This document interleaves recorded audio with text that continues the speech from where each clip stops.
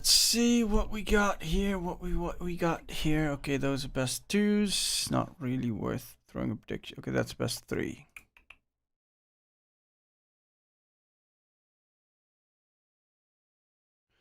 Best three. Best three.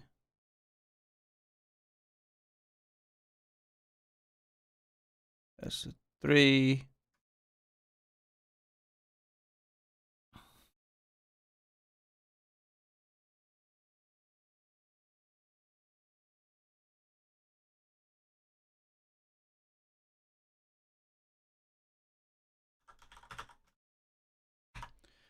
Stream over Magma. Unsurprisingly. Cybercat versus Chillax.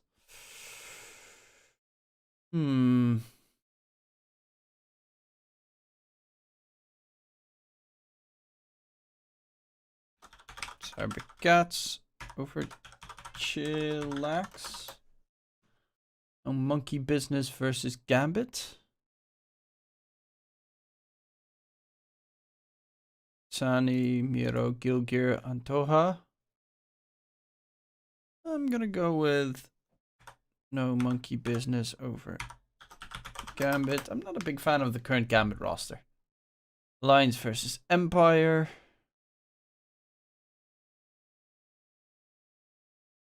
We Aramis, Symmetrical, Stomane, and Nico Baby.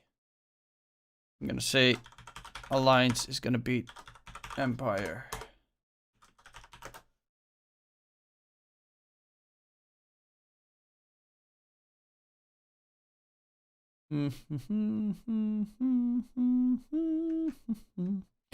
Yeah, One Shot versus Antarctica, Anonymous versus GMT.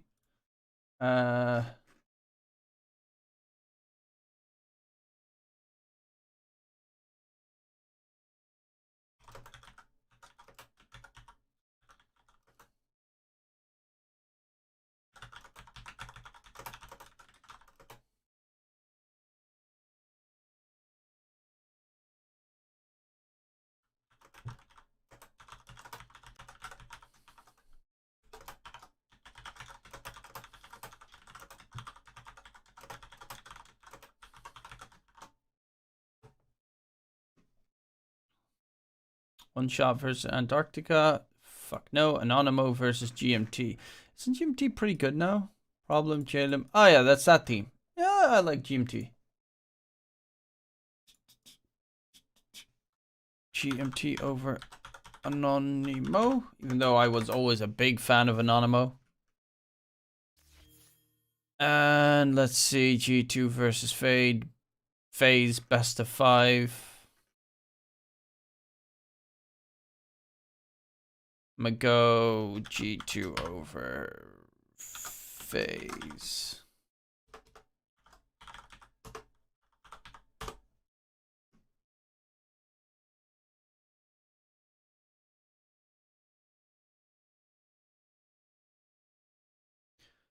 Well, let's at least start reading those fucking patch notes. How many are there?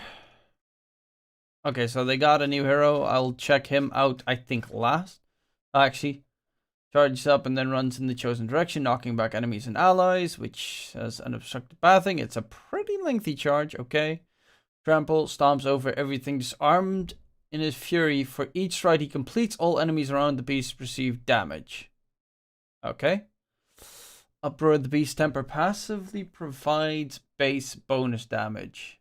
When activated, Primal Beast releases a roar that slows surrounding enemies and grants the beast additional attack damage and armor based on his current stacks of Uproar. Okay. And Pulverize, Primal Beast channels his rage, grabbing the target enemy and slamming them into the ground repeatedly, damaging and mini-stunning any enemies caught in the area of effect. Sounds like an interesting hero. The jungle bites back. Primal Beast's arrival has imbued jungle creeps everywhere with newfound ferocity and power. Blah, blah, blah, blah, blah. No longer willing to accept punishment over without complaint.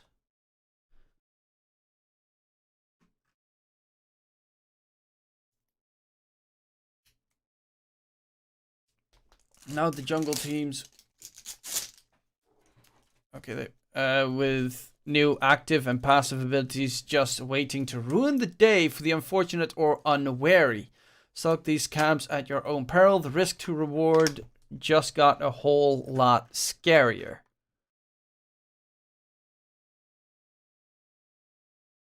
Wait, what? What's that? Is that new? Oh my god, it's a witch doctor thing.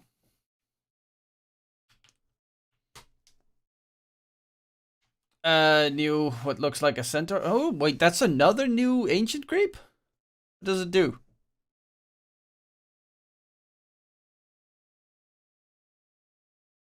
Hey, that's like those coconut things from Moana. The coconut nut is a giant nut.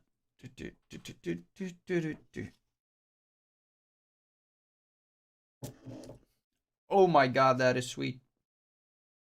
Oh my lord, that is sweet. Wait, those ogres stun? I've missed so much.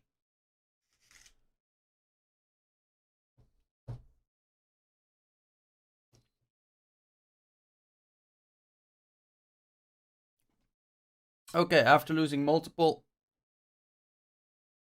contracts to potential teammates with better fit the contentious crew of techies, Demolitions have updated the tools in their blast box to better find business in trying times. Finally understanding what it means to be a team player, the techies spent a few bomb-focused brainstorming sessions, dreaming up new ways to inflict joyous pain, and are more equipped than ever to thrive in the thick of battle. Some tools of their trade may be new, but the infectious laughter of this terrible trio will never change.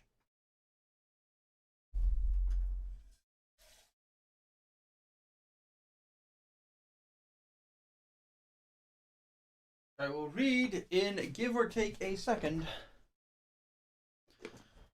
Techies lob bomb cart into a target area. If the cart lands near an enemy, it sticks to them and reduces movement speed briefly before exploding. Okay. Techies trigger a zap that provides a jolt of movement speed and temporarily disarms enemies attacking them. At the end of its charge, the zap explodes, disarming enemies in the area. What? Blast off. To themselves and enemies upon landing. Importantly, this blast no longer deals lethal damage to techies. Okay, so no more suicide techies. Now, techies' ultimate ability, techies plants a deadly mine that only appears visible when an enemy is close enough for it to explode. Huh.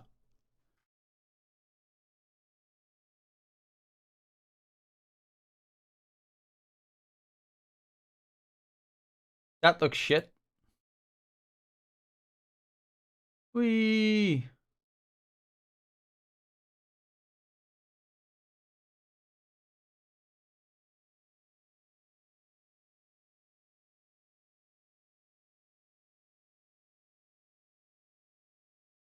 Increase blast off cast range by okay. Reactive Zapper can be cast on allies and deals 300 damage on detonation.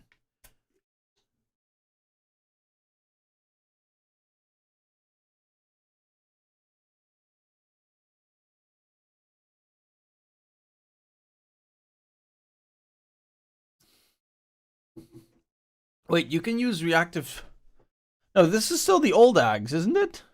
Or is he using reactive zap? No, what the fuck? He doesn't have those bombs anymore.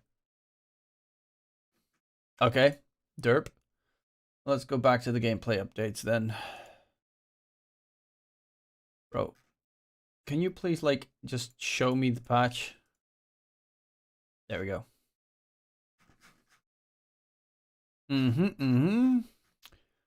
Base hero gold's bounty increased. Rework bounty gold streak, rework, okay, cooldown reduction now stacks diminishingly. Fuck yes. Moved the bounty runes from the triangle to the primary jungle. Oh, they moved them again, okay. Move the Dire and Radiant offlane towers further away from when a hero respawns in the fountain. They are invulnerable as long as there's one enemy hero in the base until they issue a command. Okay, so you can't get spawn killed. Well, you can if you move. Kill gold information now shows a breakdown of gold bounty for the killer plus proximity gold. Holding are now consistently reveal invisibility for the duration. Winter's Curse, Aether Remnant, Berserker's Rage, Shackles, Life Drain, Dismember. Dismember? Oh wait, yeah, of course, duh. Life Drain is actually a pretty good one. Fortune's End, Sinister Gaze, Searing Chains, Enchant Remnant. What's Enchant Remnant? Rod of Aethos, Gleipnir, Dark Troll, Ensnare. Gleipnir as well? That's actually kind of cool. Attack and armor types are now represented through abilities. Most damage remains unchanged with a few exceptions in creep versus creep and creep versus tower situations. Added new ability Piercing. Piercing units deal 150% damage to non-hero units and 50% less damage to standard units. So kind of like the old Necrobook was, I guess. Actually, no, the old Necrobook was the other way around. Added new ability Reinforced. Reinforced units deal 150% damage to other reinforced units and reduce damage received from heroes by 50% and non-heroes by 30%.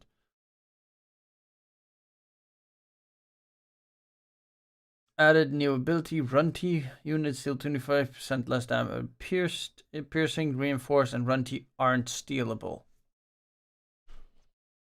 Range creeps all have the Piercing. All buildings have Reinforced. Melee creeps and their upgrades all have the Runty type. Serpent Ward and Plague Wards now have the Piercing ability. Eidolons, Treants, and Lycanrols no longer have the basic attack type. Neutral creeps now all have the standard attack type. Most neutral creep that used to have Piercing attack type now have the Piercing ability. Okay. Neutral items now show through Fog of War for the team they belong to until they are picked up. That is actually fucking useful. Neutral creeps now increase their HP by 30.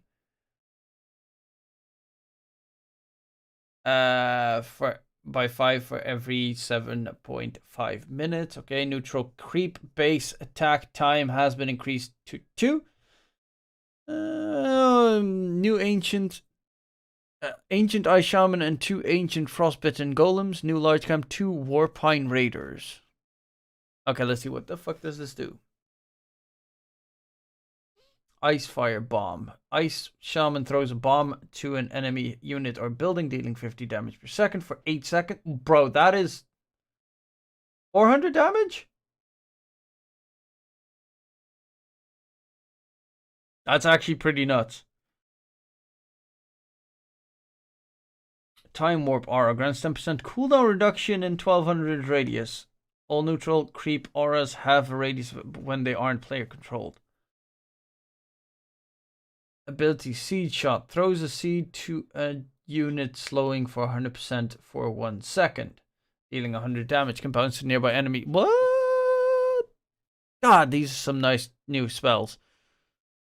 New passive ability Steel Weapon. Every third attack Cobalt Soldier will disarm its target for 3 seconds.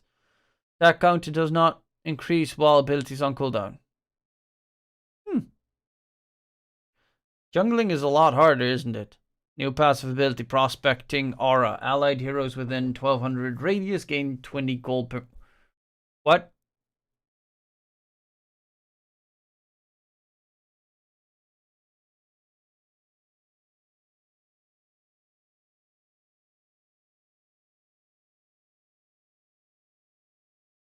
That is such a weird shtick.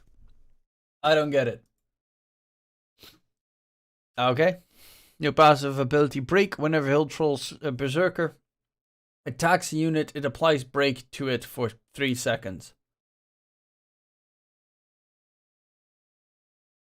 Wow. Chen and Ench are fucking OP right now.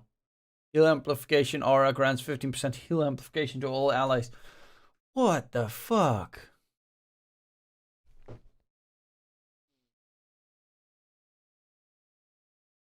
Full Assassin. Reduce health regen by 75. Ghost. New ability Vax. Silences a unit for 3 seconds. New ability take off can be toggled to gain flying movement and lose 50% movement speed. Harpy Scout is disarmed while flying, costs mana per. Okay, so it's to get good vision on the high ground. Will now cast Chain Lightning against low health units. Now will occasionally cast Hurl Boulder at player controlled creeps. Multiple golems won't chain cast their rocks. Okay.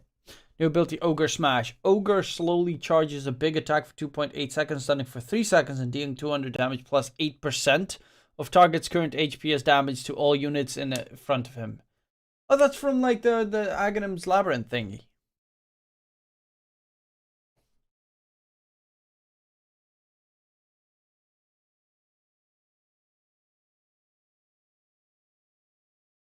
Dude, the amount of shit that they added in the game. New ability Intimidate. Reduce total attack damage of all enemies by 50% for 4 seconds.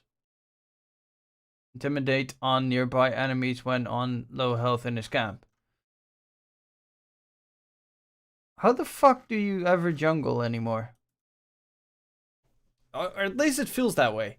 When Hellbear Smasher dies, all allies within 700 range gain 50% base attack damage.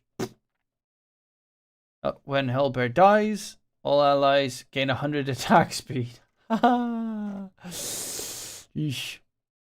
So as an Ench, you could like sacrifice your like pick up a different creep, and then it dies, and then you get the attack damage aura. That's pretty nuts. Dies to a hero in his camp. There's a 33% chance that nearby Wild Wings will cast Tornado on the attacker. New active ability Hurricane. Vector targeted. Target a unit and a direction. The unit will be pulled 400 units in that direction. Isn't that OP on Shen?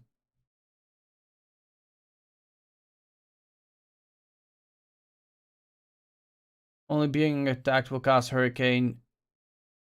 2 heroes chasing other heroes in the vicinity, pushing them in the opposite direction. But there's some weird fucking gimmicks here. No longer has ensnare. Summon 3 soldiers. Okay. Skeleton allies within gain 3. This aura stack. So if you get like an army of skeleton soldiers, you get a buttload of bonus attack damage. It's kind of fun for like split push shenanigans. Wait, is that the same with the Wraith King skeletons?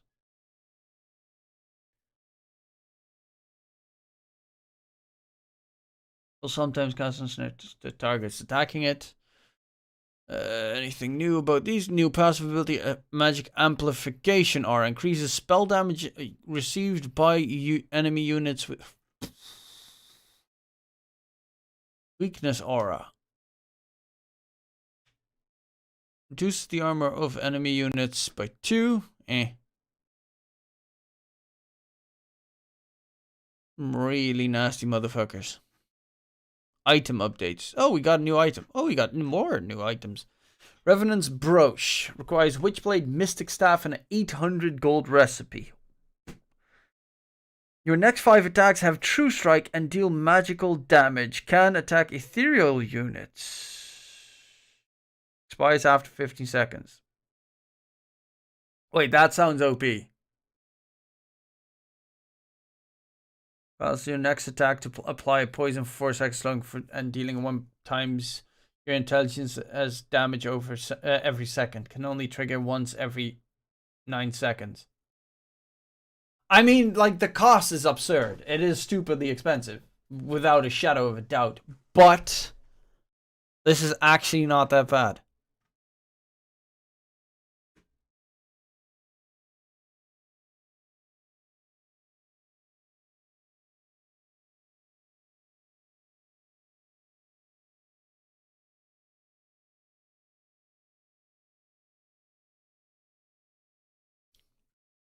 Quiet Vlad's point booster, 400 gold recipe.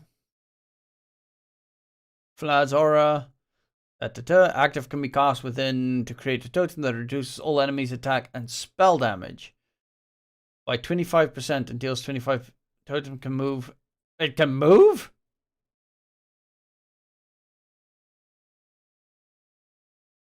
God damn.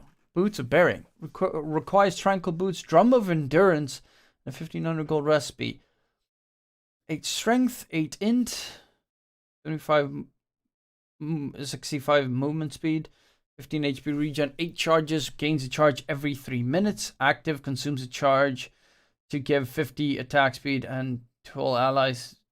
During the first 2 seconds, allies can't be slowed by other abilities. Does not stack with Drum of Endurance buff. Active. Okay, that actually gives me a reason to buy Tranquil Boots again.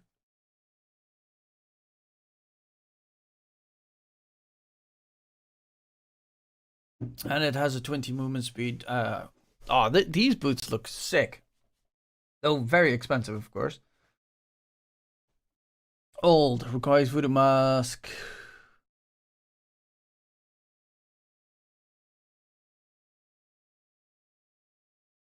Old? Why does it say old? Blood Pack converts. Okay. Oh, new. Requires Soul Boost of Voodoo.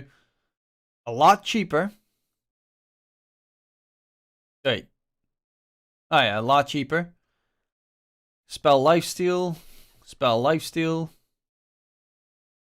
Blood Pack. Double Bloodstone Spell Lifesteal and also converts the same percentage of damage dealt to mana. That sounds nuts. Especially on like a Lesh.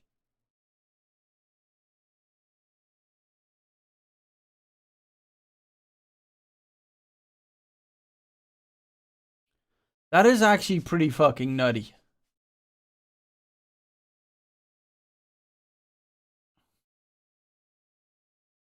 New. Blitz Knuckles, Claymore, Void... What? Blitz Knuckles, Claymore, and a Void Stone. Attack speed, attack damage, 3 mana regen. Oh, it only had 4 previously. Silences the target for 4. At the end of the silence, 30% of the damage received while silence is inflicted as bonus. That's the same, right? Yeah, that's the exact same spell. 40 attack speed, 30 attack damage. Oh, they don't have the intelligence on it anymore. It's not even that much. Actually, it looks like a nasty nerf. Like 20 intelligence reduced does mean that it's like, I guess, better for normal cores, not int cores. Requires Orchid and a Mage Slayer? Place a debuff when you attack target, causing the silences target for 5 seconds. Okay. So this is just like a good carry item at that point.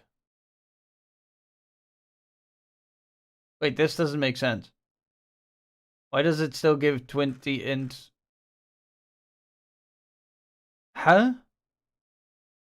Orchid, Mage Slayer, recipe. Oh, Mage Slayer probably hasn't done it. I guess. I don't know how you build that item at all. Requires a Kaya, Ghost Scepter, and 1100 gold recipe. Okay. Oh, now it's an int item instead of an agi item. Spell amplification. 24% spell amplification, 75% mana. What?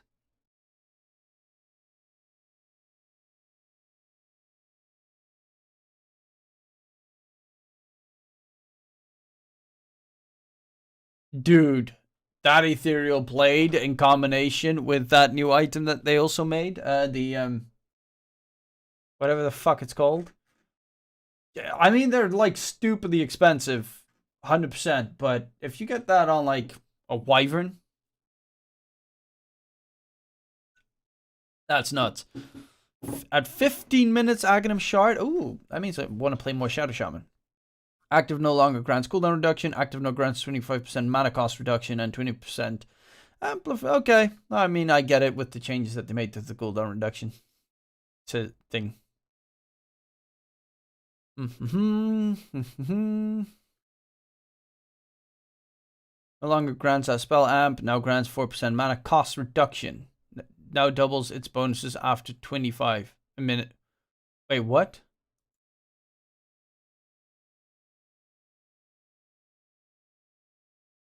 Does that mean that you get like 8% mana cost reduction at minute 25? No wonder I've seen like all those memes with Storm Spirits running around with only null talismans.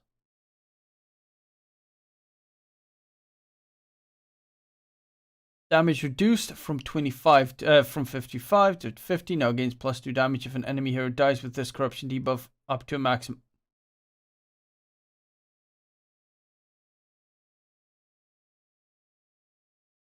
Wait, what? That makes it slightly weaker in the beginning, but it actually just buffs it by like 20 damage. Okay. Now requires Blade of Alacrity, Robe of Magi, plus a recipe. Big cost reduction, agility bonus reduced, intelligence bonus reduced. Does make melee illusion mana burn reduced. Okay, that is, so it's not OP on like PL. But, yeah, it's not bad. I mean, the price cost is massively reduced. For Ricky, well, Ricky actually loves Agi, but still, it's solid. Bonus, Scotty, bonus stats reduced. Bonus health increased. Okay, cool. 4 staff cooldown reduced. Nice. As an active, gives him, oh.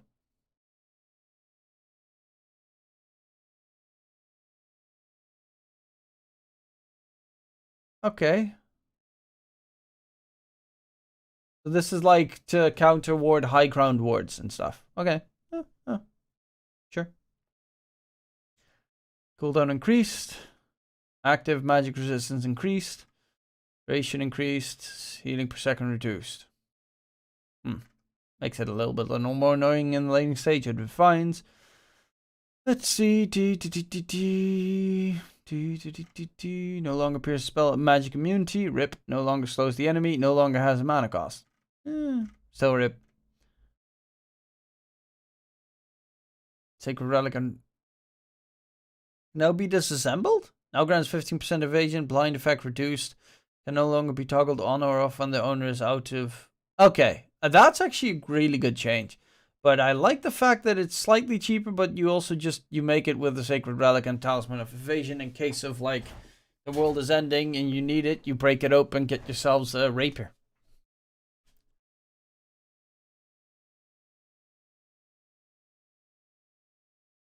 Neutral item updates. Nerf. Mainly everything nerves. Nerfed. Active no longer grants vision to both teams. Wait, it did? To both? Yeah, it's just nerfing all of them. Oh, that's a hefty nerf on the spell. Wait. Spell Prism nerf is pretty fucking big.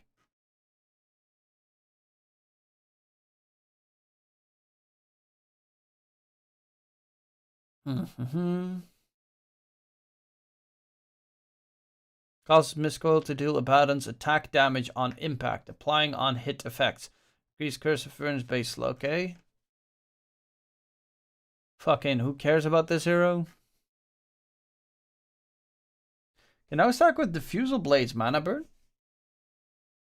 What?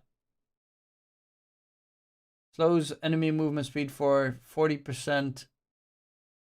Ooh. That's actually pretty cool.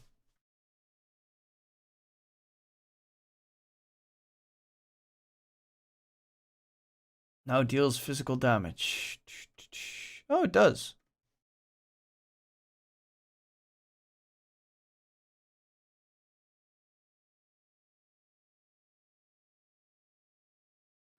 Wait, what? Killing an enemy hero grants a permanent armor buff to Axe. Okay.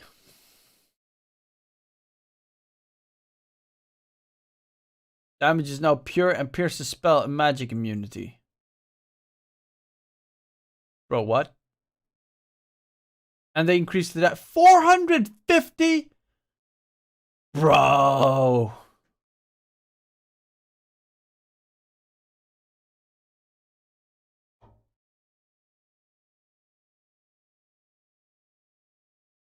But it's Axe now.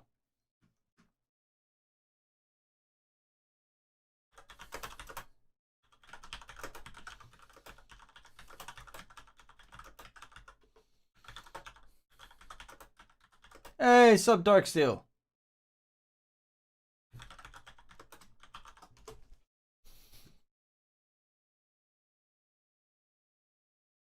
Shard debuff now reduces total attack damage taken by from the effect. This makes Blade Mill deal full damage back since the outgoing damage isn't reduced. Okay. Bane no longer reduces cast speed, now reduces cast range. That is so much worse. I mean, so much better for Bane, so much worse for anyone else in the game. Base armor increased by 1. Woohoo! By the way, how you doing, Darksteel? How's life? Your attacks apply one sticky stack of sticky napalm, like your normal auto attacks.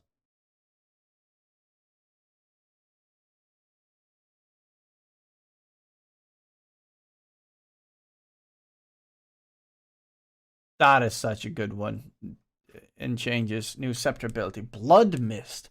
Bloodseeker sprays his blood in an area, taking 5% max HP and pure damage every second, while dealing 5% of a unit's max HP to enemies within a 450 radius and slowing his enemies by. While Blood Mist is active, thirst healing is increased by 50%.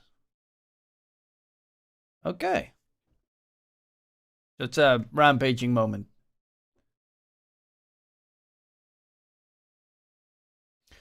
Casting Cinder Brew now also drenches Brewmaster himself in his brew. Brewmaster doesn't get negative effects. Why does it do it? Drench himself then. Okay, let's see. Rework. Brew gains 3 instances based on his element that he can freely switch to. Stances have stronger effects if Brewmaster is affected by Cinder Brew. Okay, so that's why.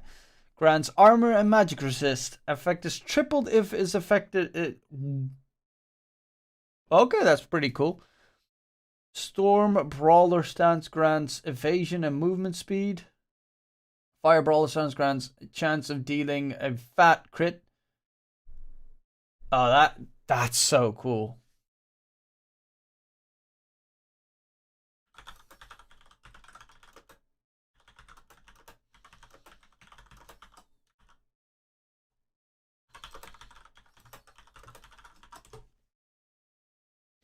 Shard no longer grants Brewmaster's attack procs to the Void Brewling. Shard now grants Void Brawler stance. Grants.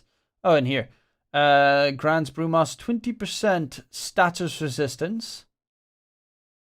And 25% movement slow for 2 seconds on attack. Effects are tripled.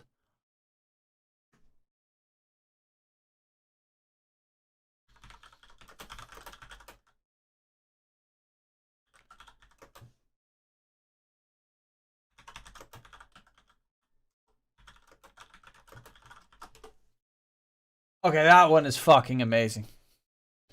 Navi, I mean, I am pretty happy to see fucking G2 stomp for the first time in a while. But they're in the grand final, so they're probably going to get lose 3-0. Just the way they always manage to make it to happen.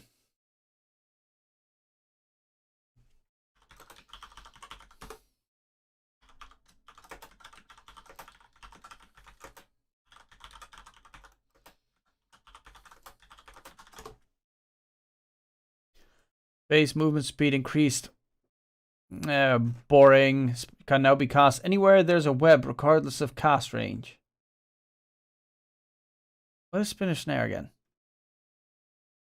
Spider Link duration reduced. Spider Link damage increased. Poison Sting no longer deals damage per second. Poison Sting now slow. Okay. So they changed it up a bit. Oh, they nerfed the strength. Damage increased on Hoof Stomp. Shard now applies its strength bonus before dealing damage. That's actually a very big change. Scepter damage reduction decreased. Why did they nerf Centaur, by the way? Scepter now leashes affected enemies for the duration. Wait, they get leashed? Huh. Never mind. It's actually pretty good. Deals 1.5 times damage to creeps. That is like one small well, never mind. Bonus movement speed increased. Heal reduced. Now additionally applies a healing per second. Heal per second for 10 seconds. Okay. I mean, they made this hero look so much better with all the new changes and the neutral creeps. Channel time decreased.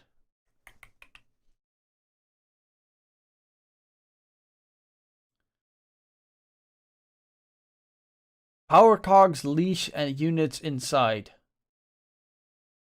God, there's so many leash effects right now. Now also grants to all allies within whenever cast a spell. Oh, that is so cool.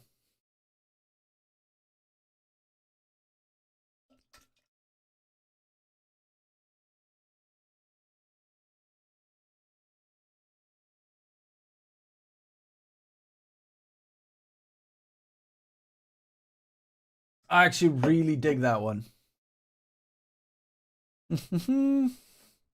Now deals 50 damage every 0.5 seconds at all levels. True Sight Overrooted, of course, because a lot of their spells do.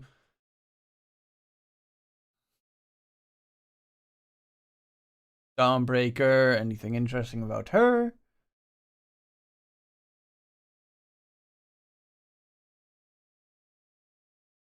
Fire trail radius and projectile radius increased by, okay, allied healing percentage increased.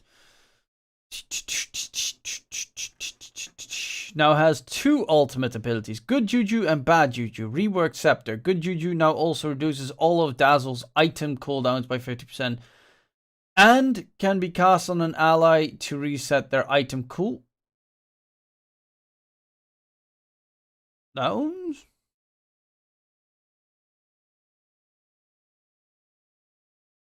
Cooldown reduced. Nice. Now grants the target incoming heal amplification for each 10% HP missing. Mana cost reduced. Cooldown rescaled. Passive. Whenever Dazzle casts an ability, all of his ability cooldowns are reduced by 1.52. So he doesn't have, unless he gets the Ags, which then gives him item cooldown reduction as well. Whenever units affected by one of Dazzle's abilities, they lose / gain 1, 2, 3 armor. They lose 3 armor for 12 seconds. Can be activated to deal 50 damage to all enemies and heal all allies within. Wait.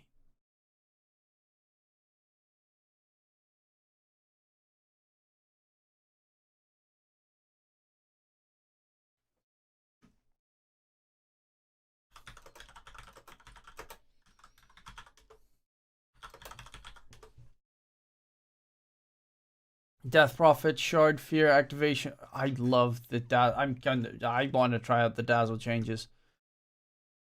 Damage per strike reduced. Shard can no longer target ally. Rip. Now cause all allies within the radius of the Thunderstrike to gain 50 movement speed and 25 movement, 50 attack speed and 25 movement speed. Okay, well that's actually, I guess, slightly better. Mana cost reduced. Cooldown reduced from 80 or 48 to 24. That's a big fucking difference.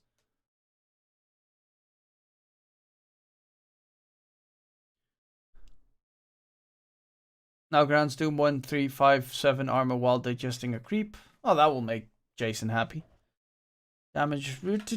God, I'm like, no, I'm at the D. I'm a Drow Ranger.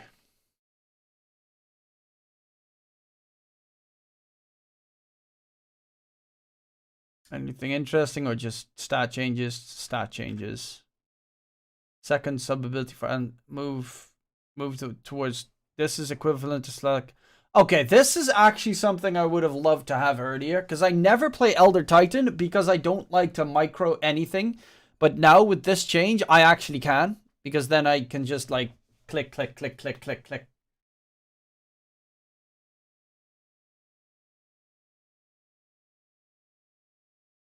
Though Elder Titan's not a hero I ever play. So in that regard, it doesn't really matter too much.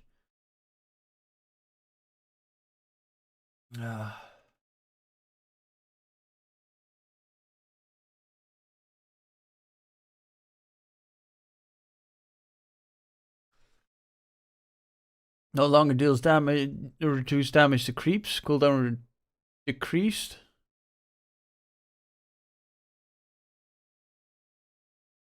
Bonus hero damage rescaled. Absorb 70% of magic damage taken. Absorb amount reduced.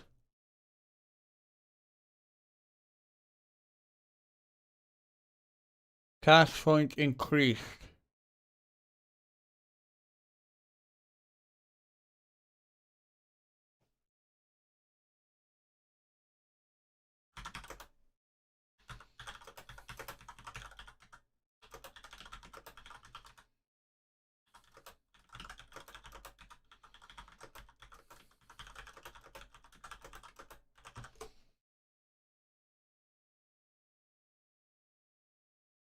Agility and gain increased. Mana cost reduced. Now deals double damage versus creeps and illusions. Mana cost reduced. Okay. Not too surprising. Just some changes. That's a fucking big ass buff. Oh, based on current HP. Okay. Never mind. That's actually not that big of a buff. I mean, at the beginning it is. Later on, slightly less so. I think it still is a buff though.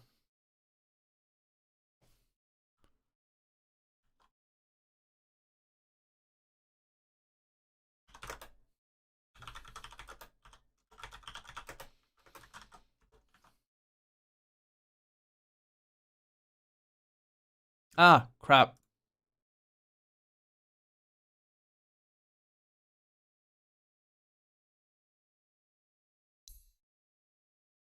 No, what did I press? I hate when I do this by accident. I gotta go all the way back.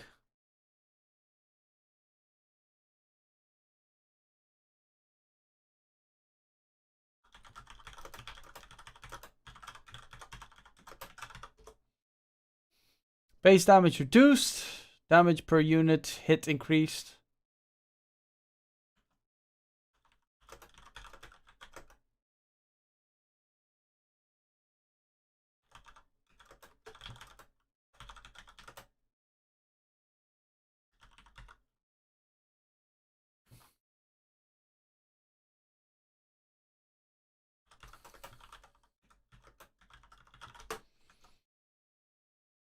Acorn shot no longer benefits twice from cast range bonus.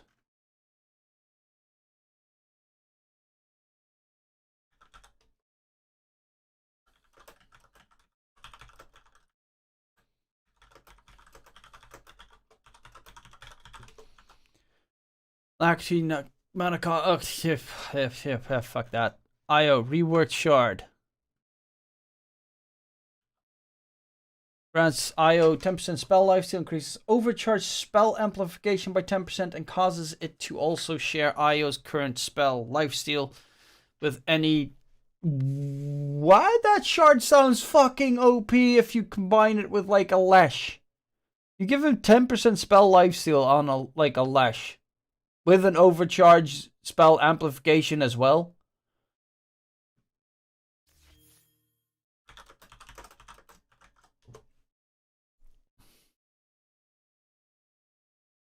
And also causes spirits to apply slow when impacting an enemy hero with the Ags. Remember when that was a thing? That was very annoying to deal with? It's back.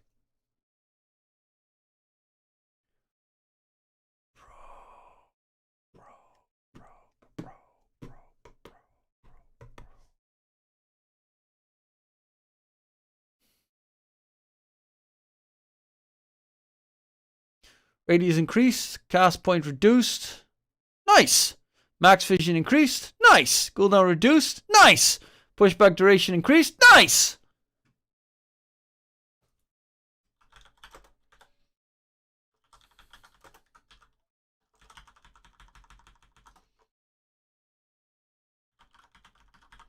They buffed my boy Carl. Hey, sir, sup, Eridasu. How you doing?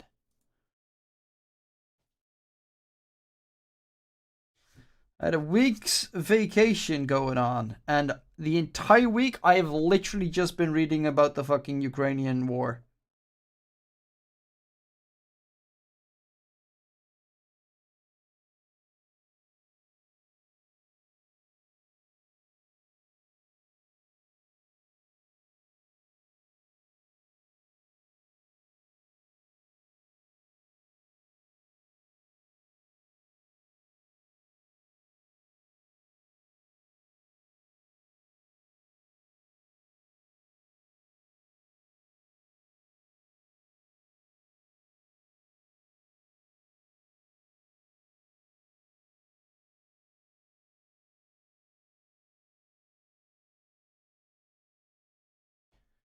Yeah, I keep on every once in a while checking out my phone to see what happened all over the place. Rework shard. Legion Commander gains 4 armor for every hero hit with overwhelming odds.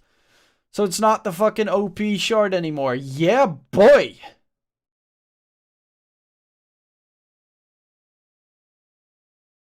Oh, they did change overwhelming odds pretty heavily.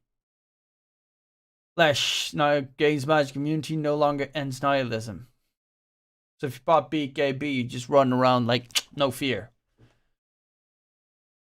Leshy boy is here with an IO behind him. Which is terrifying. When the target's afflicted by open wounds, it is dealt 500 damage. The wounds will fester and spread to a random other enemy with... Oh! Lena spells deal 10 more damage for each fiery soul charge.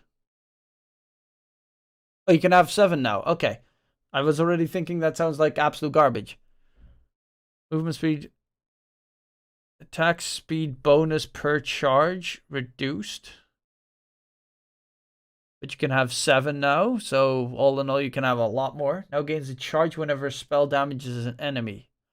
Oh, so you hit one LSA and boom, you're running around with like 5 max. Okay. Mana cost reduced. Okay. Summon bear. Entangle duration reskilled. I have no idea if this is. It looks very good. To be fair, no one played Lone Druid anyway.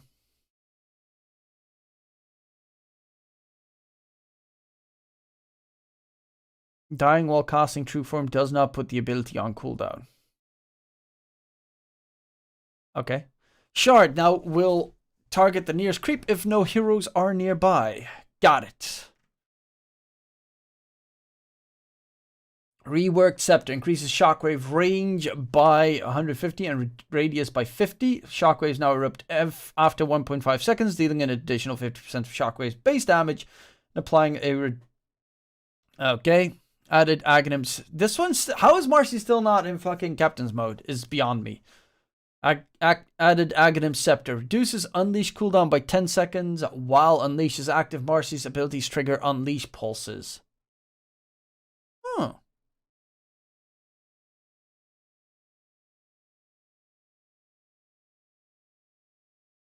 Added Shard Rebound can be set to auto cast to throw the target instead of rebounding off them. Wait, what?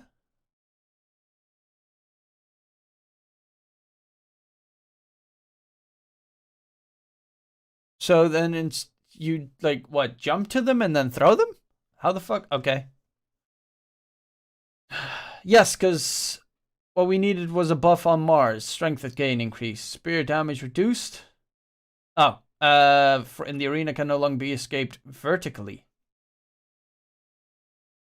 Oh, so you can't get... So you can't cookie people over it, for instance. Or yeet them out of the arena. Cold-blooded is now disabled by break. Yes!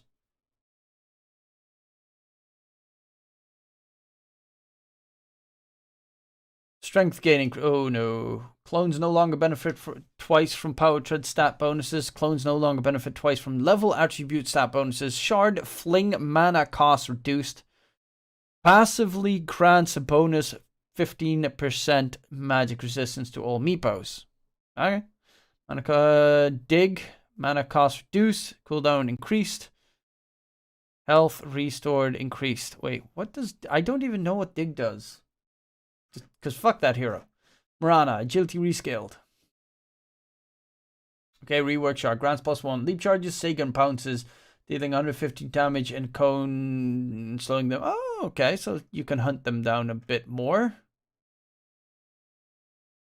Reworked Scepter. Replicate steals 20% of each stat from the replicated hero. If the replicated hero primary attribute is strength, it will also steal 35% status resistance. If it's agility, it will steal 50 attack speed. And if it's intelligence, it will steal 20% spell amplification. Okay.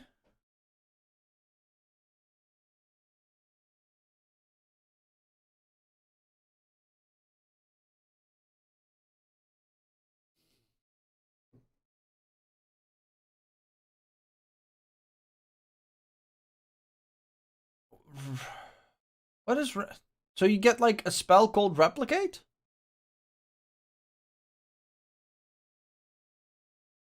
Or what is Replicate? Because I know Morpheus, but I don't know. No longer triggers on a random chance. Now triggers every 5 seconds. Attacks on an enemy by Naga and her images. Okay. Turn. No longer increases enemy's death timer. Killing an enemy with Reaper Scythe. Now grants Necrophos 9 HP regen and 3 mana regen permanently. That's actually pretty big. 9 HP regen passively?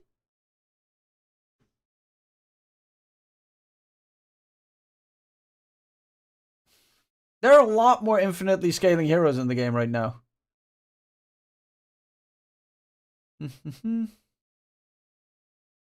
Intelligence damage multiplier reduced by a fuckload. No, actually, in the early levels by a fuckload. Still hate that hero.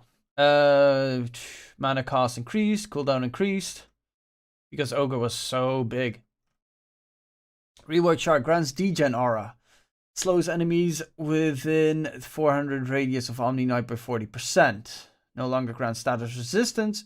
Is now also applied to Omni Knight if cast on an ally. Grants strength and HP regen for each debuff dispelled. That's a nice gimmick. No longer a basic skill.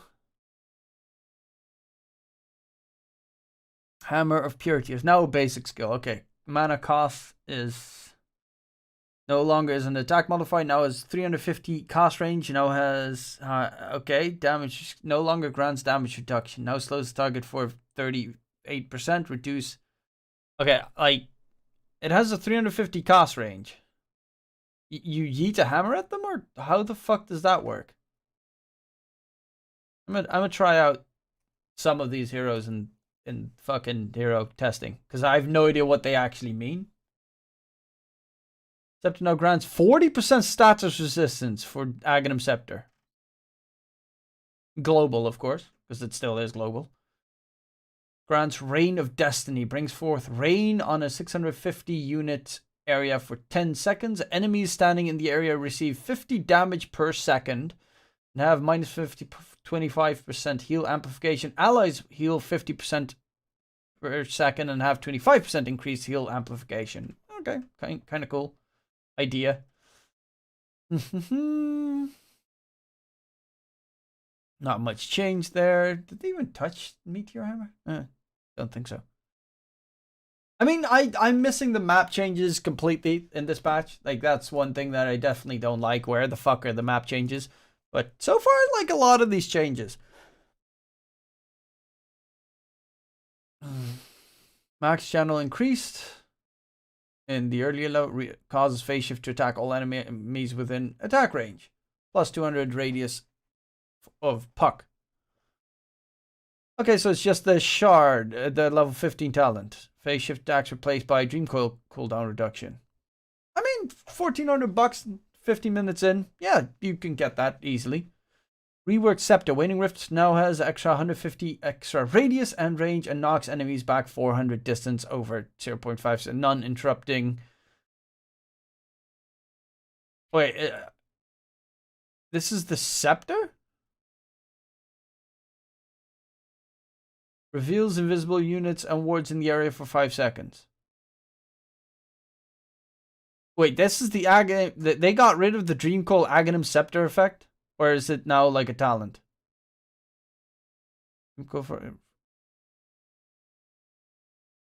Ah, yeah. It's now a level 25 talent. No longer grants magic resistance. Flesh Heap doesn't? Oh! Bonus strength per death reduced. Can now be cast to grant 20 damage block against all types of damage for 7 seconds. Mana cost 50. Cooldown can be cast while channeling. Okay. I guess.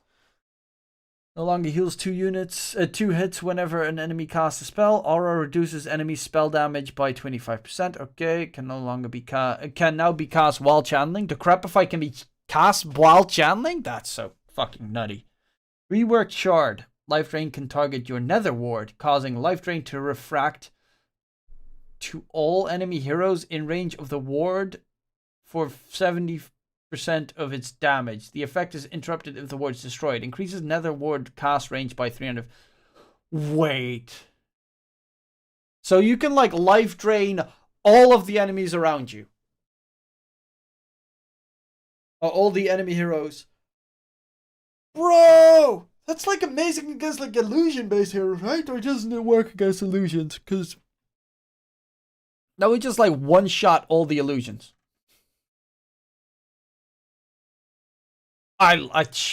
So many nice things. Fucking shard damage reduced. Woohoo! Damage cost increased. Woohoo! A mana cost increased. Sorry, damage decreased by 10 at max level. Woohoo! They really destroyed that hero. Cannot be cast on target that is already linked. Oh, so the refresh orb shenanigans doesn't work. Mana cost reskilled. Now it also slows enemies. Really? Mana cost increased. It's now dispellable. Sleeping Dart wasn't dispellable. Oh no, of course it's asleep.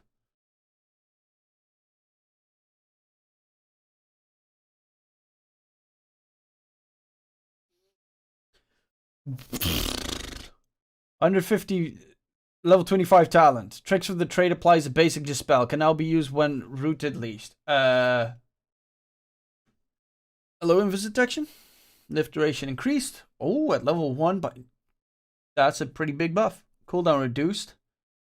That is a huge buff. Aghanim Scepter no longer reduces cooldown. Aghanim Scepter now lets you steal 2 spells.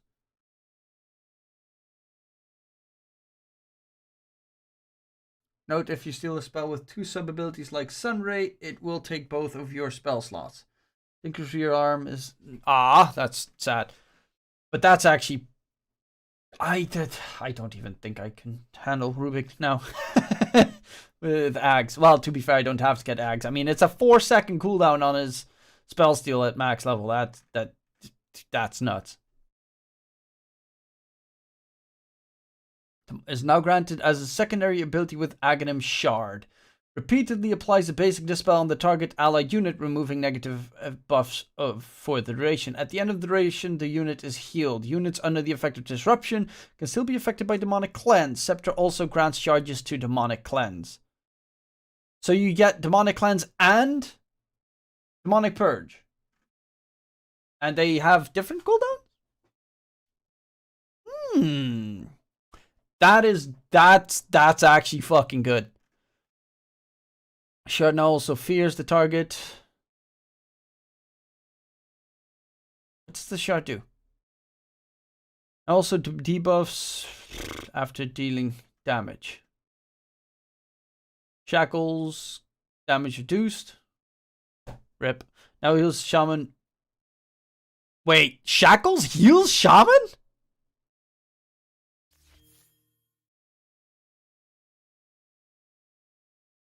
Okay, I'm okay with that. That means I can go back to max leveling Shackles in the laning stage, which is fun.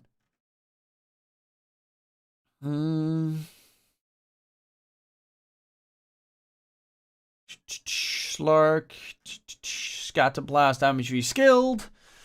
Bonus cooldown increased. Mana cost reskilled. Shard now increases point blank damage by 35%. Charge stun duration reduced. Okay, so they nerfed Snapfire. Like a lot. Like a fuckload.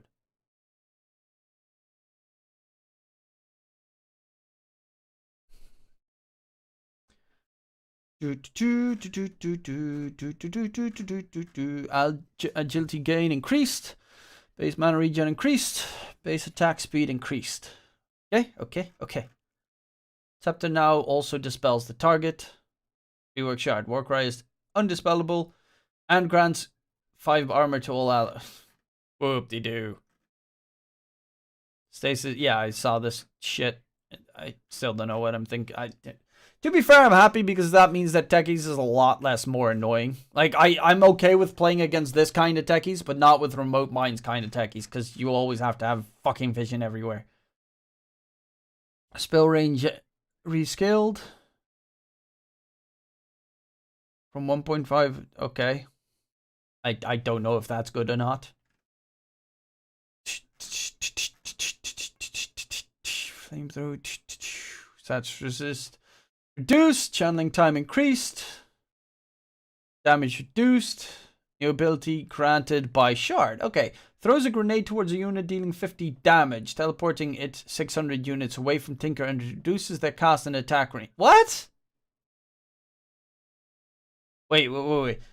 A grenade towards a target dealing 50 damage and teleporting them 500 or 600 units away from Tinker and reduces their... Bro, that's just fucking annoying. Sun duration per interval increased.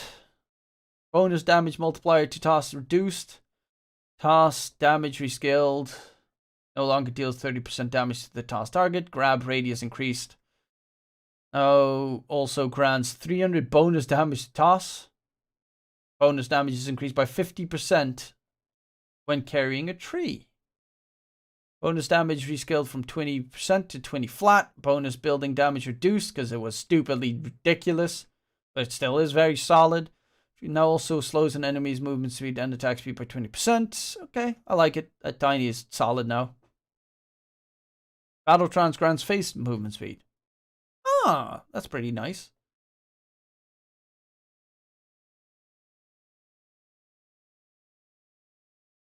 Damage in Creel. Let's see. Anything changed? No supplies.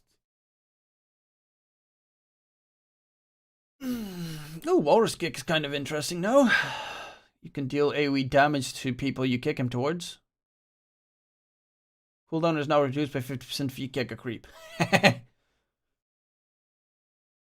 Removed Dark Rift. Fiend's Gate. Now on Underlord's ultimate. Opens 2 portals, one next to Underlord and one in the target location with global range. The destination portal has to be at least 2,000 units away from Underlord. Heroes can channel a portal for 3 seconds to teleport to the other side. Allies that pass through the portal temporarily gain 30% damage reduction, 30% movement speed for 7 seconds. Casting Fiend's Gate will cause Underlord to immediately start teleporting. Reworked Scepter. Fiend's Gate spawns a Pit of Malice under both portals. Pit of Malice slows... Okay. Shard no longer reduces cast points. Shard now also reduces wave and burn intervals and duration. Okay.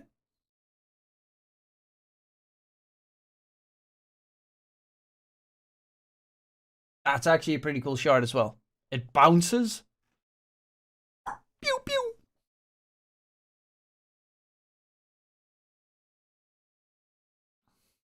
Summon familiars, familiar vision range. I'm just quickly checking out anything interesting. Anti-hero attacks to destroy reduced. Are you fucking kidding me? Cooldown increased. Still is shit to deal with. Shard now has 1500. Cast range, shard cooldown decreased. I'm happy that it's not global at the very least. Rework Scepter. Windrun is undispellable. Slow is increased by 20%, and enemies affected by it are blinded by 40%. Cast range increased. That is all they added to a buff on Winter Wyvern. Fuck you.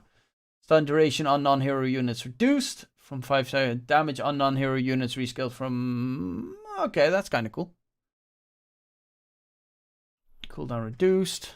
Base agility reduced. Vampiric aura. Lifesteal reduced. Kills from units under Wraith King's control also give progression towards... From units under Wraith King's control and within 1200 range also give progress. So his skeletons killing other minions also give him charges. That's pretty nice. Allied heroes revived by the Scepter upgrade now have a health bar for allies only.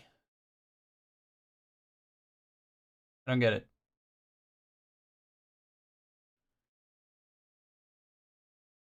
Oh, for like if you want a heal bomb or something, I guess. Now granted by shard whenever Zeus attacks or casts deals. Okay, it's no longer. Now a basic ability. Zeus performs a heavenly jump, shocking the closest visible. Wait.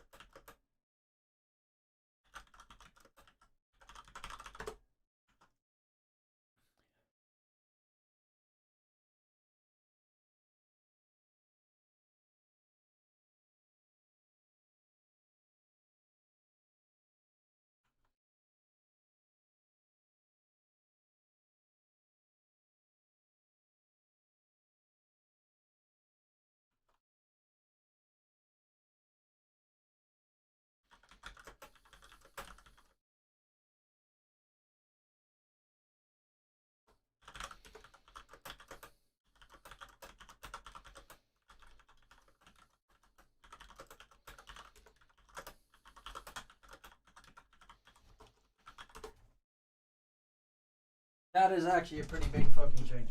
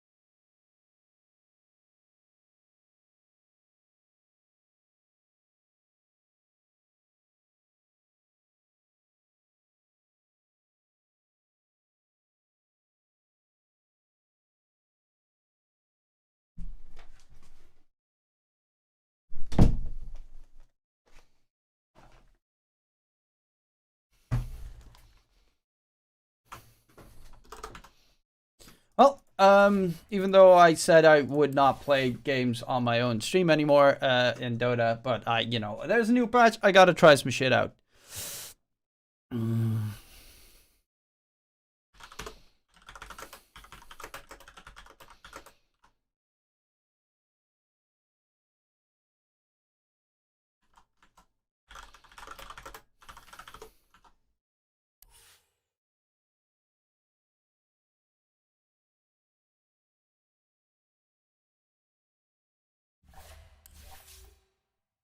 Oh, that's actual bones. Who the fuck is that? Wait.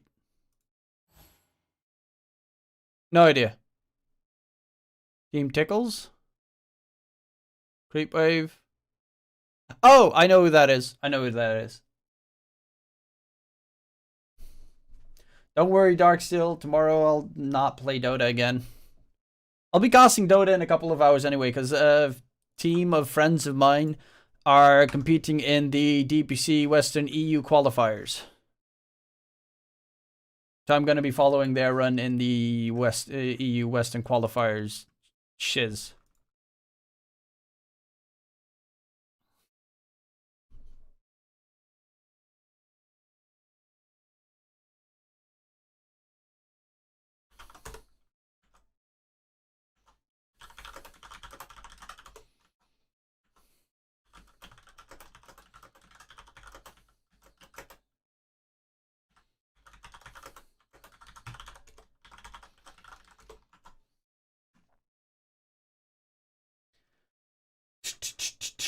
You know what's the dumbest thing that I'm thinking about right now? The heroes that actually got buffed are Rubik, Coddle, Wyvern. All 3 of my heroes got buffed. And Dazzle. Dazzle also got buffed.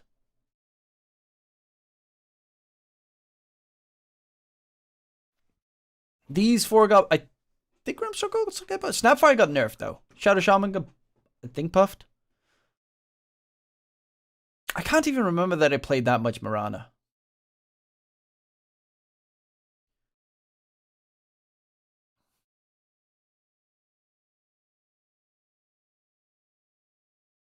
Also, I'm gonna turn on some music. You got any recommendations?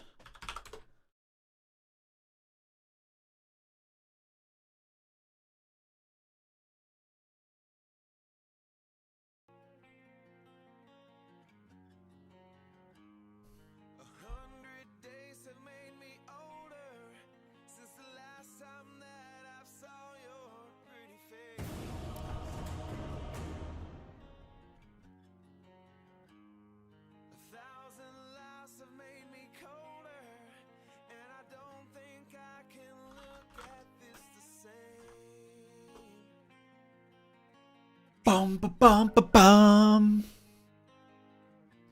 Yeah. Oh, I thought they were gonna sing "Here Without You, Baby."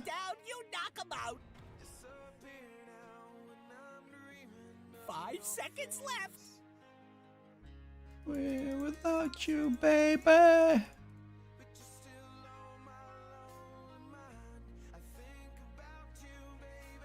And I dream about you all the time. Okay, he went for Pugna. If he went for Pugna, I'ma go for 10 seconds. Disrupted. They changed his shard, I think. 5 seconds left. Gonna go Grim.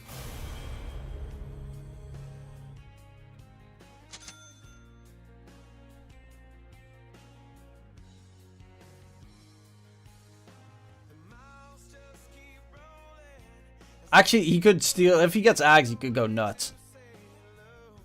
Do do do do do do do.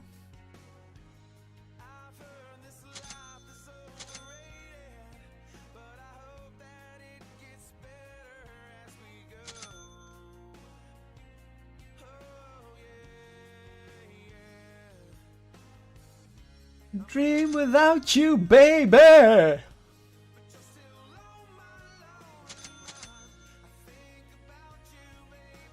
And I dream about you all the time.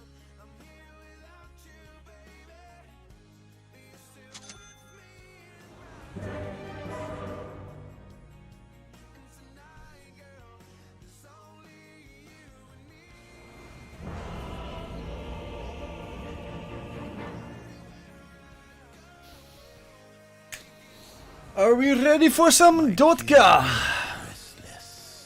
Today, wish this contest is in the bag. Fortune and glory await. Unburdened. Probably a little risky. First battle and all. But I got a feeling this one is in the bag. They would reduce the projectile speed, but they increase the cast point. So all in all, it sounds like they just ate. It's still garbage.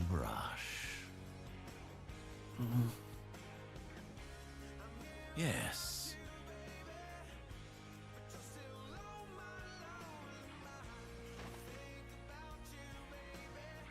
You going Exort or Wex, by the way? Memory serves. Before the 30 seconds to showtime. I love watching him skip around out there. always my eye turns. Oh, this is not good. What hope have you? Well, no. Yeah, he's out of range the entire time. He got them fast boots. The battle begins. This world will never be the same. Of what I really am. Nothing wasted. This is how you remind me. As I will it.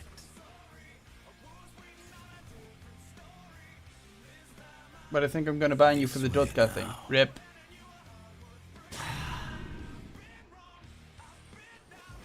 Bottom of every bottle.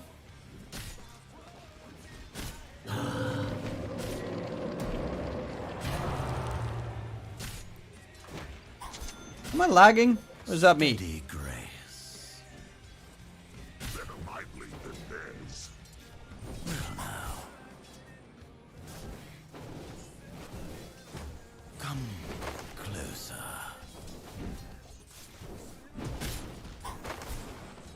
At last.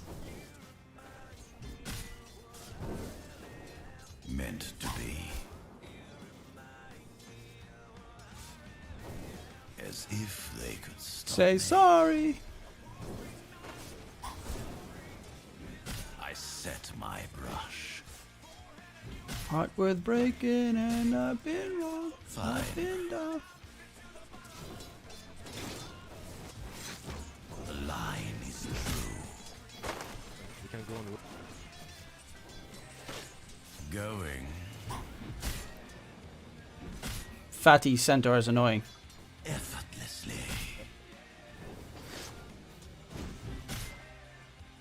As I planned. Grim tidings. He's gonna pull, by the way. He counter worded.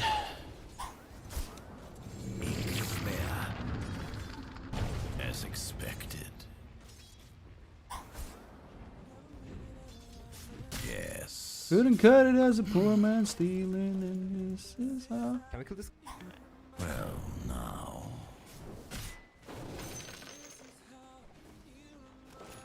Willingly.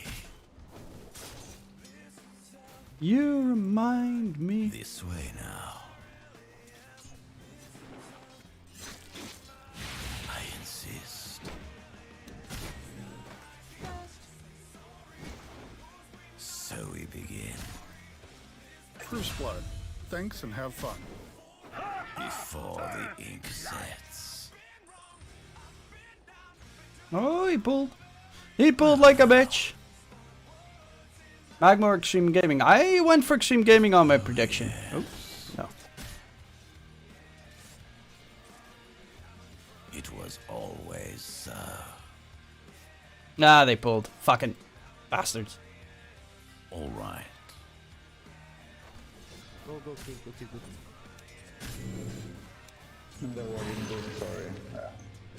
Okay.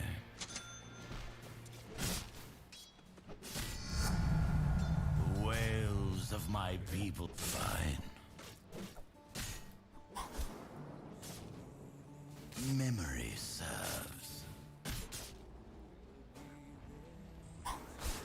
Yes, Top if tower's they under could attack. Stop me. Rally the troops and get over there! Da, da, da, da. Missing Rubik. Can we kill them? Light be by my hand alone. Effortlessly.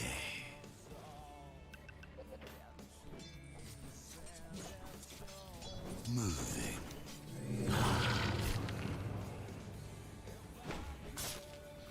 I paint my way. Da da da da da. Tew tew boom.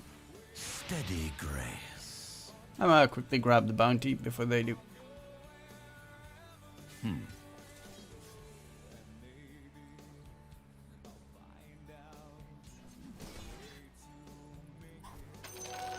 Going Maybe we can. as I planned. Your top tower is under We'll attack! see where this goes. Gaius Courier has been Rip. killed! Okay.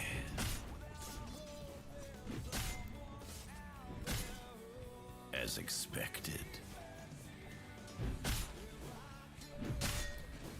think I'm going base.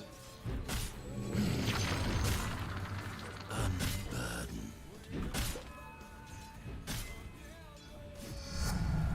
I have become the.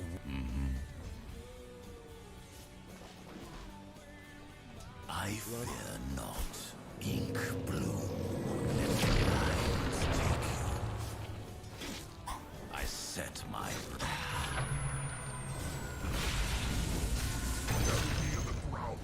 Meant to. Have them. With dripping brush. One down. Our enemies deserve an audience. Yes. As What's up with the 50 million skeletons being summoned there? the line is true. At last.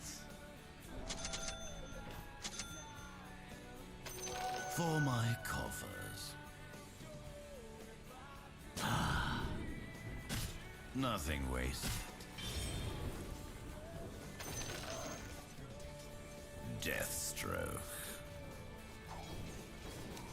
Run all you like.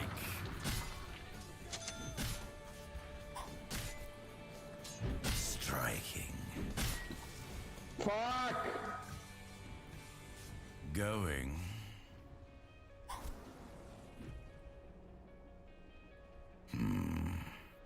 Da, da, da, da, da, da, da, da. Ah, Meeple's got aced! Willingly. Garrett. That scared the crap out of me! Your top tower needs some help. With dripping brush. I so want to try and kill him. As I Meh. will it. I got silence. Meant to be.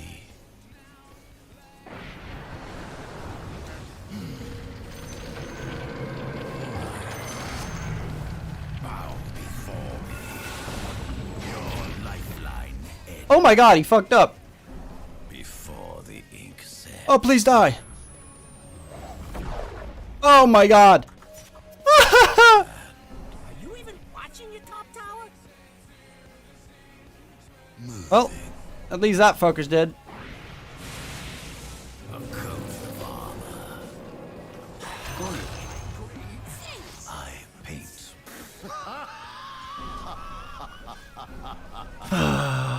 I got mana boots that I can buy if this fatso leaves. Memories. Can you use on me? Sunstrike in base. They're trying to knock down your middle tower. You gonna do something about it, or just sit there looking funny? As expected. I want. Okay. So we can kill this. Steady. Yeah. grace. Yeah. Okay. Yeah, let's kill this. Forget not. It was all. I'll get those mana boots now. So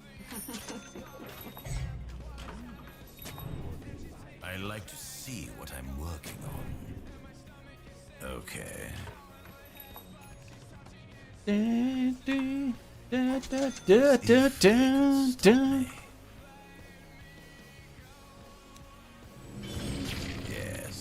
okay.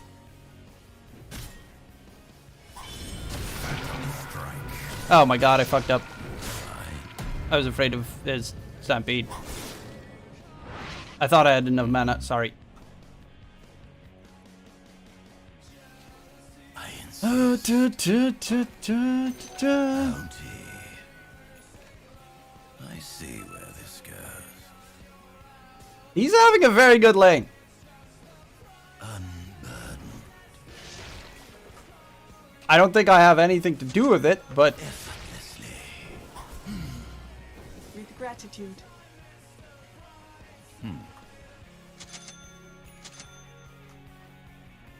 This way now.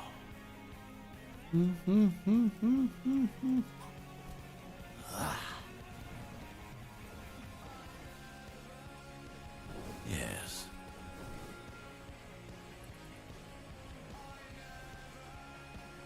So can we we kill top? begin. Oh, I'm coming. The top tower is under attack. Oh, there better be something important going on. Kind of really want to kill him. If you ask me. Oh, 3 top. Your top tower is under Pushing. Then I come. After we push, I come. I set my brush. Hey, look at you! Knocking down that bottom. Your top tower is under attack. At last.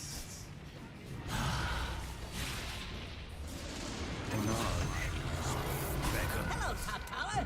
Goodbye, top tower.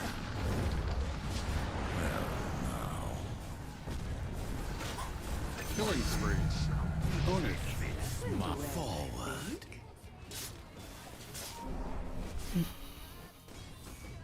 Your middle tower is under attack. Fucking Matos taking mid. Dire structures are fortified.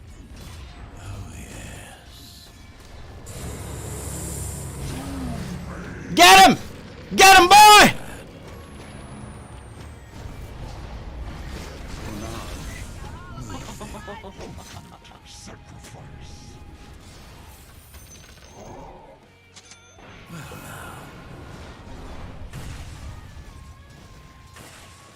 As Ooh, expected. can you give me a bit of mana, Bugna? As if they could stop. With your life drain? Memory serves. Unburden. How is he still not level 6?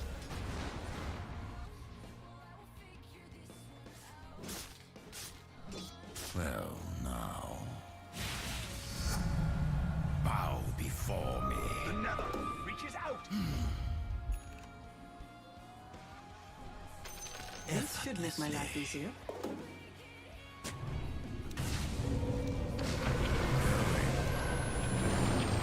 Own it. So we begin. Oh, gee. Bounty.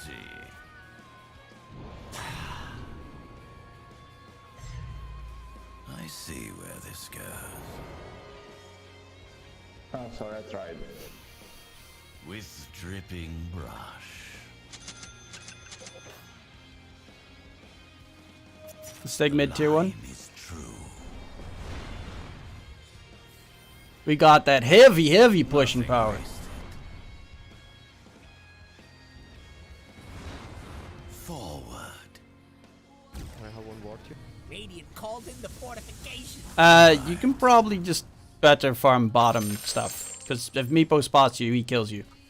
Yes, Yeah, I know, but there is no way. What? it was always so. Meant to Play top, I be. can go bottom. I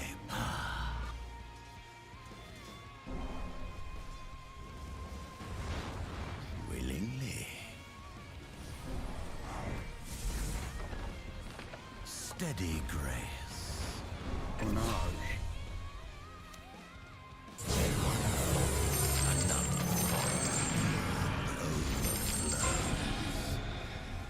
Oh, they stampeded out of there. As I will it.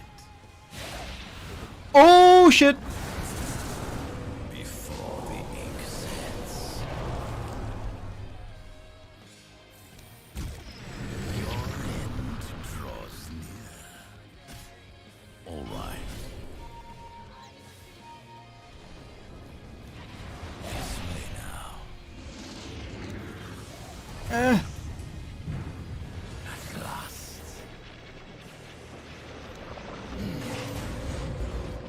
I set my brush.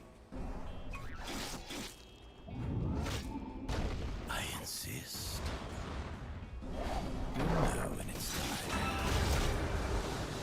Yes, we might. That was really deep and a really bad choice.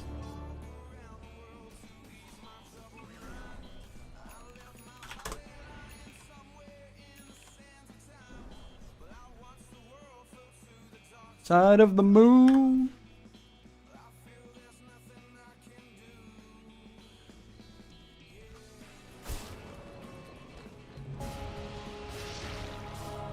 those were their first 3 kills. Pepe hands.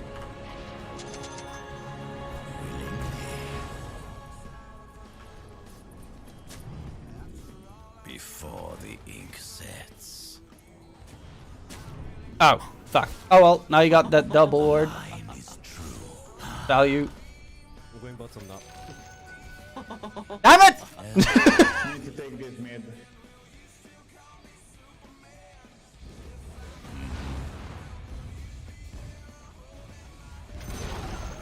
The enemy's middle tower has fallen. Haunting I paint my way.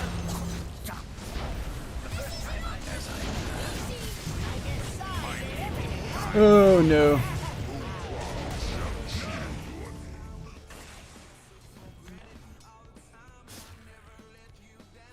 Oh, that was a bit too risky.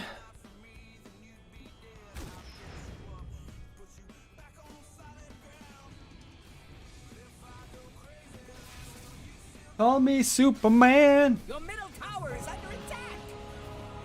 Dire structures are fortified. Hey, welcome back. Your mid tower could talk. It'd be pretty mad. And over here we have your middle tower. Not being there no more. What does Voker actually have? I set my brush. Memory serves.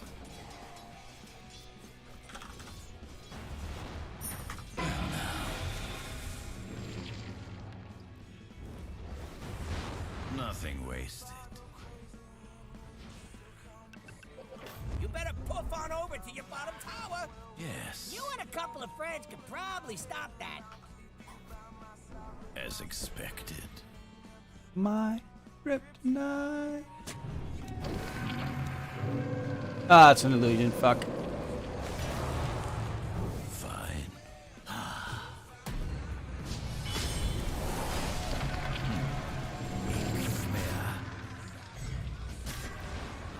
Well, no. I keep on hitting my fucking mouse against my keyboard. Fairly annoying. Yes.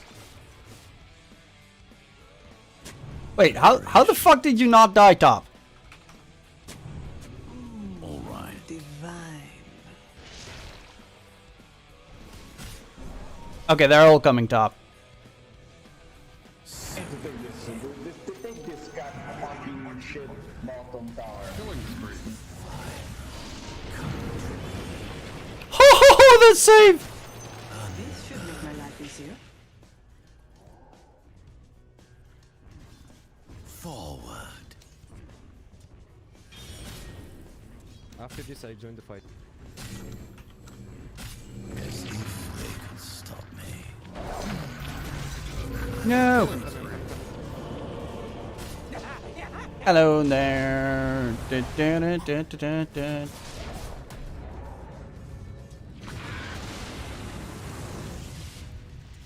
Okay. Oh, he's got that shard.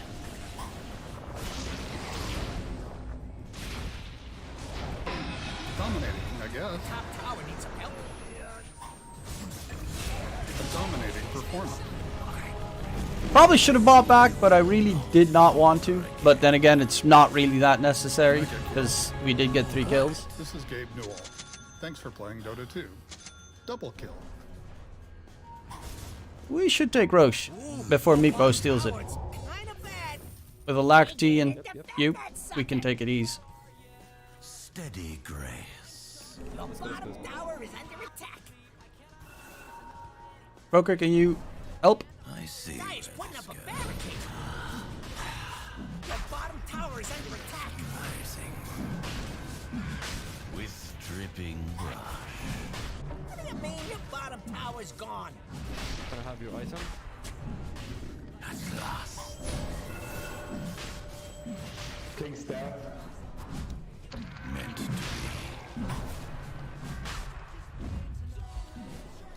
Okay. Oh, I picked it. Regeneration. effortlessly. I have BKB guys. Do you wanna go? Meepo's coming. Bait them in, bait them in. Going. This way now.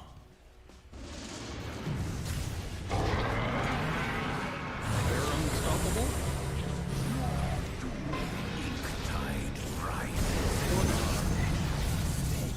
I'm doomed. What are you thinking? Noob. Please don't give your gun to Ruben. Man just got doomed, lul. Forehead.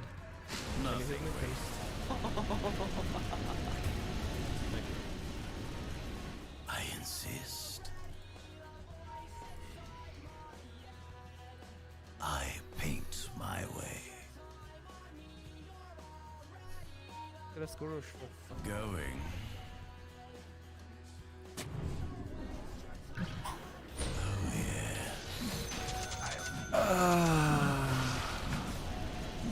Before the ink sets, come to a gift.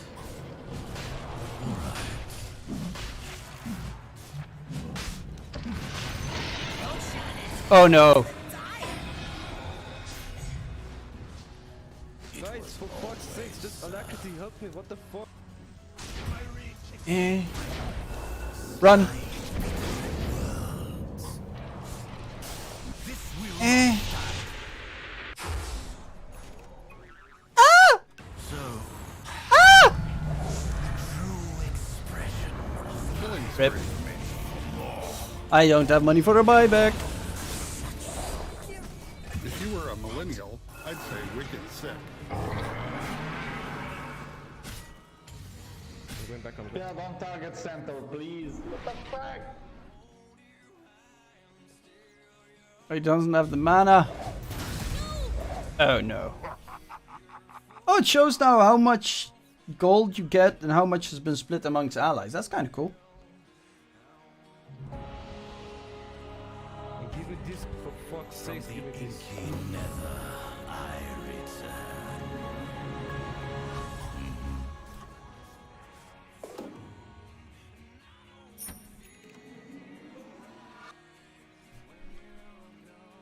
Steady grace.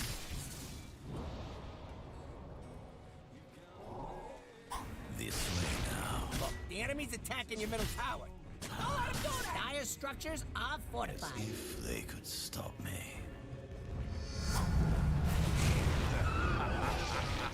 My favorite kill is the monster kill.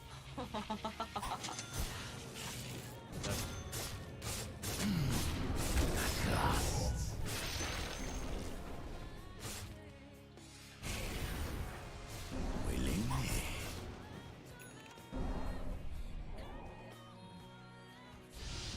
Fine. Something feels weird about my mouse the entire time.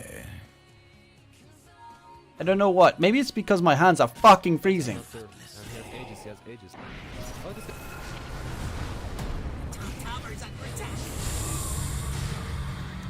Feel the ink tide rise as I plan.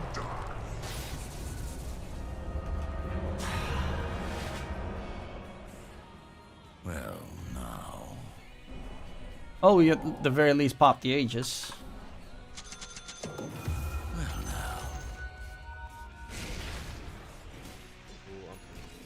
I set my brush.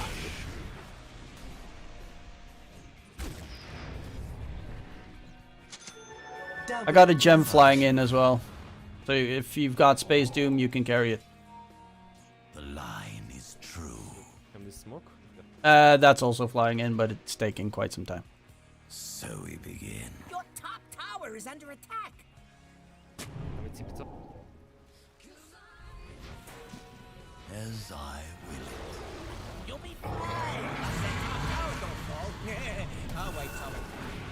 With dripping No! No! I'm stuck! And I just got the gem! death imitates Ah!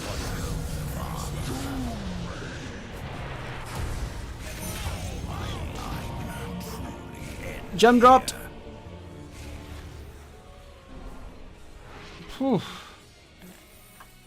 That was a terrible start of the fight that turned it out to be slightly less terrible.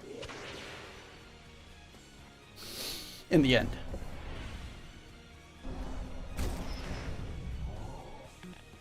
Okay, I need to check. Is my Logitech G-Hub even on? I don't know what it is, but there's something that just feels weird. Maybe if I turn it off, turn it on again. The old magic switcheroo fixeroo. Best thing about the enemy's top tower is it's gone. See where this goes.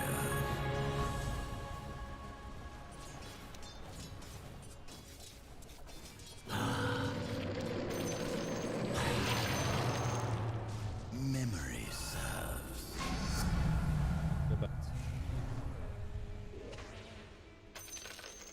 Forward.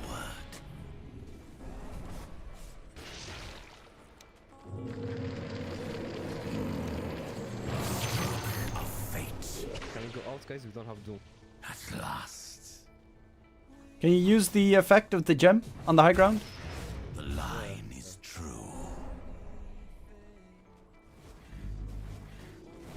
Memory serves. If I just lay. I insist. Lay. Can I farm that? As expected. Yes.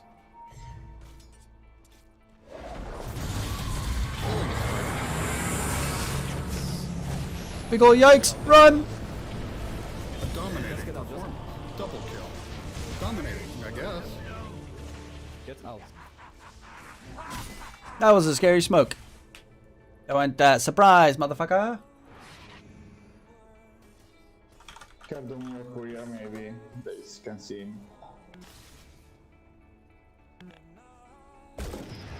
You better poof on over to your bottom tower. Can we fight, maybe? I really want that Aether Lens as well, but Ooh, your bottom tower's kind of bad. it didn't change anything about... Falling. Yeah, no, they didn't really change anything about Octarine. Please, guys, disrupt them.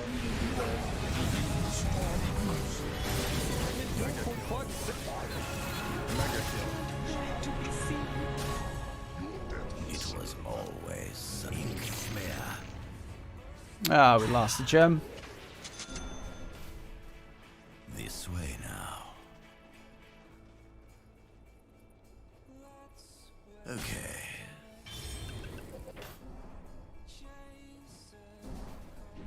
The peace.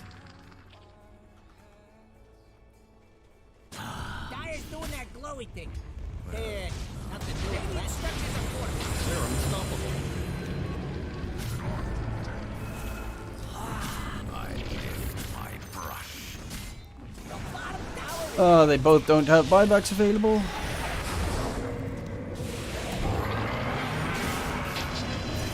They're unstoppable. Mixture. I paint my way. the bottom tower has fallen. That's the bottom barracks are under attack. You're losing, Spirit. You'll do something if you know bottom barracks has fallen. To be. Body construction? No, something worse. The bottom barracks has Ah, fallen. dun dun Someone with dun. worse luck than me.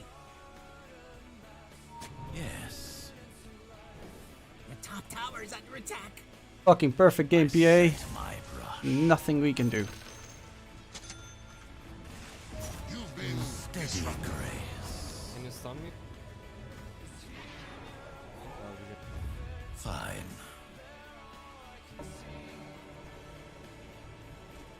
Willingly.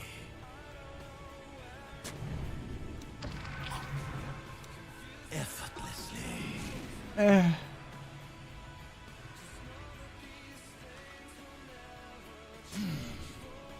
Forward.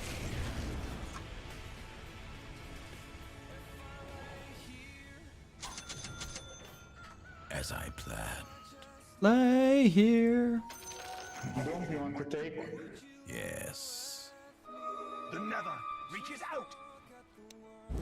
Let the lines take you. Ah, no.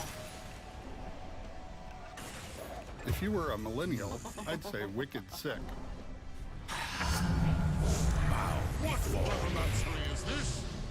Nothing wasted.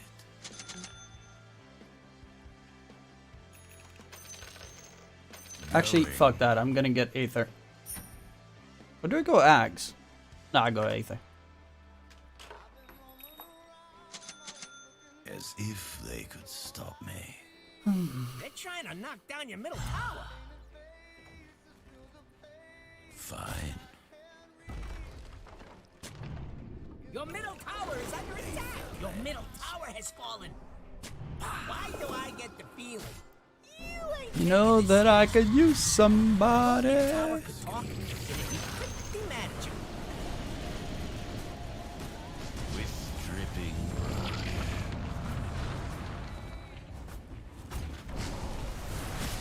Well now.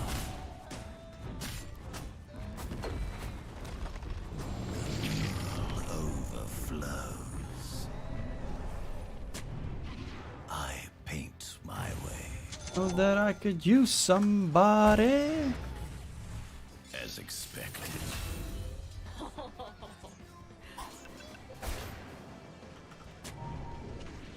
Moving.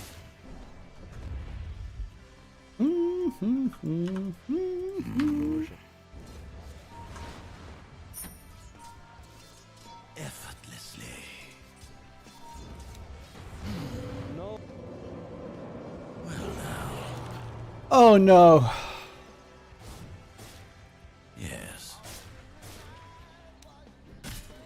Your end draws near. Going. Roche up. No, not now. Our goal is farming.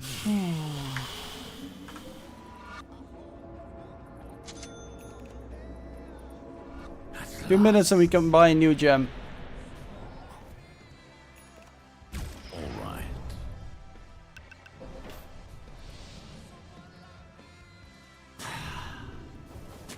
Meant to be. Keep one in the pit. So Yep. we begin. Can we jump on this guy? Smoke on, jump on. We already use the smoke. And they can see that we're not in our base. Like, by a fuckload. Line is They are rushing. Yeah. Rushing, guys. What the fuck? steady Cannot do anything. grace. We cannot do anything.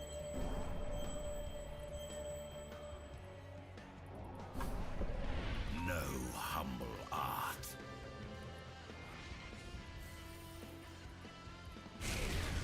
Spam this in the. I insist. Perfection. They're continuing Roche. It was always so. Take this here. Alone.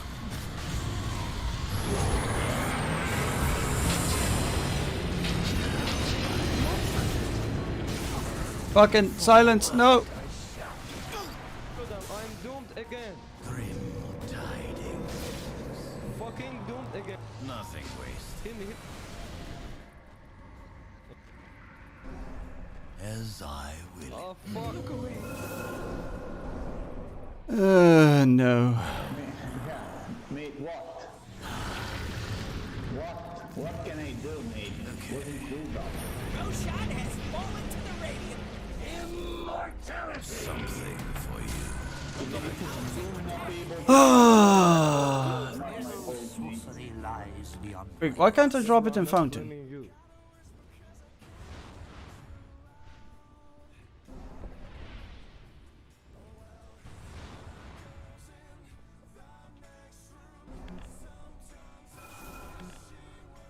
You can't drop the gem if you're dead?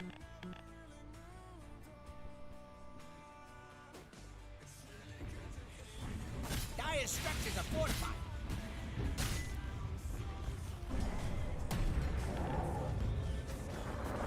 The barracks are looking shaky.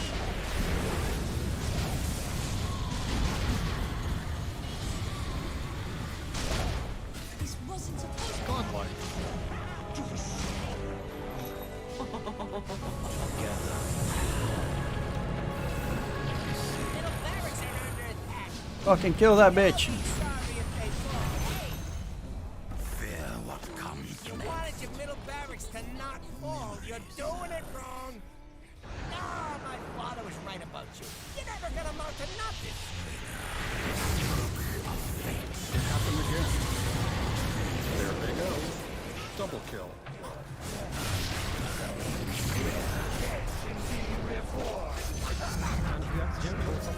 I've gem, I've gem.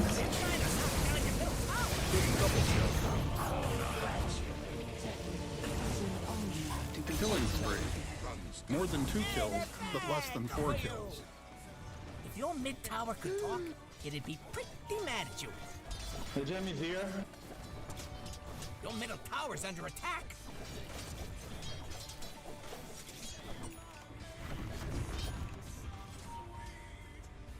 Your middle tower is under We're still alive. tower has fallen. Somehow.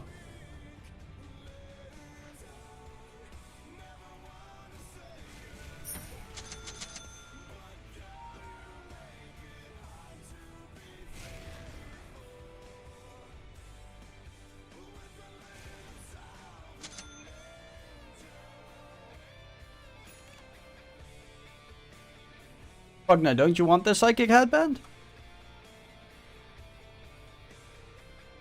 Yeah, I want. Give me, please.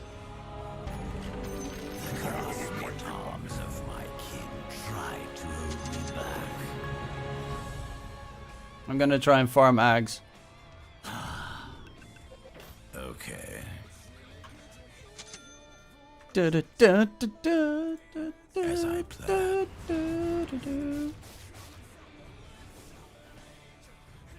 I set my brush. With dripping brush. Strength always comes at a price. Nothing wasted. Deathstroke. Willingly. I so want to counter avoid that motherfucker. But if I do, I'm gonna lose the gem, most likely. I'll just drop the gem right there. Well now. Meant to be. Oh, Stampede's on cooldown. Alright. Don't fight them near my Aganim.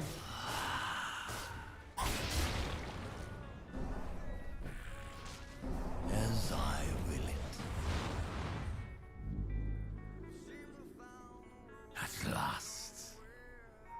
Oh yes.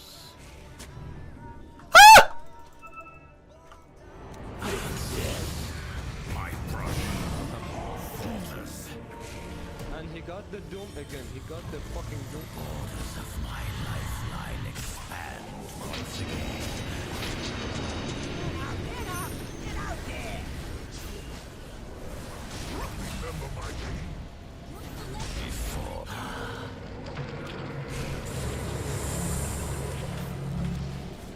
A dominating performance. My dude. Inkswell is a big fucking spell against Beepo. Go, go, go! Double kill. He's got the gem! Kill the Rubik! A fake Fuck you, bitch! Woo! steady grace. We go for stroke cast range. Now. Run all you I beat my way. Checking the pit. I have no idea. Didn't time it. As expected. Guys, push. Yeah, I'm coming. Shit now. This way now. I'm the greatest wizard who ever lived. So we begin. Enemy's middle tower just bit the dust. I guess they built on a fault line.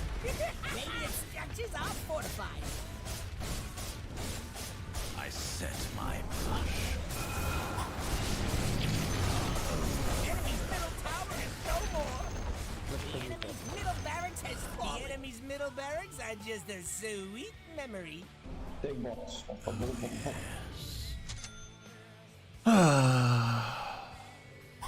Yes.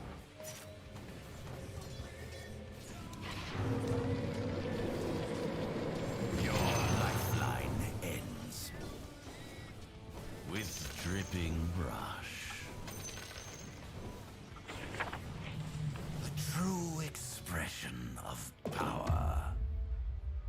I see where this goes. I'm getting fairly close to what I need. As I planned. Your end draws near. The line is true. They're going rush. Can you sunstrike bush? If Sunstrike they bush? could stop me.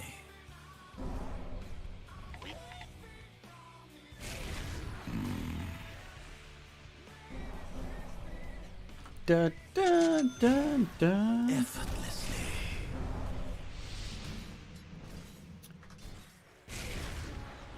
Willingly. Need a bit more cash, and then I got my ags. Oh, this guy is Always a clever code.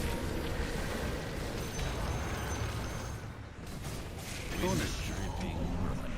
Get the horns. The top tower needs some help. Before the ink sets. Bounty. The ink tide rises. Moving. Onage. We are so lucky that their Meepo is absolutely dong wieners. As I will it. I see where this goes.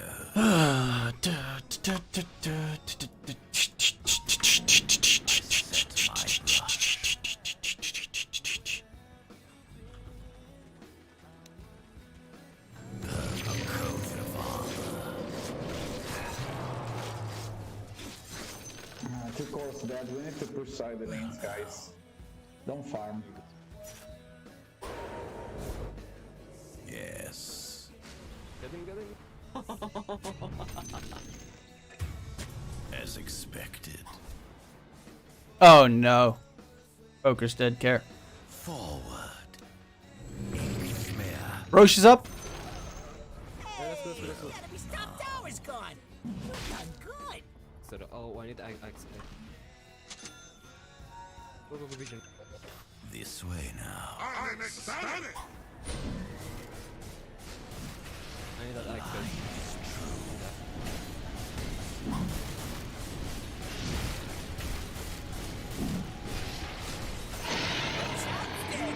You ever been underneath this As pit? if they A lot of could good stuff stop down me. there. Fine. Back.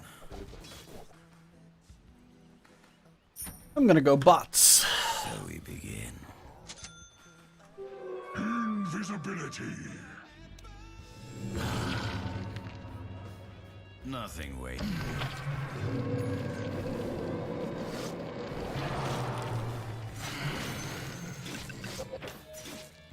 Let the lines take you. We need a smoke. That's, I think, probably. Guys, Invoker is dead. Where are you going to push this thing? Fine. Masterpiece. Wee, Stroke Wee. order. wee. Memory serves. Meepo there. Okay. Going.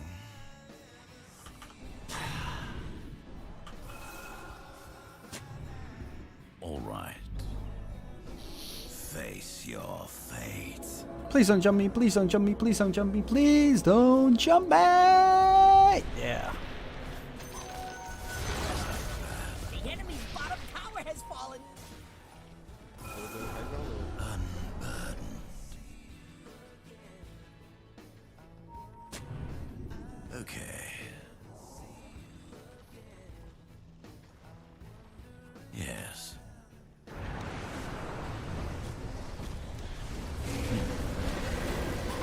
Killing spree. Well, at least Doom doesn't get stolen this time. Meant to be. I insist. Dominating, I guess. Double kill.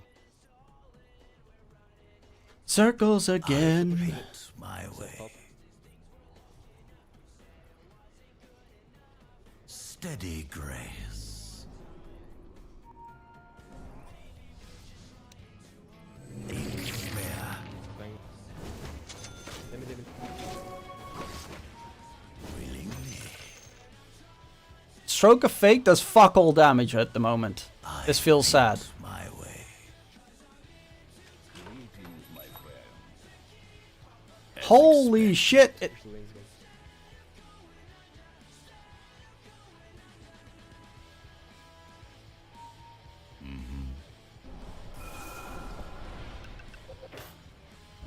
Forward. Got the ages. Can we jump in on them, guys? Can we jump in? You have no. You're 3 and you're 5. You have to jump. The line is true. Going up. Steady grace.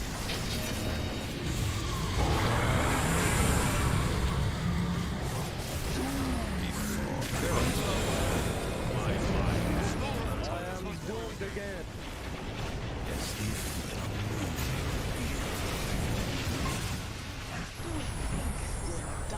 Going.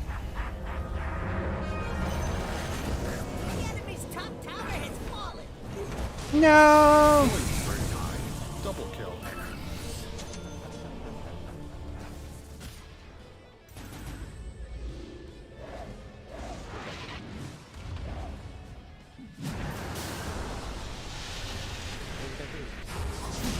If you were a millennial, I'd say wicked sick.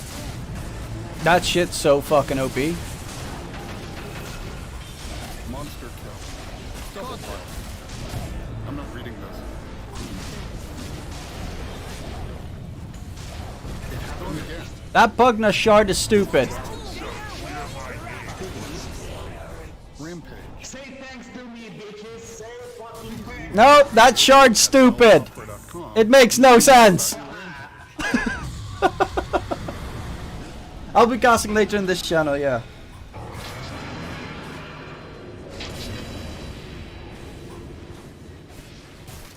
There they go.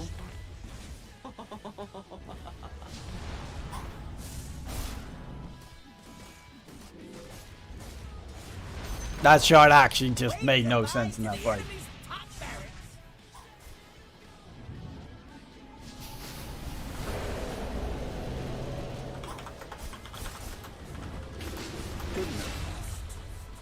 Even in death, you'll not see beyond the phantom veil. The enemy's top barracks has fallen.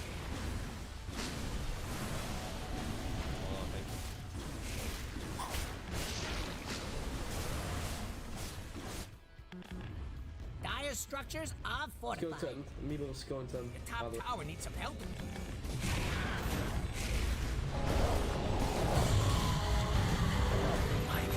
Top tower is under attack. Here, I'll heal you. Run! Haha! As befits my. Wiener Meepo. The fuck picks Meepo? I set my. Against like a Grimstroke, Pugna. Like our lineup is amazing against Meepo. The fuck? Yeah, and it's not even good at playing me, so I don't know why he playing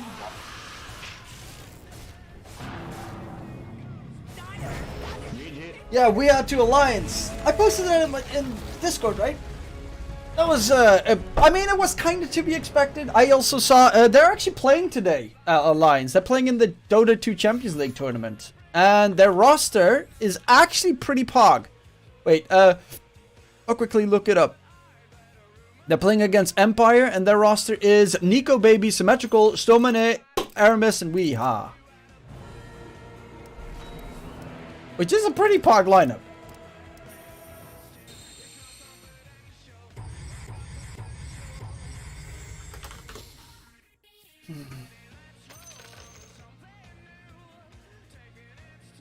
I guess Noob is gone. He's not. At least that's not on like on DLTV. I'm going off of DLTV.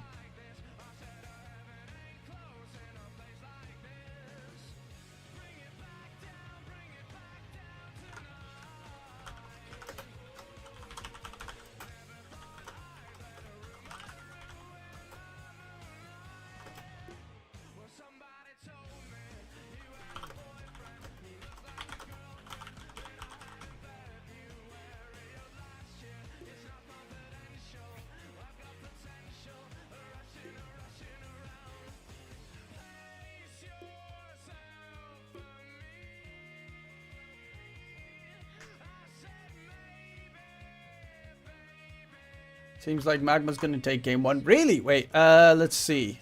I could also just cast a little bit of that. Like, a little bit of the OJ Dota Pit. Oh, they actually did take game 1, it seems. You had a boyfriend that looks like a girlfriend.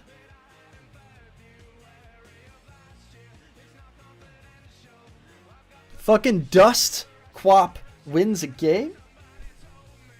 You have a boyfriend that looks like a girlfriend.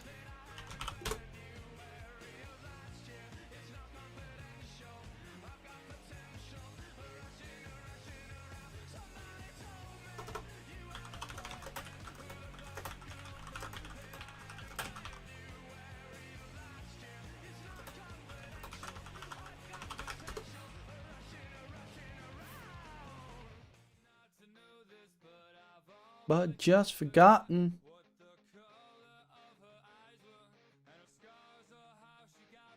Dust is a really good mid laner. Like, there's no going about it. He's a really good mid laner. He just never should touch the safe lane ever again. But, you know.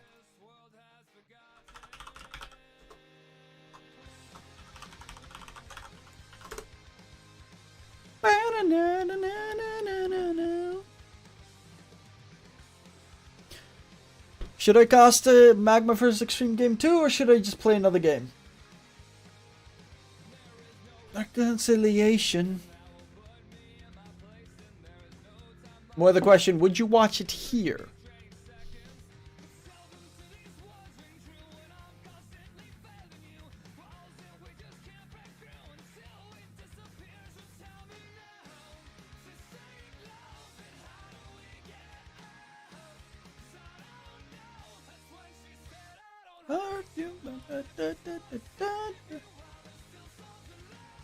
Wait, what? Okay. Now we connect. Okay.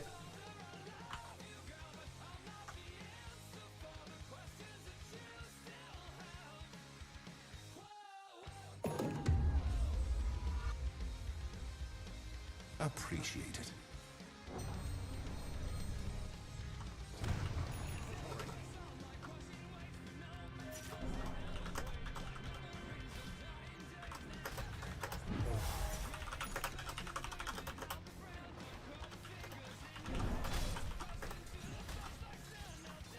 To your bottom tower.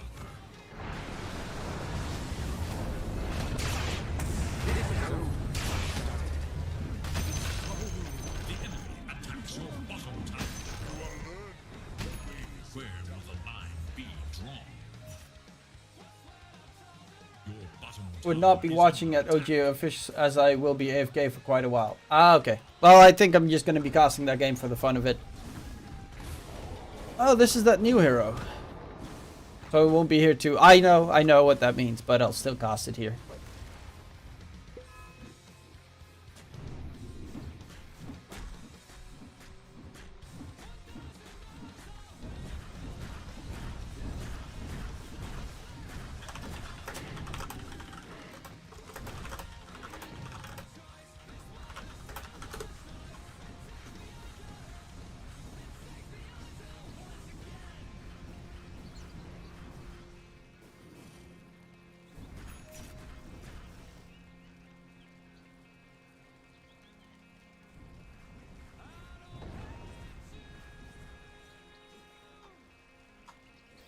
Da, da, da. He almost has a full spirit vessel done. Pretty quickly. Exceptional fight. There's that Omni Knight that we see a lot of. Wraith King, Voker. I still have not really checked if like it was a buff to Voker or anything. Though Amar is playing Huskar, and that hero did get fucking 50 million buffs.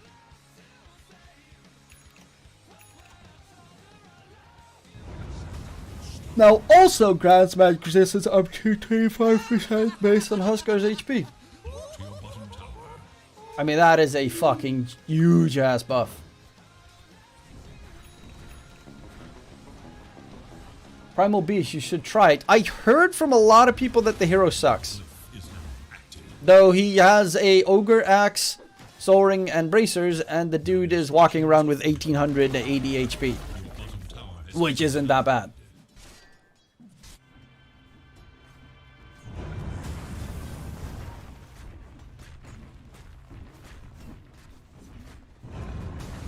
Oh, he doesn't even have boots on the Earth. Oh! He found the Treant.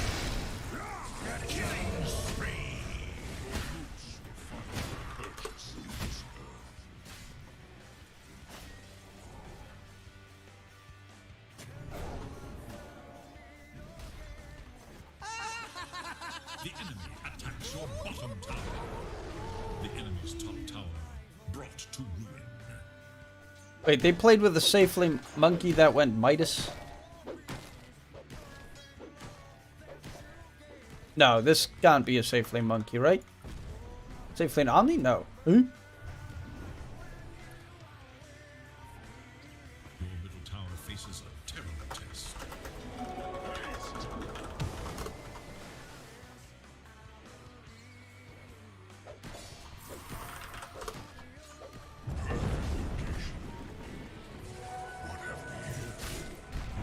Oh, Treant.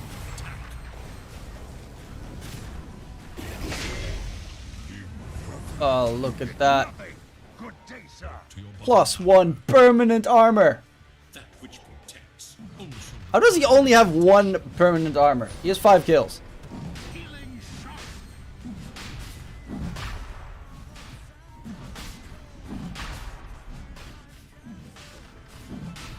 Heavenly Grace. 38 strength.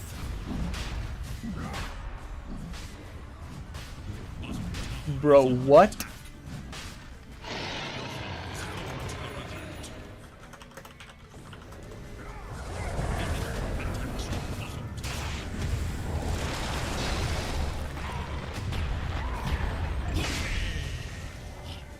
'50 strength.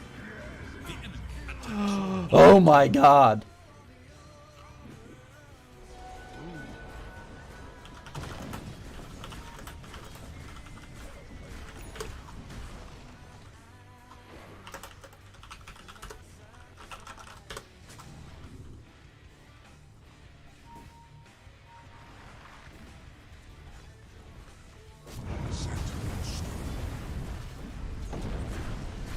This still makes it global, right? The Ags? Yeah.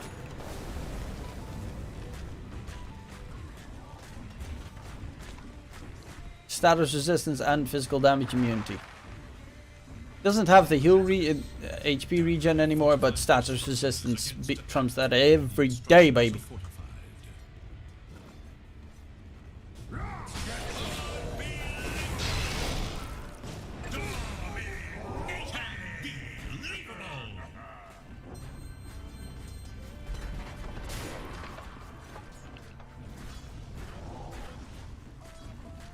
Axe is such a solid offlane again. Like, it never was a... Well, it's not a... It never really was a terrible one. Wait, there's a high ground obs there.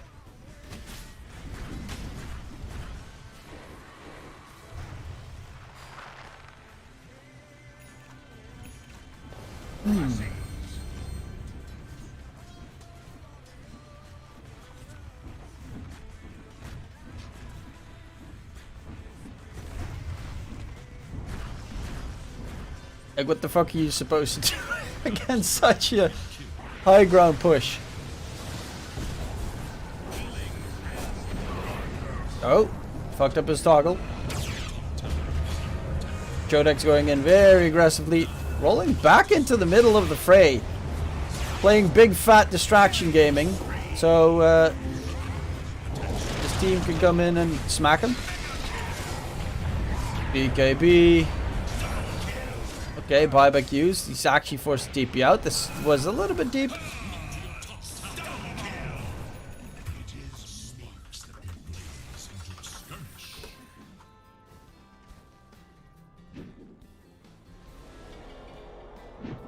Monkey now has a diffusal blade.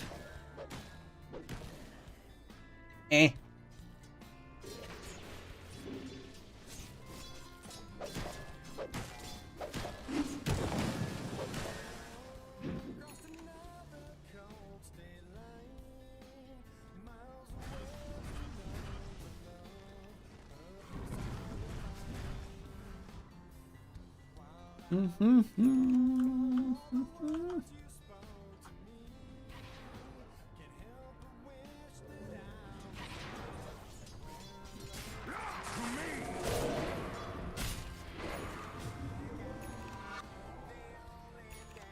Fucking hell, Huskar Omni is such a ridiculously dumb combo. Oh, monkey tree cut. Oh, that tornado gives him enough time to get behind him. He's still gonna die, but they might actually be able to get something in return. He's got that spirit vessel, gets some new charges. Actually, he's not gonna get charged, but he gets a big fat roll onto the Voker. In trouble right now. He's trying to run away, but Chodek's not giving him a chance. Goes for the invis play, but the rolling boulder only has a 4-second cooldown, so you're never gonna be able to run away.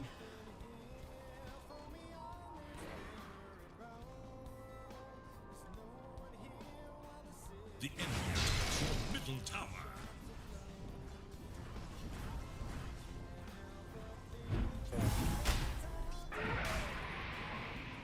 The fuck?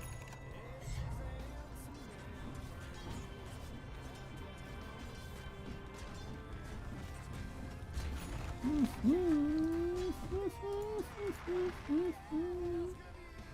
bottom tower is under attack. 38 strength. Just, you know, your casual 38 strength, and of course if you also bonus strength HP regen per debuff, you know. Why not? Enemy's top tower has fallen. God, it's so stupidly good. Now this is actually ridiculous. Just max level Heavenly Grace in the laning stage, and you fucking pwn everyone.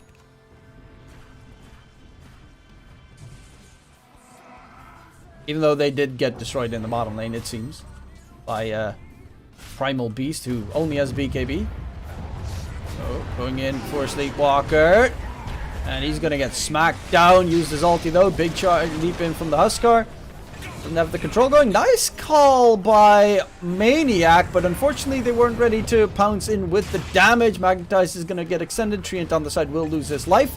Running away is the Enchantress. Spirit Vessel continues from Chodex, and he will be able to catch out the ENG. Pushes him back into the loving embrace of Amar the motherfucker. Oh, sorry. Amar the fucker. Your bottom tower is under attack. Bounty. Will one side come to regret this? He's going for a Kaya? Your bottom tower has fallen. Equal bounty must be claimed. Death is now active. Oh yeah, Aghanim Shard now works amazingly well with Blade Mail.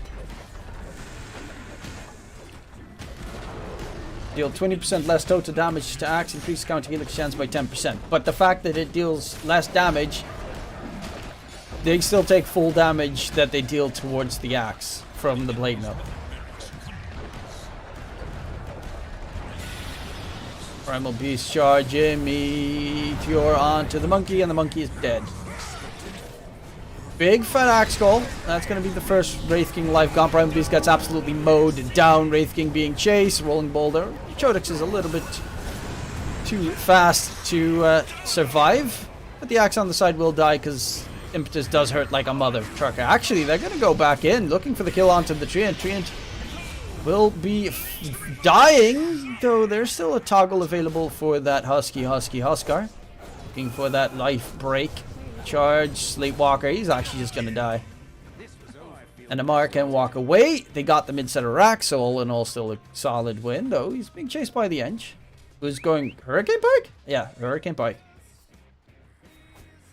I mean, to be fair, the pure damage is very good against Huskar. Because it does like a ton of pure damage from that impetus. It's just not fair. It's just not fair. You deserve nothing. You deserve nothing.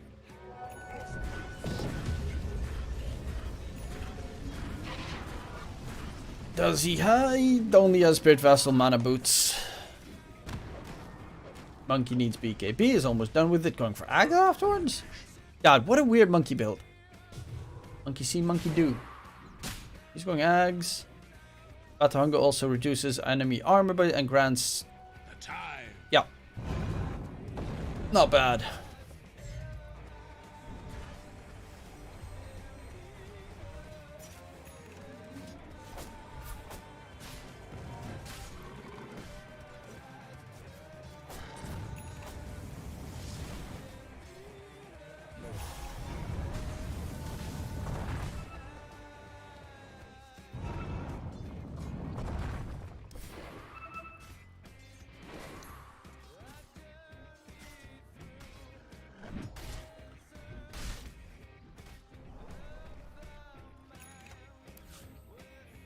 Okay, let's see the DPC game. Well, not the DPC game, but the what's it called?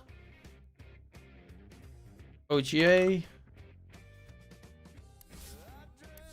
Team Magma versus Extreme.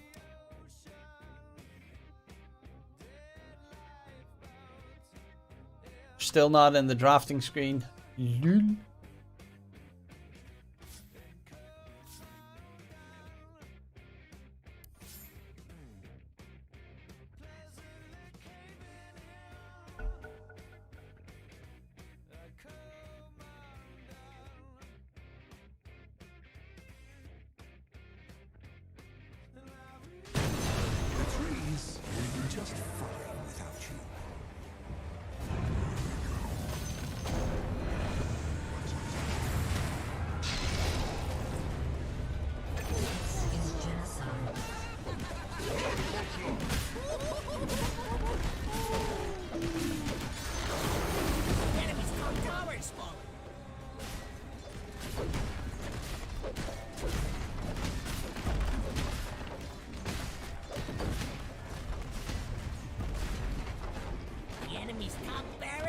Lol. Attacking your middle tower. Don't let him do that. Oh, Mars got the hags now as well. Yeesh. Your bottom tower is under attack. Oh no.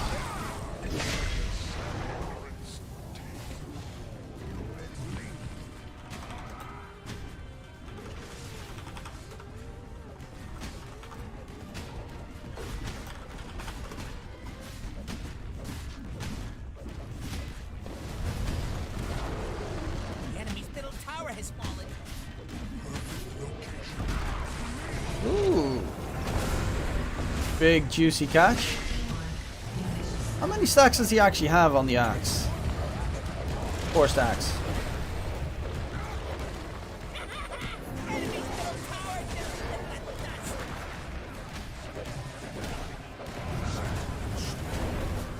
Push him back. Oh, no. He got smacked.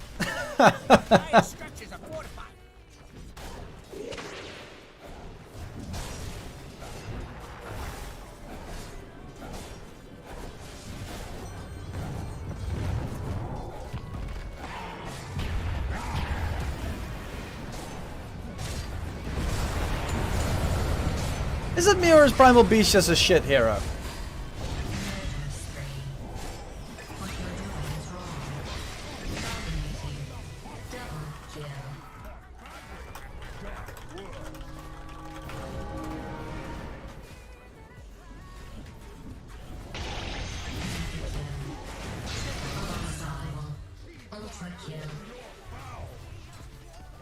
This is over. Radiant victory!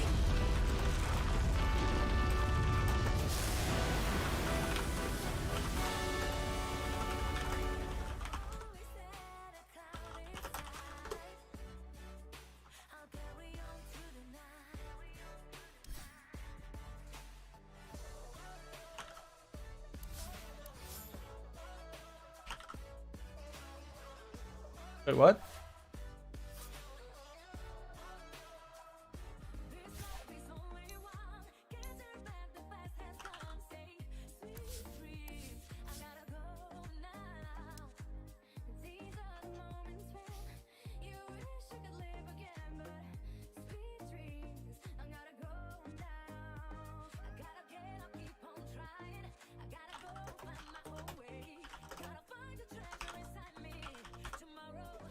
A new day.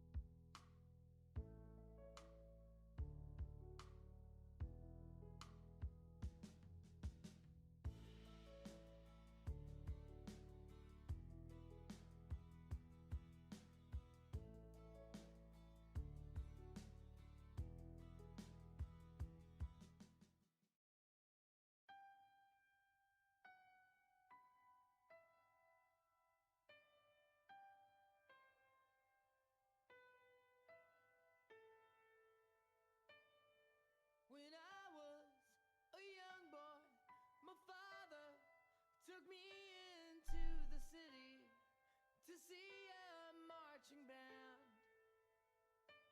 He said, son, when you grow up, would you be the savior of the broken, the beaten, and the damned? He said, will you defeat them, your demons, and all the non-believers, the plans that they have made?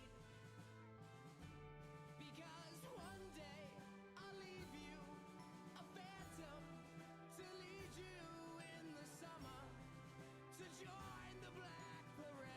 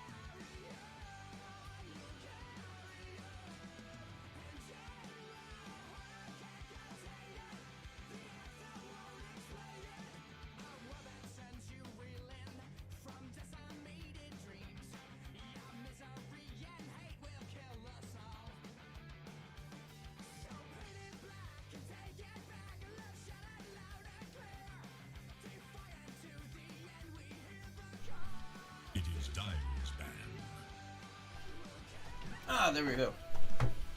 Radiant's We have ourselves a draft, eh?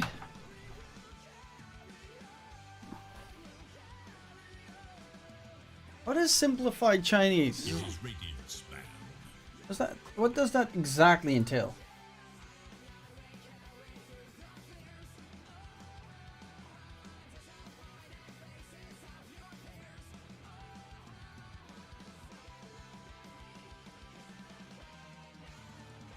Dire must choose.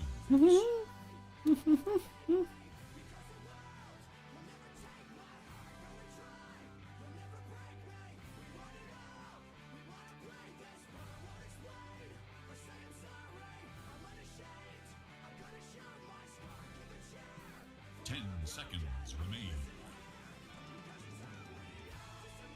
5 seconds remain. Good afternoon. Hey, Captain Moons, how you doing?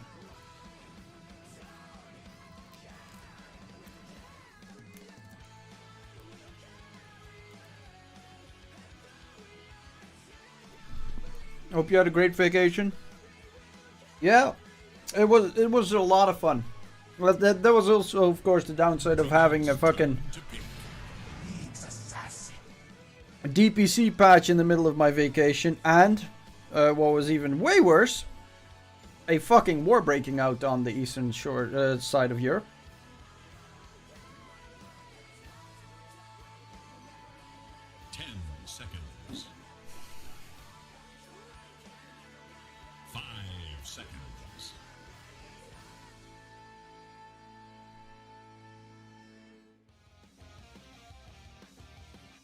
What's up, Wasser? Okay, let's see. Nyx, Assassin, Tusk. I do expect a lot more Tusk in this batch.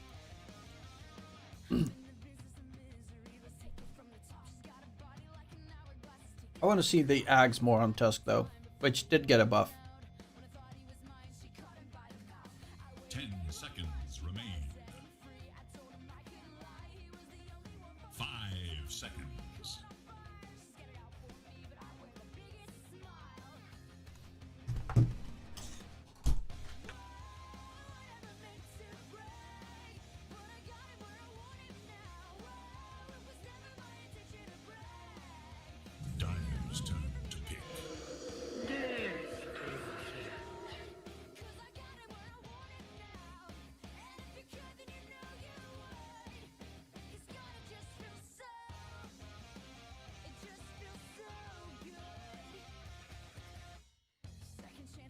Seconds.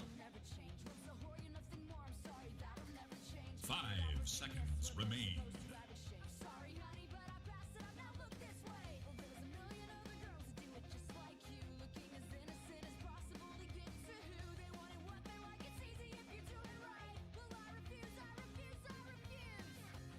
I'm back. You gonna watch Chelsea Liverpool Cup final? Oh, is it the FA Cup final? No, by the way. I don't. If I would watch like the top matches in the UK, It is Dire's ban. Oh, EFL Cup. Who cares about the EFL Cup? They don't even care about the EFL Cup.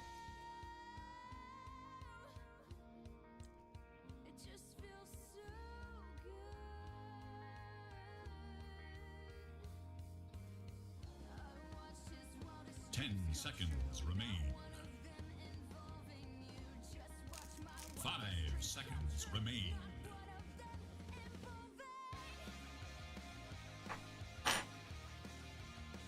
DP versus Buck. Quap band. IO is actually stupid, the OP right now. It is Radiant's ban. Dire's turn to ban.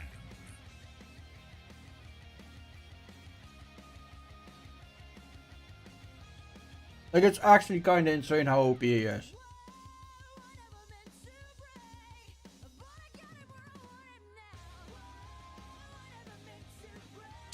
Seconds.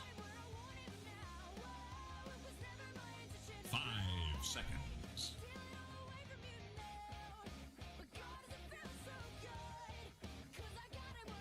What club you support? Every country have a different club, but my club that my personal club that I support is Vitesse. Vitesse Arnhem. Turn to ban. You're going to be playing against AS Roma in the Conference Cup next.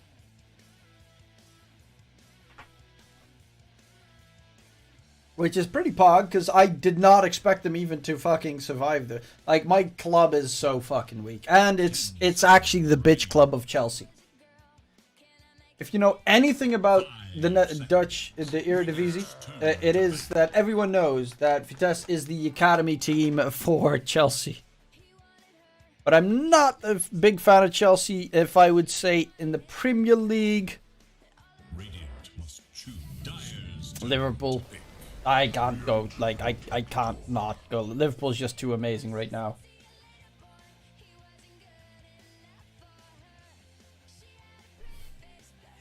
I love Klopp, I love Virgil van Dijk. The fucking three strikers are gods. 10 seconds. The player has disconnected from the fight. Phantom Radiant's turn assassin. to pick. Okay, let's see, 3 and 5, Dusk 4, DP offlane mid possibly, because I know Dusk plays a lot of DP mid, or last match at least. PA Snapfire, I've seen a lot more PA being picked up. Snapfire probably a 5, Nyx 4, Puck mid, PA safe, would very likely be a last pick offlane. 5 seconds. I remember that few years ago, all of Chelsea low knee goes there. It's not anymore, right? No, it's not anymore, even though the owner of Vitesse is still a Russian that is like very good friends with Abramovich. So in a sense, it's still like owned by the same guys. Which right now, with all the shenanigans going on in Russia, Ukraine, not the proudest moment to be a big fan of my team.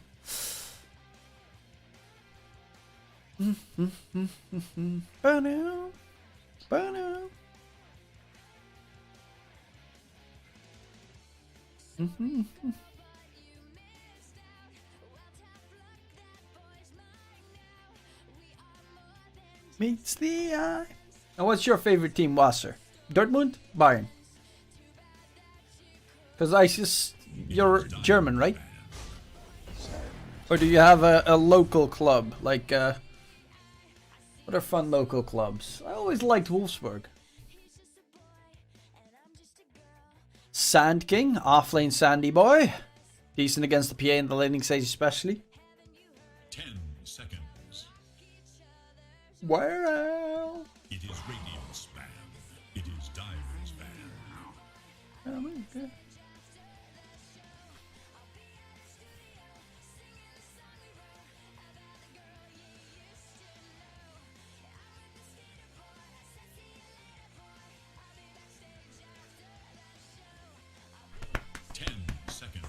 Just Snapfire got nerfed, right? Dusk got buffed. Death Prophet, can't remember. Puck lost his Ags effect. Well, got a different Ags effect, which now I can't remember what it does. Try guessing Avril Lavigne's age. 39?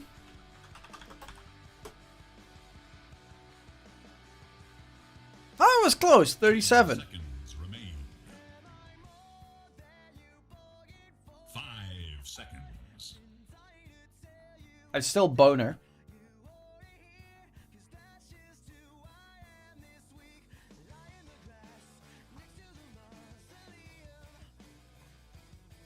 Avril Lavigne was the shit back in the day.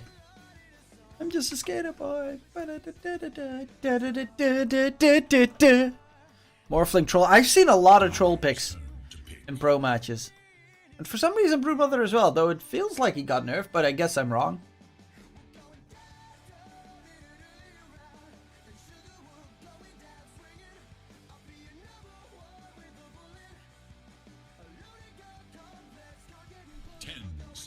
Okay, last two picks. Extreme need an offlaner and Magma need a safe. Unless they're going to put the safe DP safe, which I doubt. No, they could play for early game on Magma with their draft. Like roam around with the Sand King Tusk Death Prophet combo. Plus like a Wraith King or something that pushes. Then you bargain for it.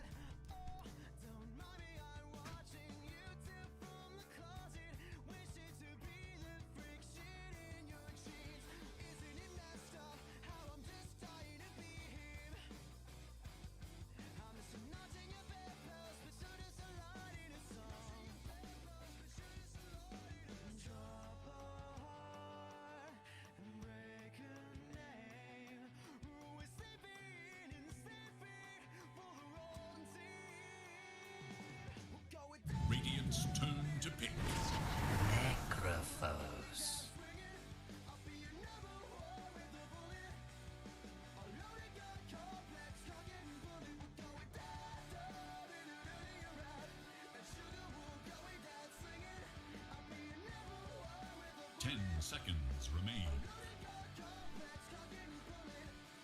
5 seconds. Swinging.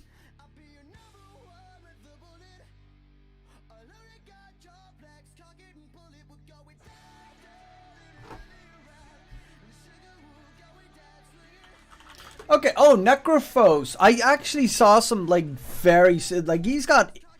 he's also an infinite scaling hero right now, because I think Reaper's Scythe gives him, like, you know, passive mana and HP regen. Infinitely scaling, of course. And there were some very nice changes as well. Like, there's a Witchblade change added in. Heart... sorry, Bloodstone's pretty cool.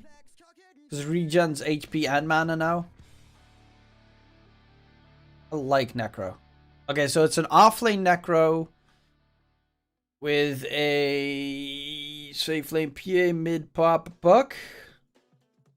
DY5 and okay, I'm not too well familiarized with China right now. I haven't casted them in a while. I assume it's a monkey safe with a 5 treant. Offlane Sand King with a Tusk 4 and Death Prophet Dust mid.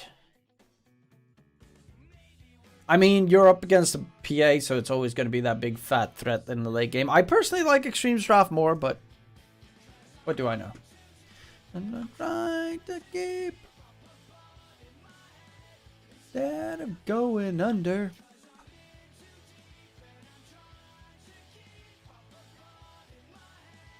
I'm actually curious if this game is on the stake. Just curious. Which region you follow the most? Well, I've been working in South America last DPC season. So, SA.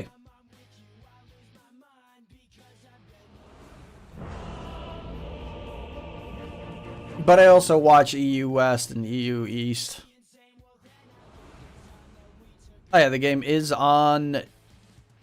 stake. Closer than it is too far. Prepare for battle.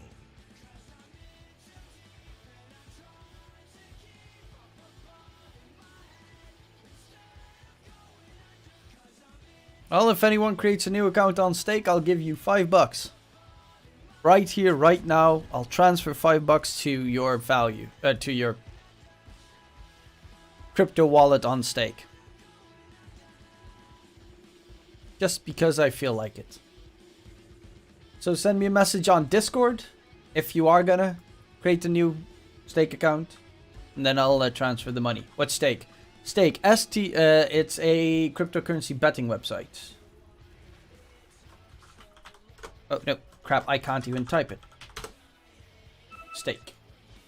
30 seconds to battle.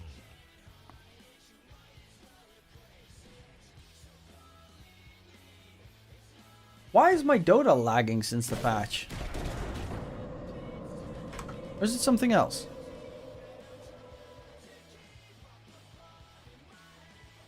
Dota's using fucking 35% of my CPU.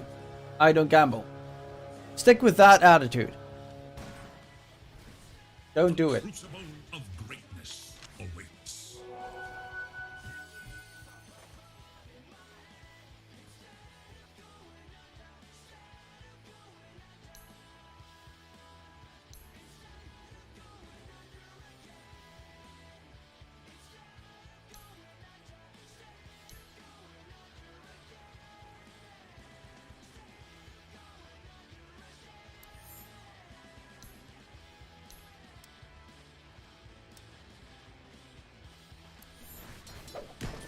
Hopefully that fixes my slight lag issues. God, the game got like twice as bright. Ah! Oh, you got that treant. Necro's got the Quelling Blade.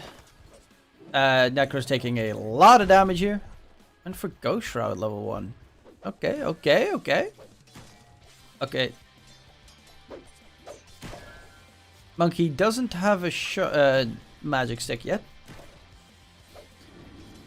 Mid lane Papa versus Dust. Dust bullying him out. Top lane TCY versus Lou. Well, Mercy just went for a very long pull of the creep wave, so that's going to be an auto push lane. But DY does manage to get the cut. That means he's going to get the XP and gold for those creep kills and no one else. Which is pretty nice. Unless he fucks up the last hits, then it's slightly less nice. And now Lou's in trouble as well. He does have a Phantom Strike, which you can use any second now, but we'll probably need a full healing salve underneath the tower. He's still going to get the full healing salve, though. But the lane is going to get auto push because there's 3 creep waves on top of each other. DY is level 2. TCY is only level 1, so is Mercy. So they do definitely have to be careful on the magma defense here. Wee. Dire's middle tower is under attack. Dust went for a mid bottle on a DP. Okay. Don't see that too often, but to be fair, he can easily cut that Spirit Siphon off. I mean, in general, I don't see too much DP.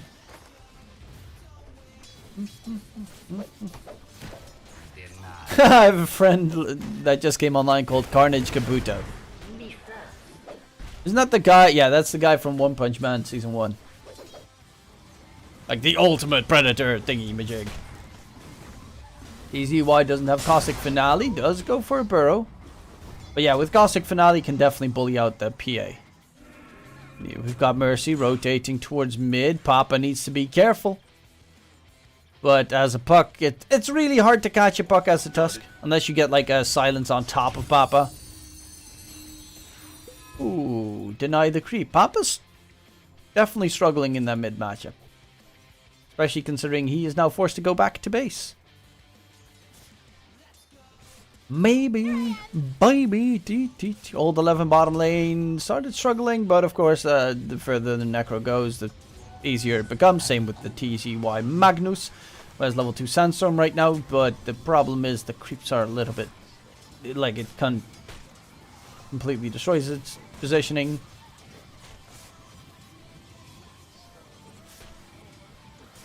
His name is Papa. Well, Paparazzi, aka Eurus.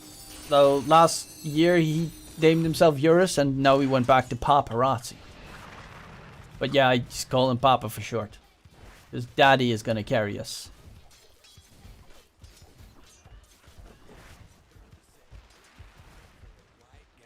Dire have fortified their structures against attack. First blood. And it is actually going to be first blood for Lou on the PA top. Ooh, yowza. The trees respect you, Treant, but they love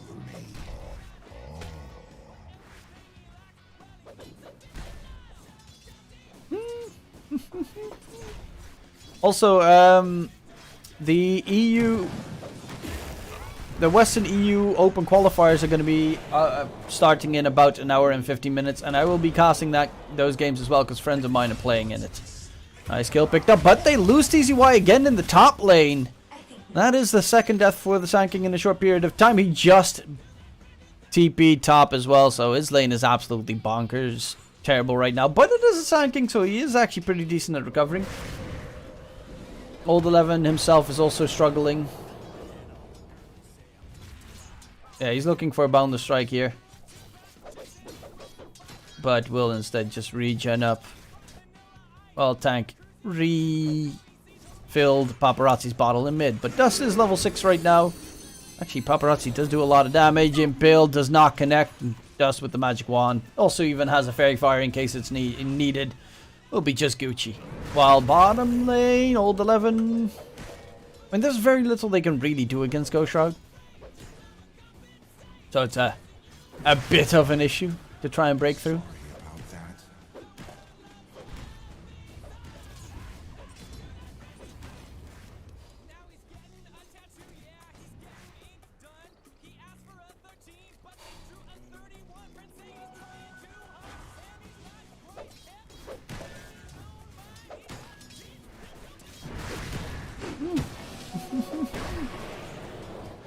Oh, this time, however, Dust will be caught out, and that is a huge kill rotation in from Kazi. But Mercy and Kazi both need to be careful because Papa's with the haste.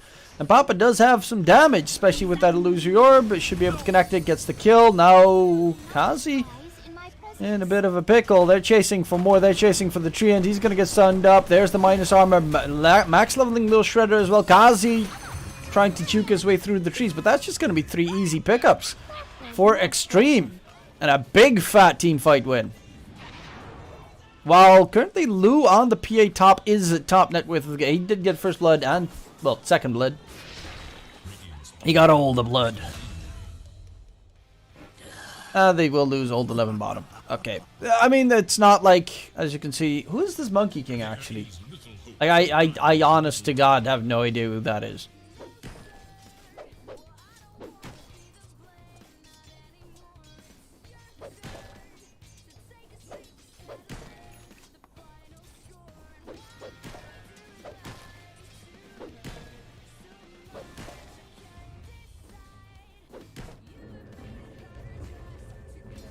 Mid TP, Papa gives that bottle refill sip to Tank. I'm actually curious on the new, like, Tranquil Boots upgrade. Boots of Bearing. Drums plus Tranquils combined. Going in onto old 11, Ice Shards block. He does make sure he doesn't take the Boundless Strike damage. No, he just soaks too much damage. Mercy is going to get killed in return. Lou gets 2 crits. You know, he hits him 3 times, crits twice. Casually.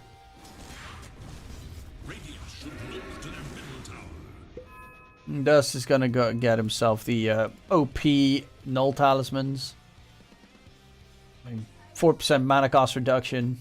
After minute 25, they just become double the value. Witchblade for the puck, which of course can turn into that fucking OP, whatever it's called. That new thing, what's it called? Witchblade turns into Revenant's Brooch, which can be so fucking cool, especially if you got like the shard on puck. You pop a Revenant's Brooch, you just go BAM! Got the damage. The damn. PA Battle Fury Rush. And Lou is going to have very good timing on it. While currently TCY is bottom. They sent out the Monkey to the top lane to farm up.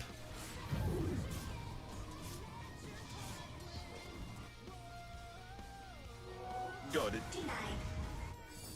No, he definitely does have to be careful. Because there's a Papa Puck chasing. Snaps the coil. Will be still alive. Mortimer Skis has even used 2 ultis. And the Monkey just walks away. He's going for a Battle Fury Monkey King game, so that's kind of cool.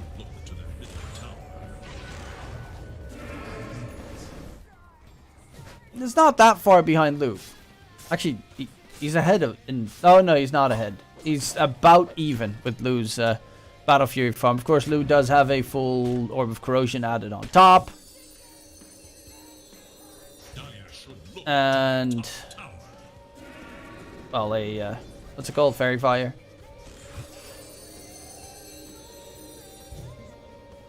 But yeah, Dust's EXO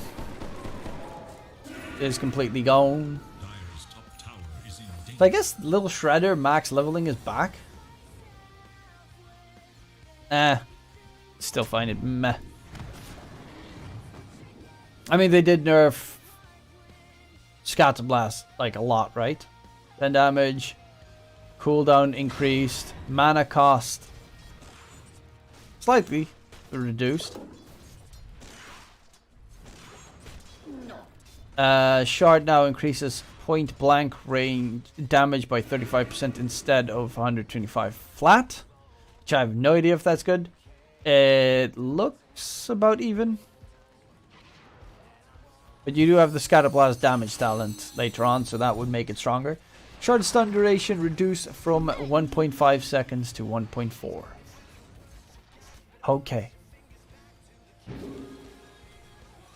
I mean, they are under observe. They know that they were coming in. Monkey jumps in.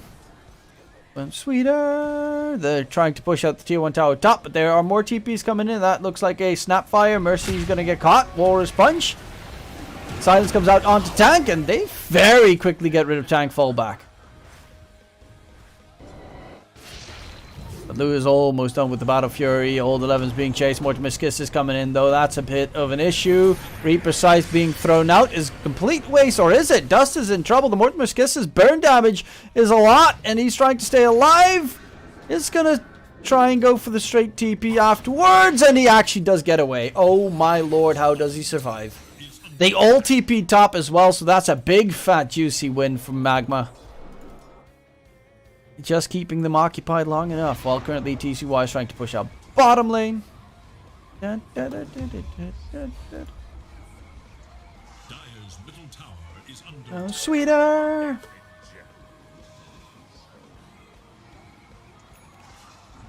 Radiant's top tower is in danger. Battle Fury. Yeah, look how close they are in farm. In terms of Battle Fury farm. Of course, Lou is a little bit further ahead because of that Orb of Corrosion. And just in general, he is farming slightly better. Catch coming out. That is a very dead PA. Is under attack. Phantom Veil becomes your shroud, Mordred. Dire's top tower is under attack. Dire's top tower is ruined. Dire are scanning for enemies. Only sweeter.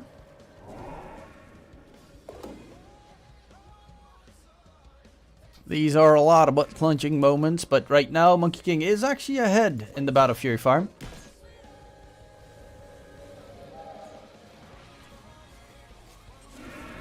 I guess Dust is bots being delivered. Bottom lane, Overgrowth onto Tank. But yeah, they did already lose to Sand King. Mercy's in the trees. He's trying to stay juked, but they just cut everything away. And that is the Tusk surrounded by 5 enemies. No chance, no way he can survive that. So walk away is the name of the game. Dust does have his bots now finished up. So we'll be a little bit more globally mobile. Radiant's bottom tower is under attack.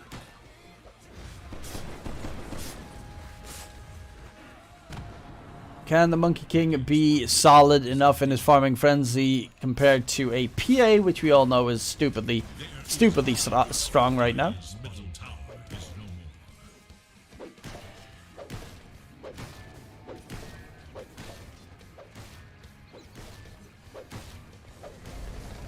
Dust. Yeah. Auto refill. Suck it. TZY first item, Vanguard. Did they change Vanguard? I do know that they, if I'm not mistaken, they did buff Crimson Guard, right? Cooldown reduced, active damage block increased from 70 to 75. Yeah. Dire's middle tower is under attack. Well, both Battle Furies now done. Lou does have a very juicy Ancient stack that he can immediately cut down. Armor reduced by 2. Oh, yeah, it's from those guys. Oh, Smoke Gang right behind the monkey. Kazi is in the vicinity as well. We'll go for some counterward shenanigans, but in the trees is going to be the monkey being spotted out. They catch him immediately. Mortimer's Kisses, everything. Dream Call, Vendetta, Mortimer's Kisses, and he is just gone. Going for the BKB straight up. Which I assume Lou might go for Deso first, actually. Kazi's gonna get found out. Paparazzi trying to disengage. That cookie definitely does help. Paparazzi still running away, but the Walrus Punch will hold him back. And there's gonna be the chase onto DY. Snapfire's gonna most likely be the second one to follow suit. Dust did pop his Exo for it and won't be able to get any objectives with it, which is a little bit of a downside. But at least, you know, a double kill plus... Nah, just mainly a double kill. Always a neat little addition.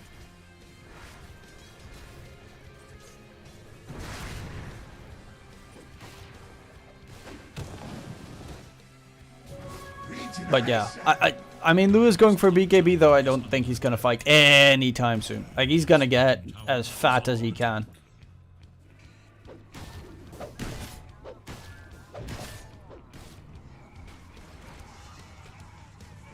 Snapfire, Force Staff, Necro, Kaya Sange, Nyx Blink, Puck Blink. After is, of course, Witchblade. BKB, let's see what the rest is going for. Drums on the Treant, which does look like he's going to go for like the Boots of Bearing. Tuskaroo going for the Blink as well, which is going to be a big pickup. Same with the Sand King's Blink, that one is pretty huge. And these BKBs, though, even with the BKBs, like you just randomly get crit twice by the PA, you're dead. But you kind of have to get it. You also don't really... It's a roughie.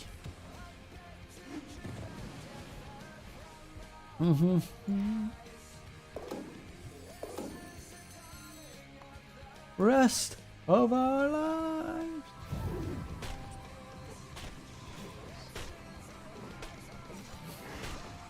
Zero points in Caustic Finale. Damage interval reduced. Mana cost rescaled. Damage interval, does that mean that you take a hit every 0.2 seconds now?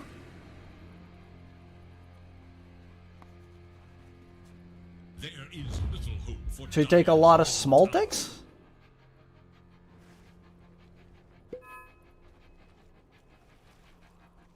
Which, in a sense, is definitely an upgrade. To a degree. I think. Is there a situation where that wouldn't be an upgrade? Radiant are scanning for enemies.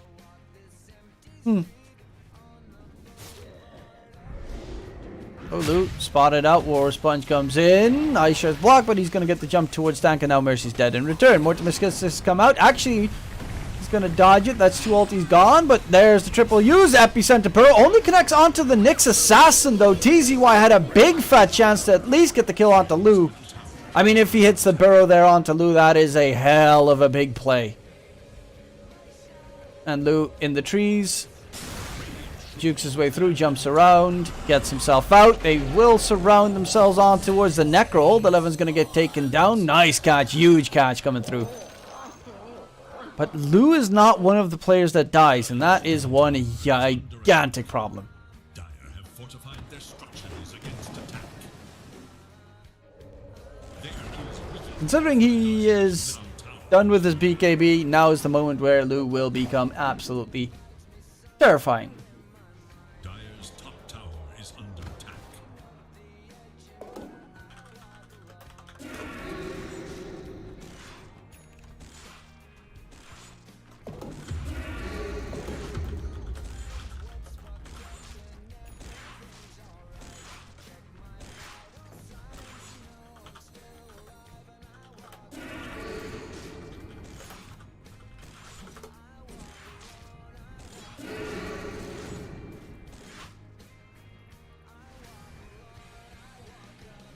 Masha, BKB, MKB next for the monkey, of course, obviously.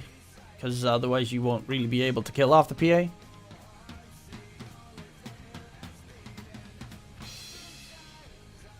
Wish. Banks spot is not actually spotted out. But knows where the monkey is. Counter ward comes through. And that will be Kazi caught out. Reaper kill as well, Old 11. Gets himself those nice, sweet, juicy HP regen and mana regen per kill stacks. Not his first one, but still, he's trying to get them.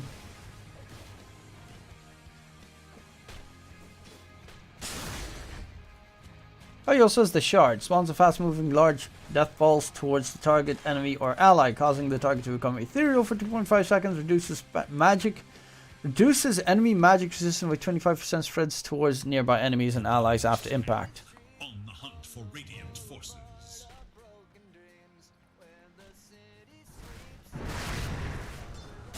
At 50 minutes in, you can get that.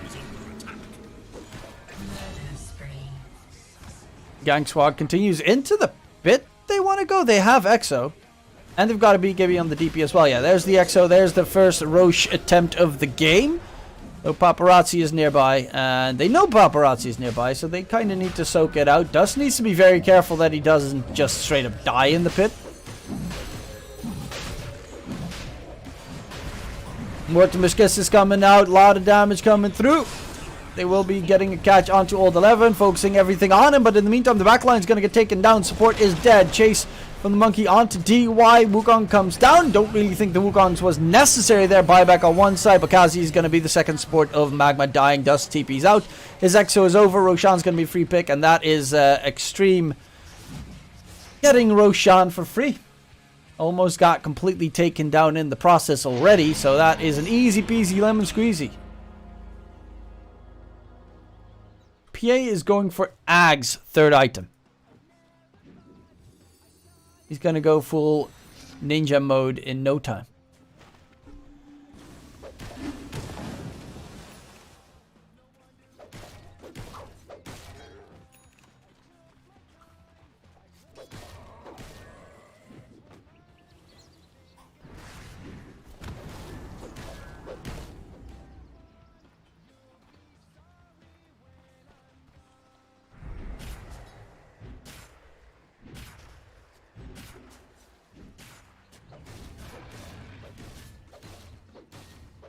Bum, bum, bum, bum.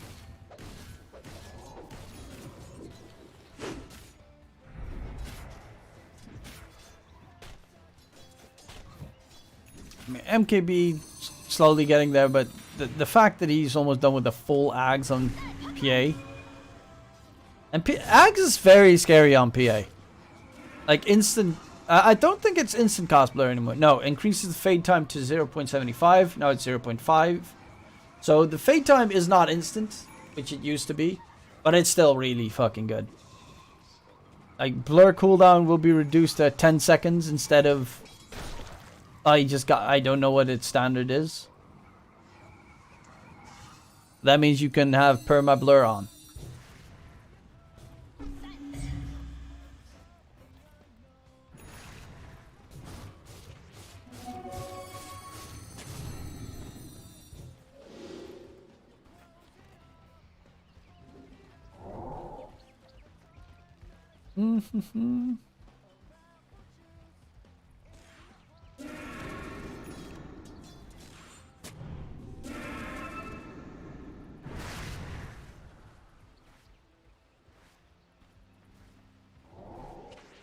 Ready for a fight in mid. Lou's looking for that BK and double damage. They already get rid of Kazi.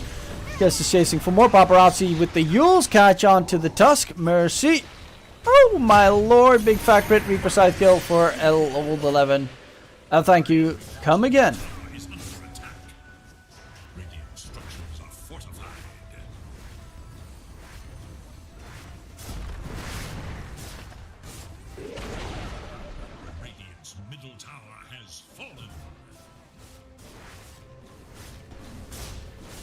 Epicenter, burrow in, gets only a catch onto Old 11, silenced up.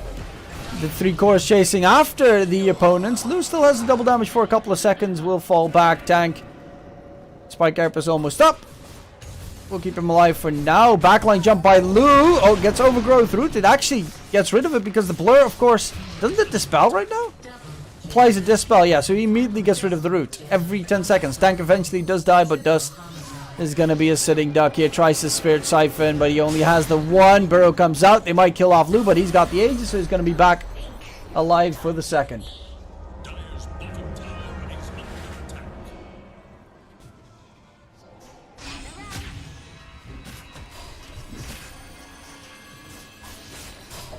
Snowball.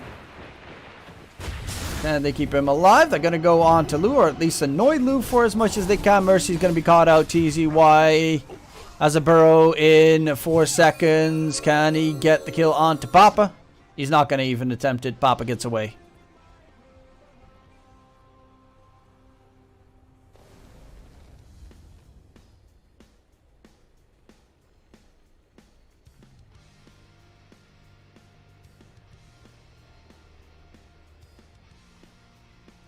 That's looking pretty solid.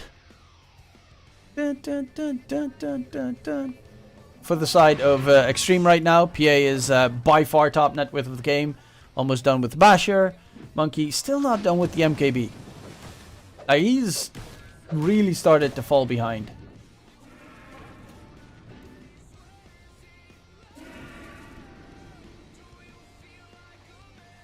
When you push you around, when you fall to the ground. I love this song. And not, well, because of the message, but not because of, like, the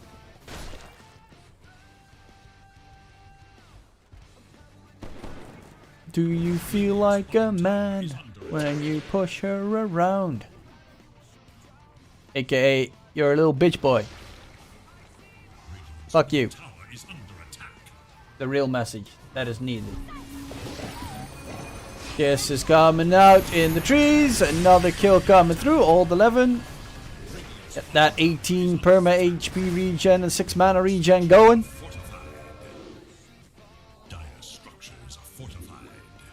I love the fact that it's like infinitely scaling now.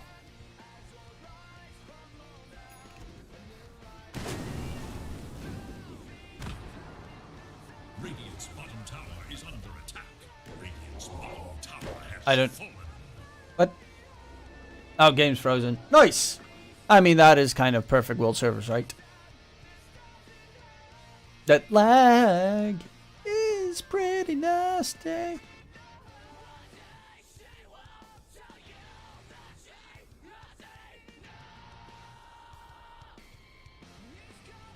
Which do you prefer? RNG bash, basher, or counter? Slard or basher?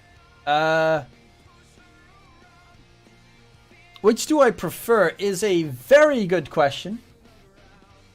I would say I prefer... I mean, RNG bash always pisses you off. Well, always pisses me off, at the very least. So I would say the counter. It's just like PA crit. It's so fucking rando that...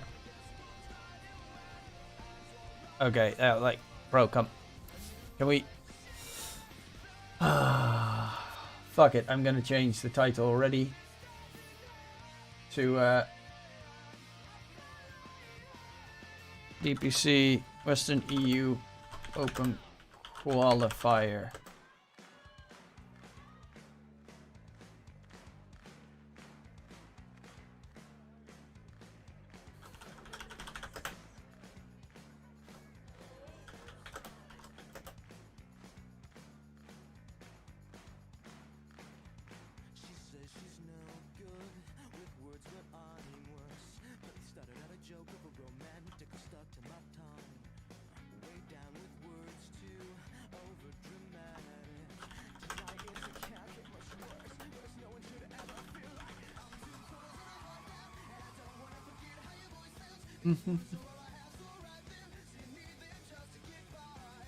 Let's see if any of my gen of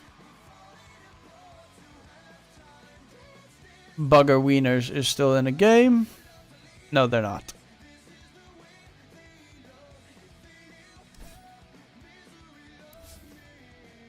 Eh. Let's well jump into that for a sec.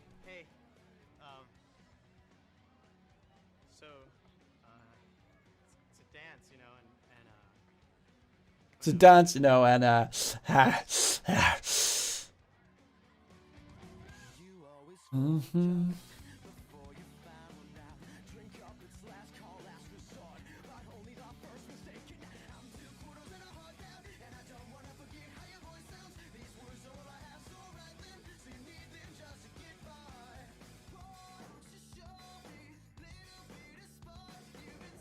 Bum, bum, bum, bum, bum, bum, bum, bum.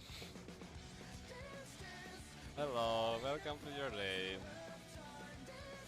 How are you? You have TP, you have to run the base. Actually, let me pop the base. I wanna get it back.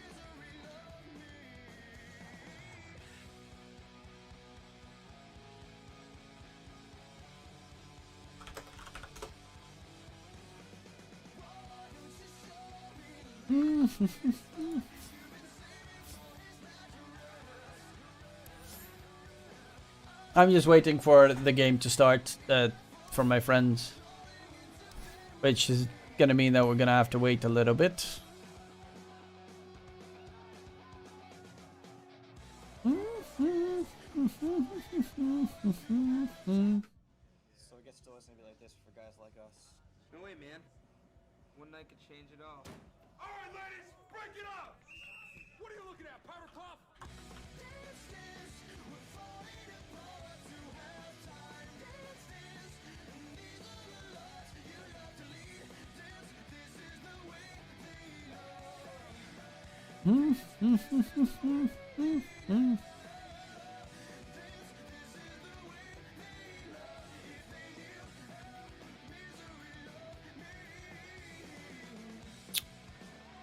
Immortal Faith, playing with no idea. Dragon Drop, my boy. Calfcut. Jesus, sorry. My sister actually has COVID, so you never know.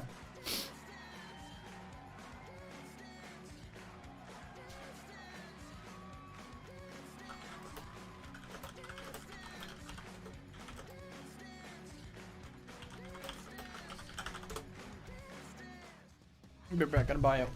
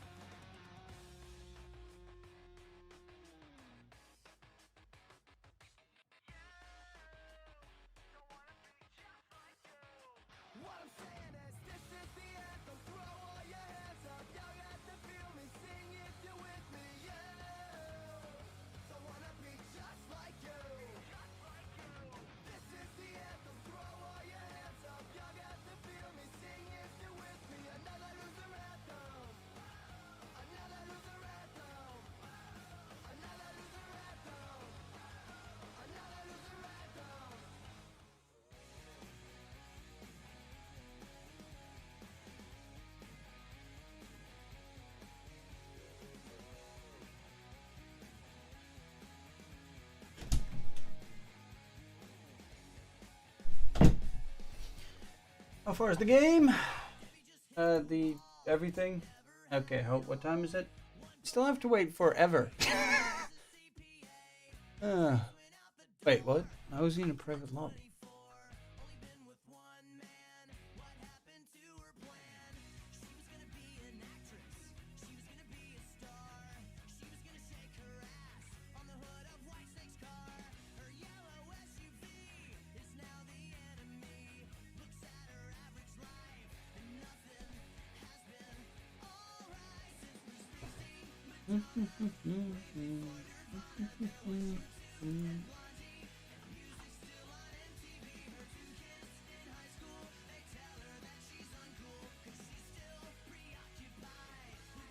It's hard to say goodbye. Bum, bum, bum, bum. Bum, bum, bum, bum, bum.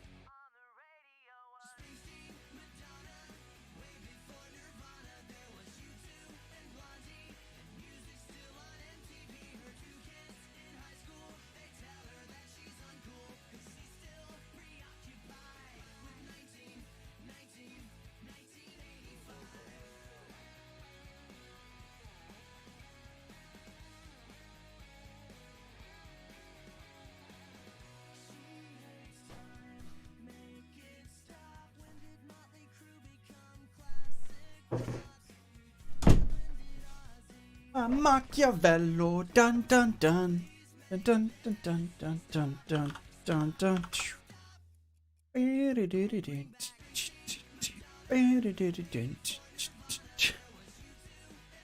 Was the previous game voided? No, I just got kicked out.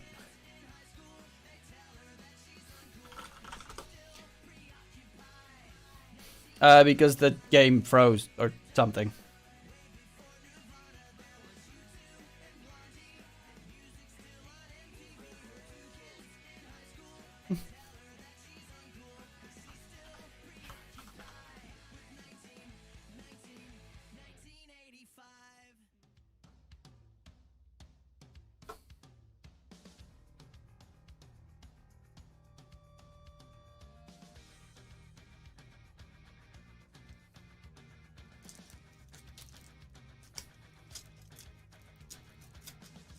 So now we're just kind of waiting for EU stuff to start.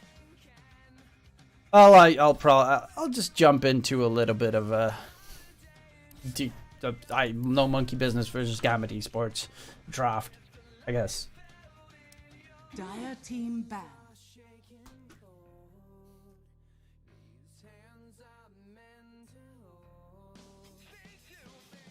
It is Radiant's fan. Move along, move along. Ooh, Wyvern.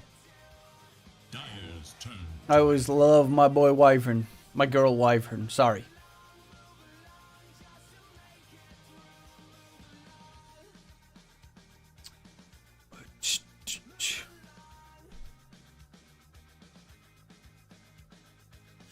After my friends are gonna encounter some fun teams for me to cast. 5 seconds.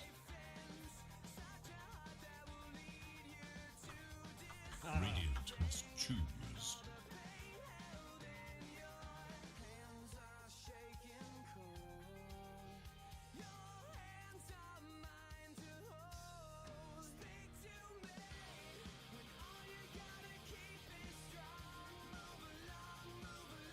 Seconds remain.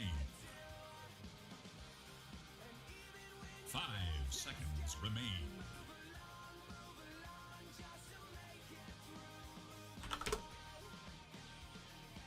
Yeah, fuck it. I'm gonna be casting in a bit anyway, so in the meantime, I'm gonna just, while I wait for my friend's game to start, which is gonna be in about an hour, I'm gonna watch some YouTube videos. Let's see, what do we want to see? That means I need to shut this playlist up. Turn on the YouTube vision. And let's see. Is there a new Dota what the fuck that has this patch in it? 7.30. Wait, what? Oh, this is just like all the bugs and glitches from the last patch or something. Yes!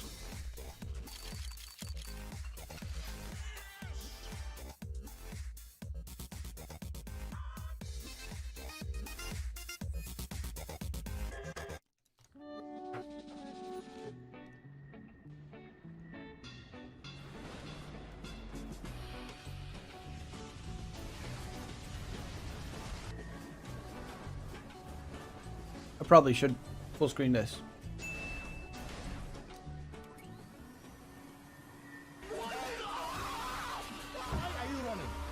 Huh?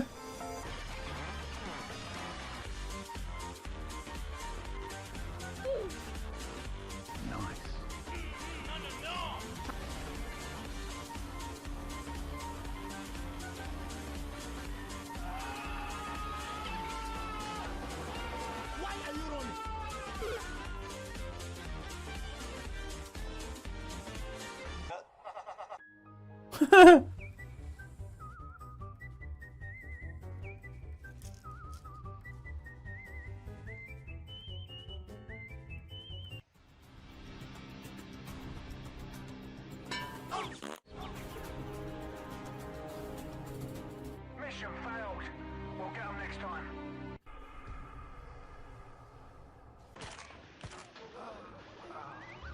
Oh, he has that level 25 talent, doesn't he?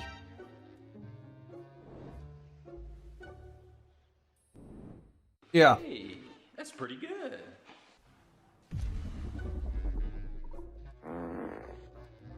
Holy Jesus. What is that? What the fuck is that?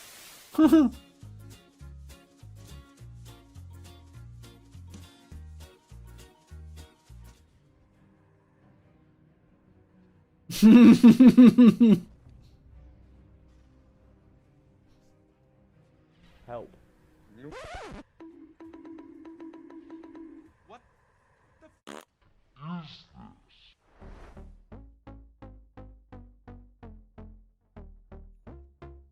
Hey, that's pretty good.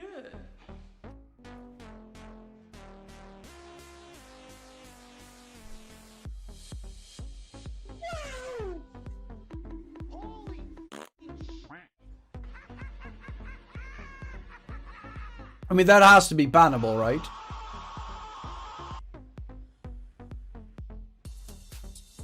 Bingo, bango, bongo, bish, bash, bosh.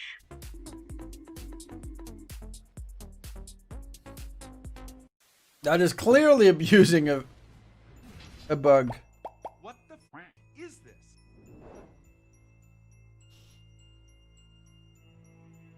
What? Oh yeah, I've seen this bug before. Can't remember how you got it though. Oh, the shard. Yeah, yeah, the Meepo shard. Are you ready? Into load sorb. Not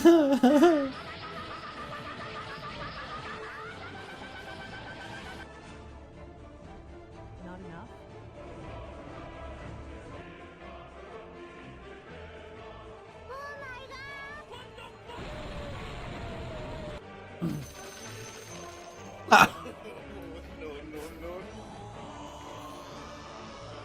Wait, what? It's over 9,000! Need backup.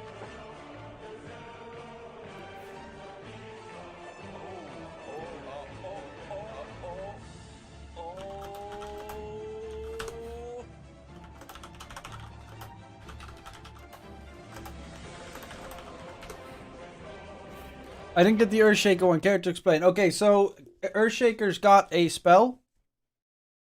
Is I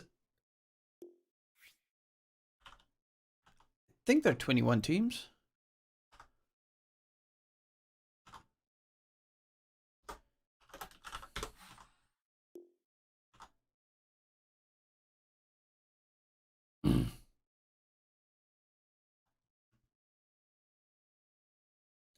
So he's got a spell, Aftershock, I think it's called.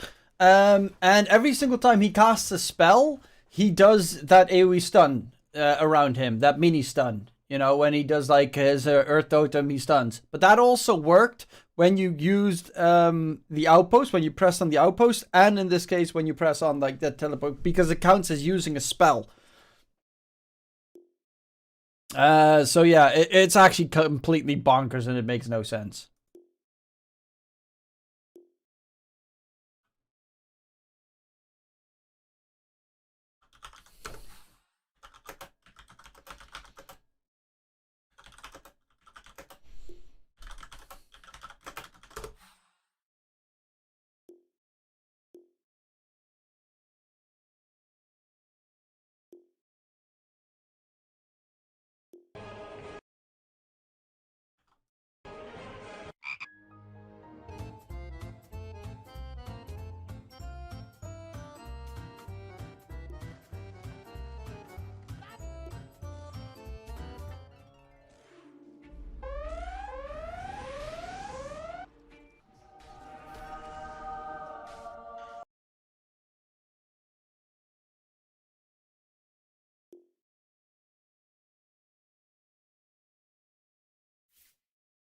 How the fuck do I coach this party?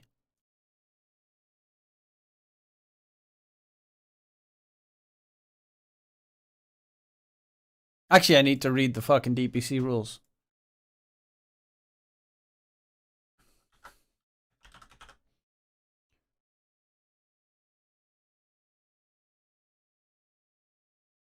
Okay.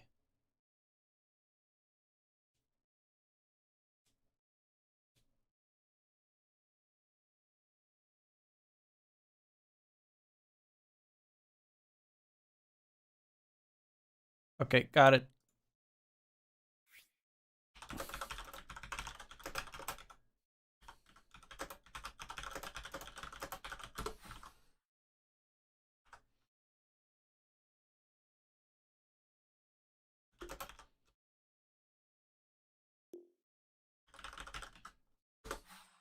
Fucking moron.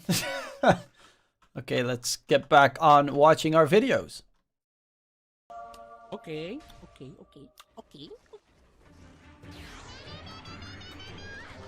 What? What? What?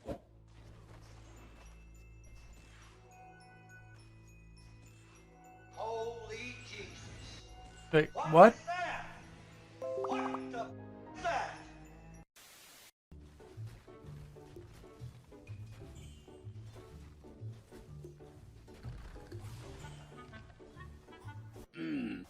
Oh, Green. Wait a minute. Who are you? Execute Order 66. I've seen this bug as well.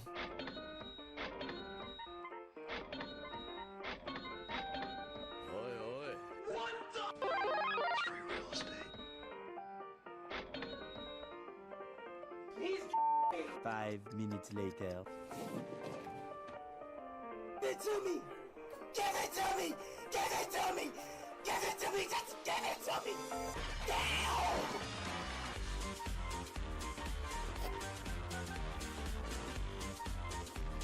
Damn! I still have no idea what the fuck this is.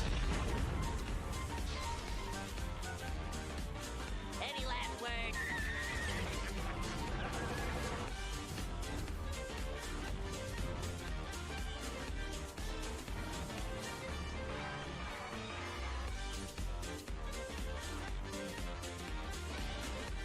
How does that even make sense? Like, I don't even know how, like, what he did. He bought items, sold them. And then boom, instantaneously, big, fat, juicy money.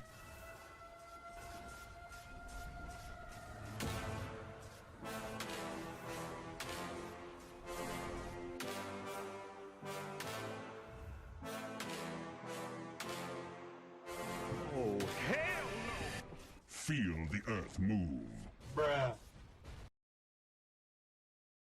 I actually quickly need to change that to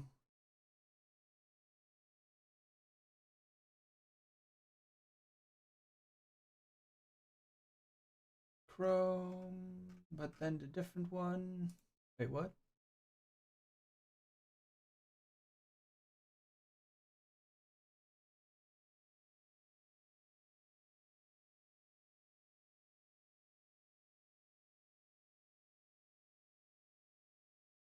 Okay, guess I'll move that to my second monitor then. There we go. Then I can continue watching this. I'll check all the teams that have signed up.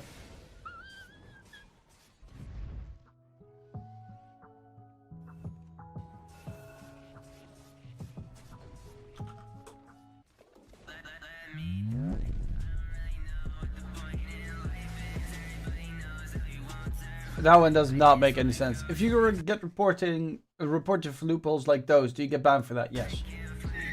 If you actively abuse loopholes, you do get banned.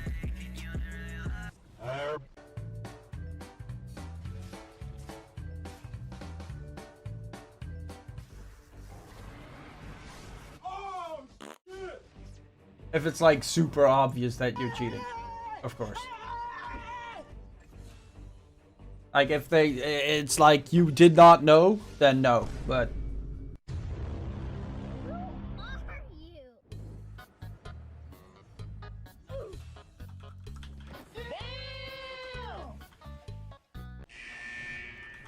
New Pokemon game announced Gen 9. How the fuck? I just bought fucking Pokemon Legends Arceus, which is actually a really good Pokemon game.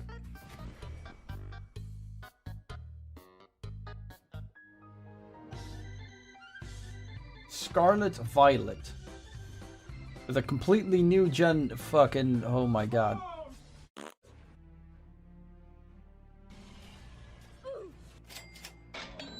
Yeah, that one I've seen before. My life couldn't get any fucking worse.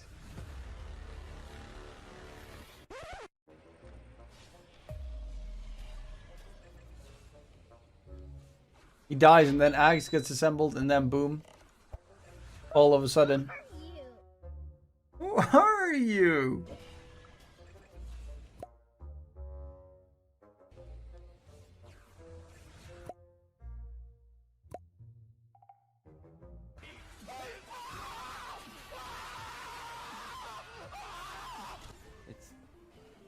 It's awful. To be released late this year. Okay. I saw the reviews. Oh, what the fuck? I saw the reviews of the Kingdom Hearts game, the ones that they ported to the Switch, and the reviews were absolutely garbage. Who are you? Don't be in the house. Like it ran like a potato.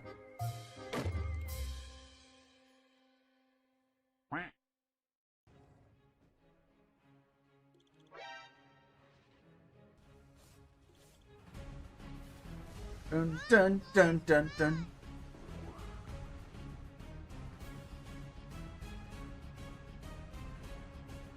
I'm actually very salty that Marcy's not in captain's mode. I still don't get why they didn't put Marcy, just put him in captain's mode.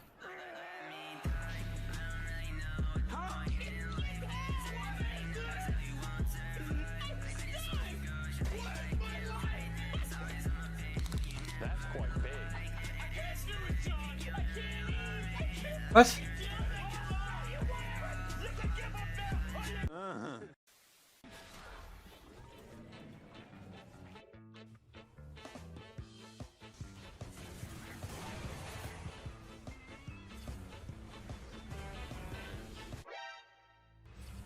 Huh?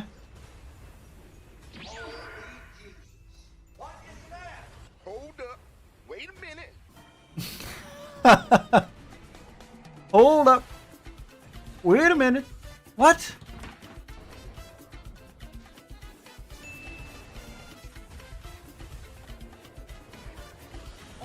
What?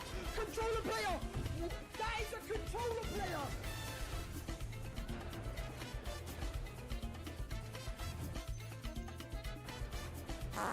Bro. Huh?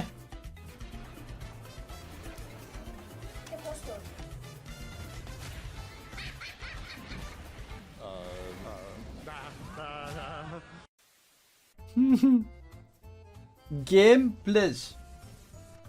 Game, please. Ik heb een nikkie eten. Avondeten? Ja. Oké. Maar die gaat Chinees halen. Oké. Misschien hebben we straks. Geniet ervan.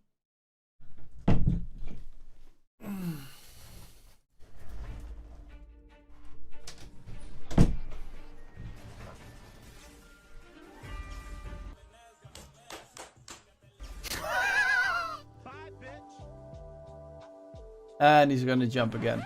What? Previously on Dota 2. Meanwhile, in our universe.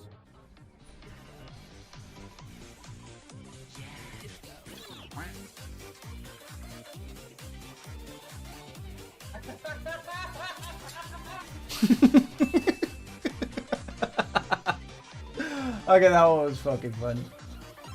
The maniacal laughter into shotgun in the face.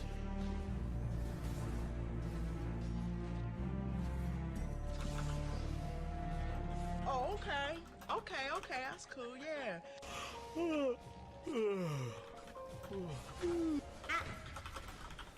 What the ages? What the? Okay!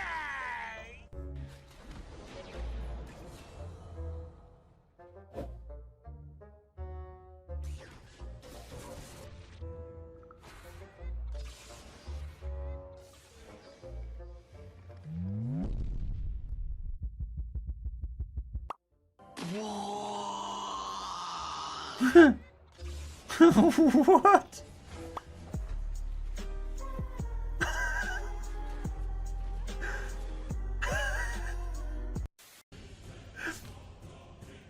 Cool.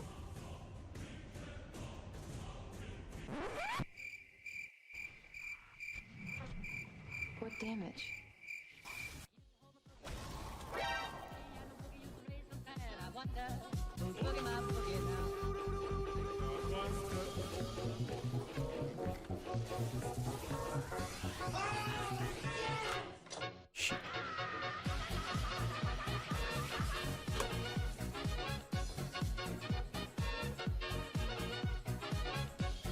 Sorry, I had to quickly send that over to friends.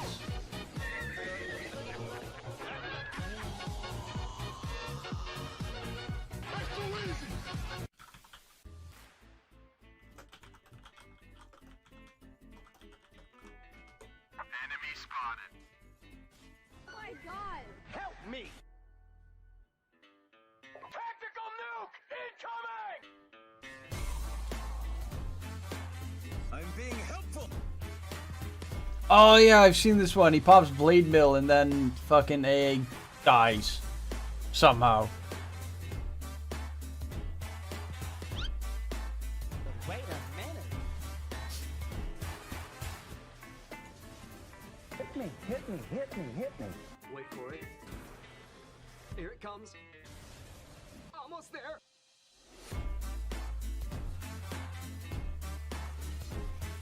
Level 30 AA. God. These are all videos I've seen before. I actually want to see like the new patch. Go to what the fucks, but that one hasn't come out yet.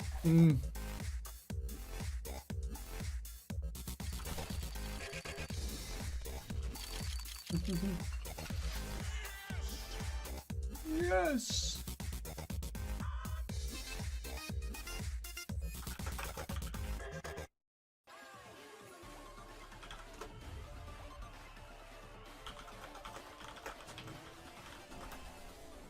Enemy spotted.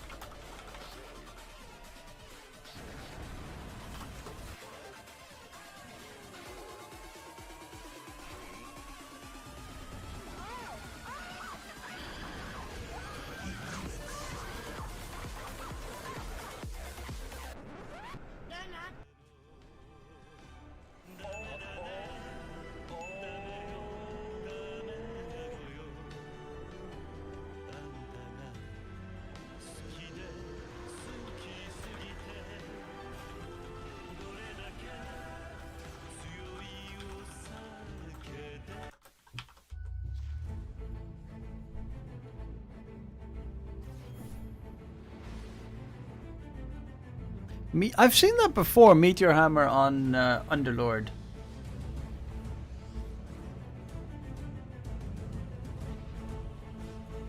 Bye, have a great time.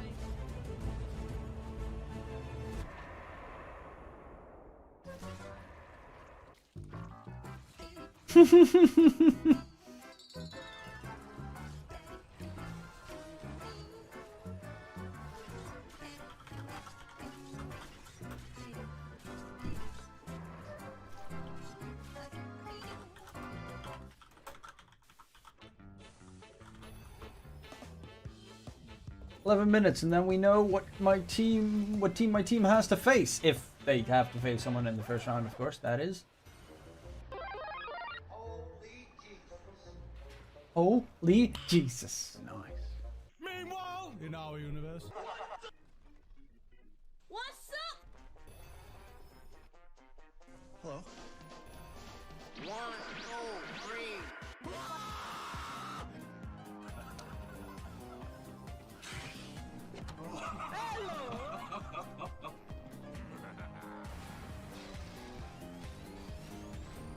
The fuck? I mean, he's still gonna lose, but the fuck?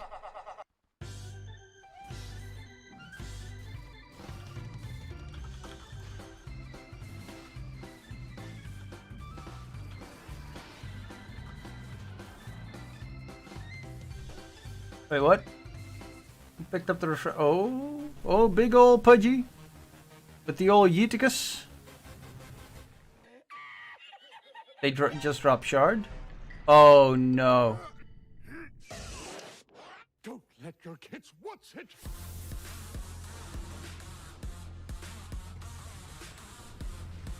Double kata.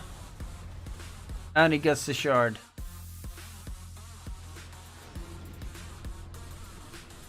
That is actually the sickest play I've seen in a very long time. Like, this is unironically, stupidly sick play. Having the Pudge nom the Faceless Void, then yeet the Pudge in there so that they focus on the Pudge, and then the Faceless Void jumps out like, hello, motherfucker. That one was so neat.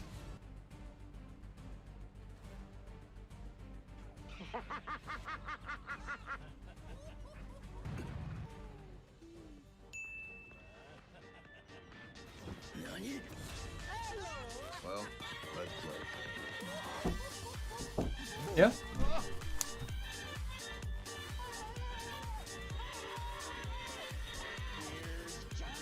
Bam. Nope. Boom. Nope. What number comes between 2 and 4? 36.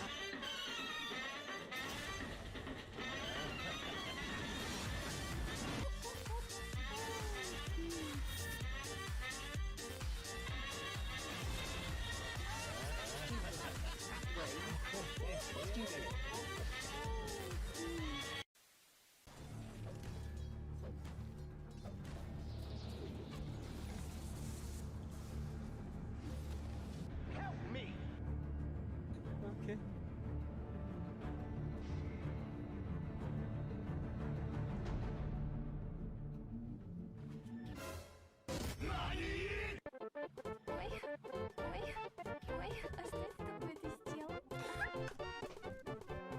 I'm back.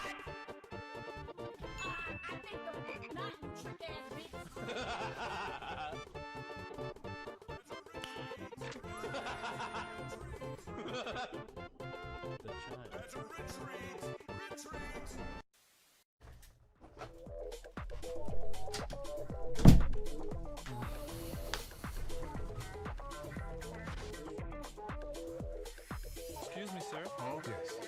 But what would happen if, for some reason, we ignore somebody and lock 100% of the cerebral capacity? 100%? Yes? I have no idea.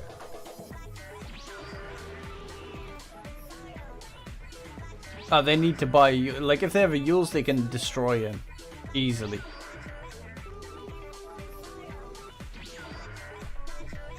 Just sell something, buy a Yules.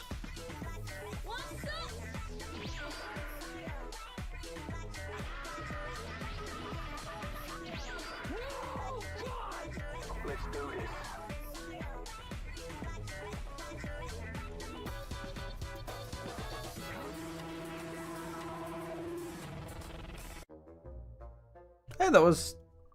I have no idea.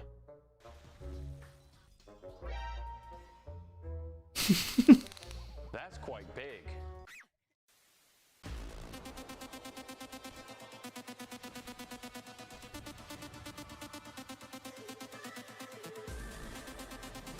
See the time, 6 minutes left to go until the game do be afoot. Well, until they can enter the lobby.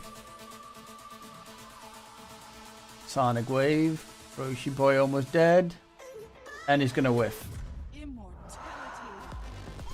Or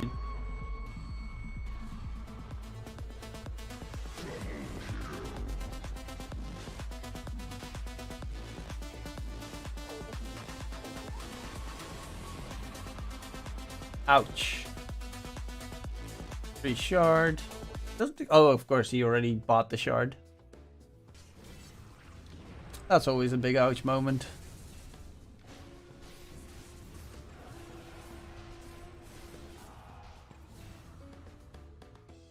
In comes Nom Nom the Slash.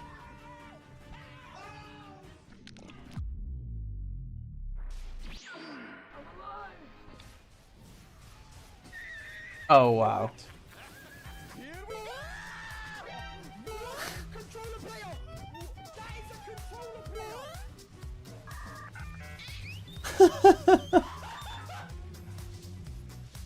Oh, that is sad. That is so sad. Rubik Fisher Steel with the shard is so fucking good.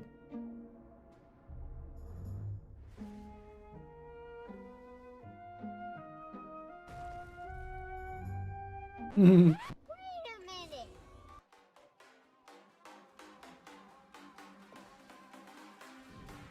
Is he actually gonna get...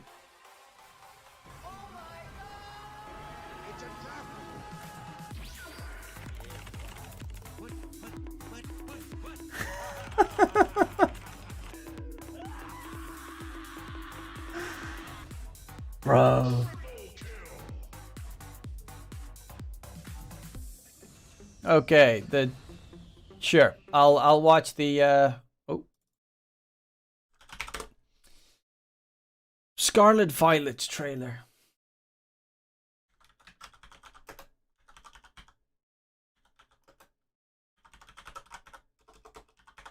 Is the trailer already out? Ah. 22K.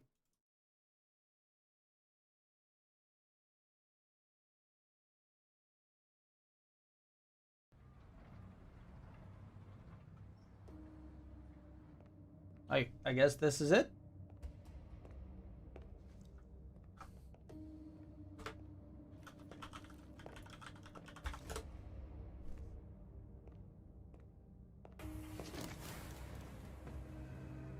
I feel like the quality is garbage though.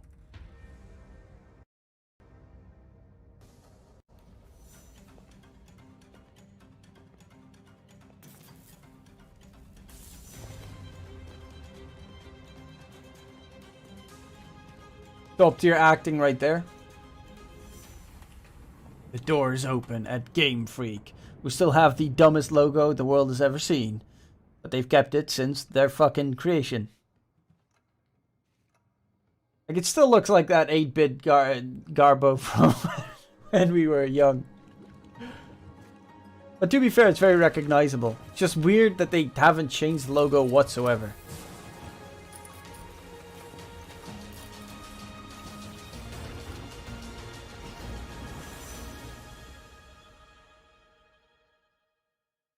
White.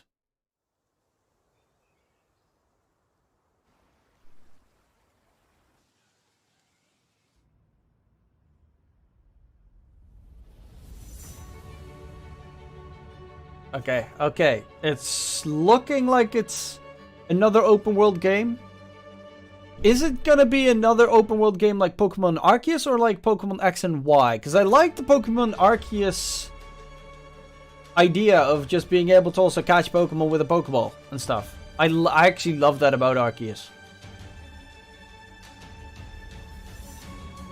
Like, it really gives that open world feel. Ooh, okay. Should be open world.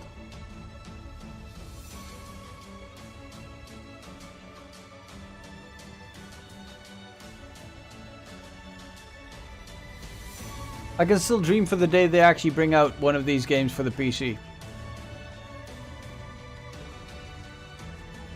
Okay.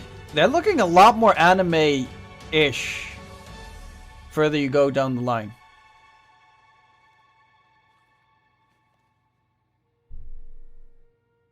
But open world as in Arceus or Pokemon X and Y?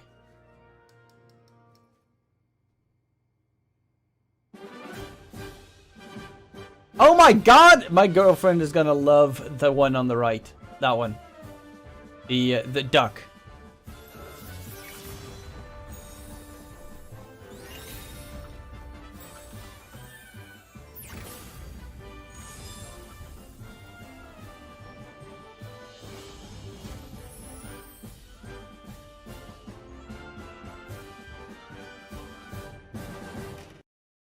I mean, to be fair, but okay, so that's like a green cat, like Earth cat, I guess, and a what looks like a baby Groudon, and a super cute like duck. Even though they've got a couple of ducks, don't they? But this looks like a baby Groudon. And that is like the cutest thing ever. But to be fair, I'm a sucker for fire types. Because they're absolutely horrendous to ever get in a game. Like, that's the only type I never really have in my games. Is a fire type Pokemon.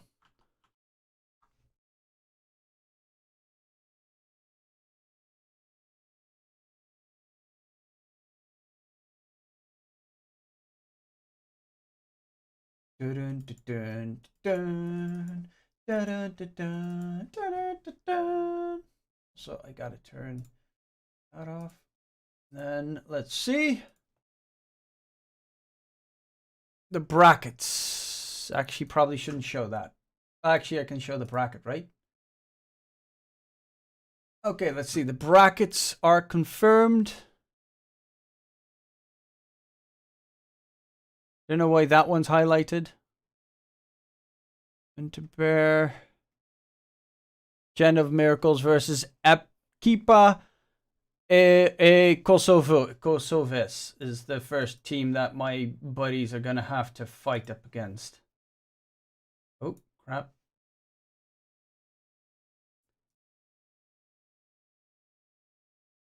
You actually didn't see it, but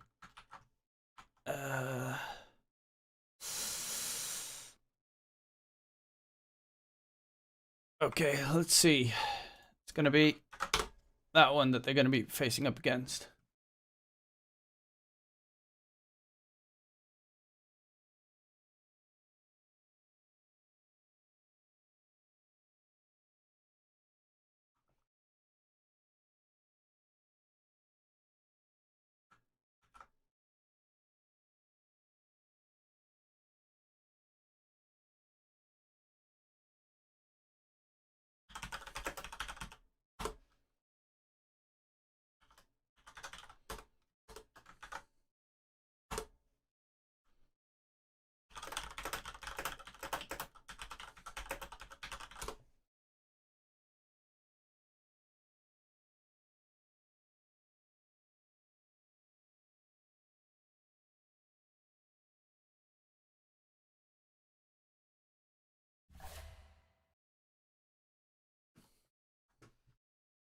Okay, and I will quickly send them the bracket as well.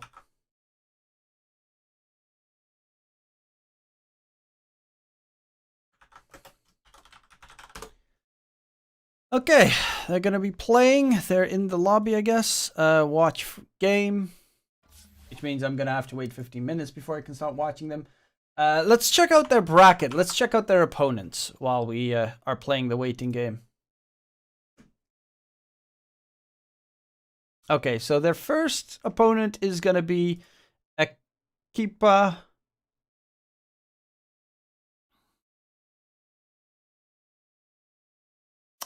Kosovian team. That's kind of cool.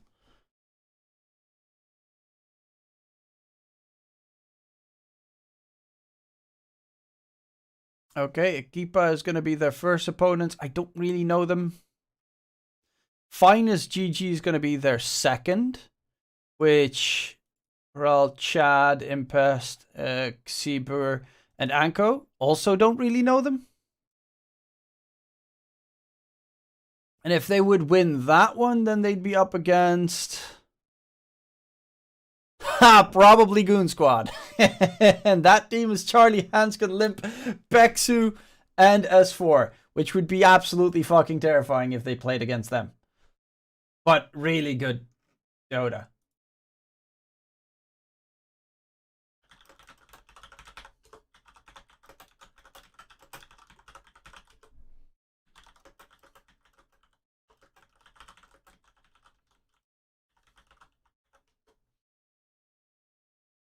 Mm-hmm.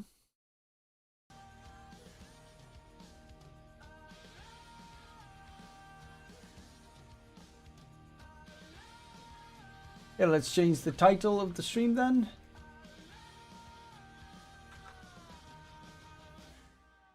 To Ekipa e Kosoves versus Gen of Miracles, which I still think is the dumbest name ever, but they wanted it.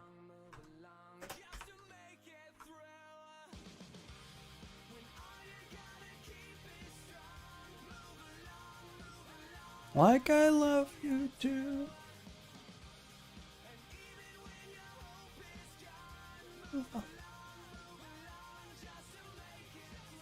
Old VG Gaming for the win. Yeah, but isn't that Old VG Gaming without Ori? And wasn't Ori the best? Actually, no, wait. Old VG Gaming. What were the supports? POW, DY, and their offlane is Old 11. Yeah, no, Ori was the best.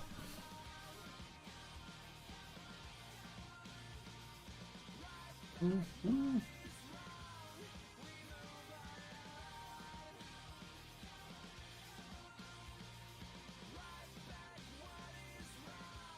And move along.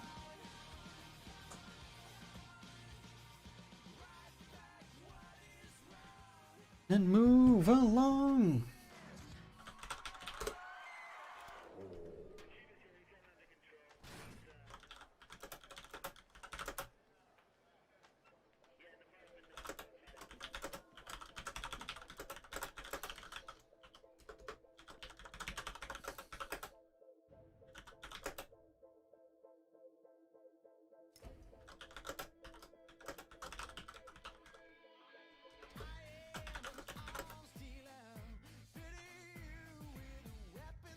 It is Radiant's ban.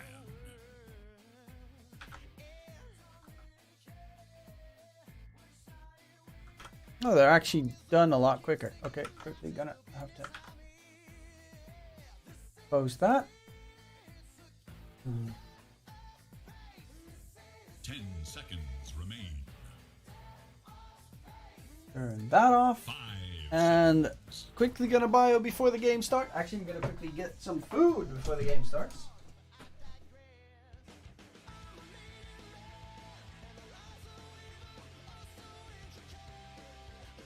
Dyer's turn to ban.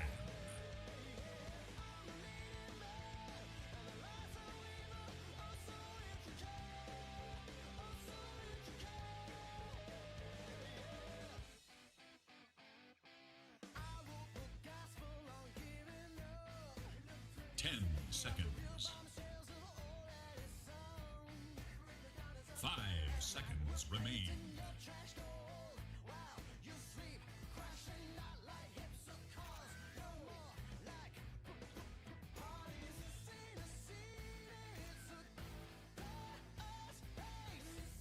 Radiant's turn to ban.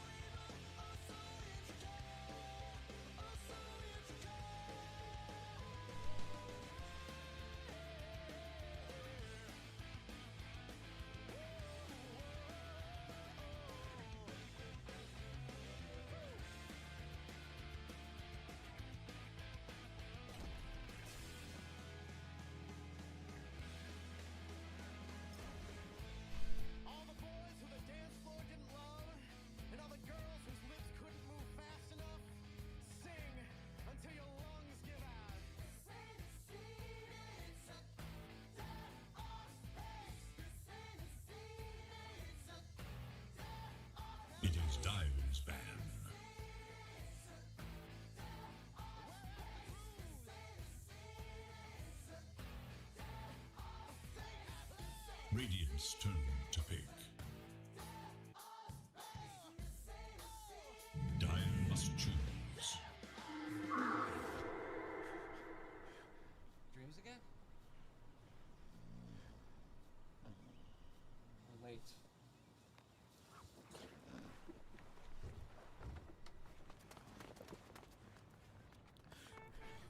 Seconds to remain to pick. Weaver. They picked Io. Okay. Gen of Miracles picked Io. I thought they were going to ban it every single time. Radiant's turn to pick. Legion Commander. Legion Weaver. Legion did lose his shard.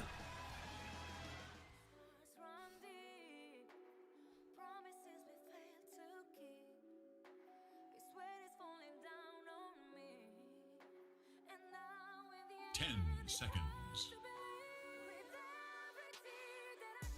5 seconds remain. Radiant's turn to battle. Io Tiny.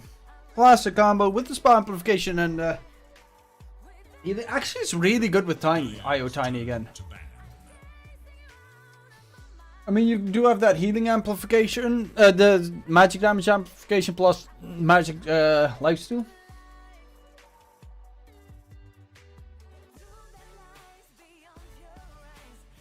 So yeah, pretty solid combo. Of course, LC Weaver offlane duo. 5 seconds. Does this win against an Io Tiny? It doesn't win against Io Tiny in the laning stage, right?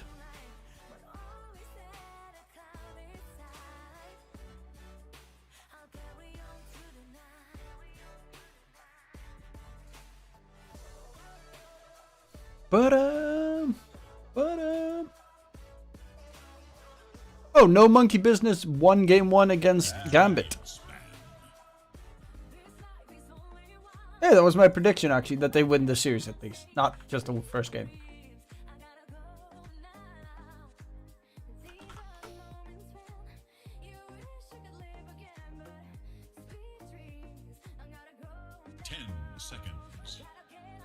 Undying banned out, Storm banned out on the side of Ekipa e Kosoves, which is a team from Kosovo. It is Dire's ban. Foker banned out, Undying banned out. Undying ban out's pretty nice against an Io Tiny, to be fair. My room is cold. I'm gonna turn on the heater.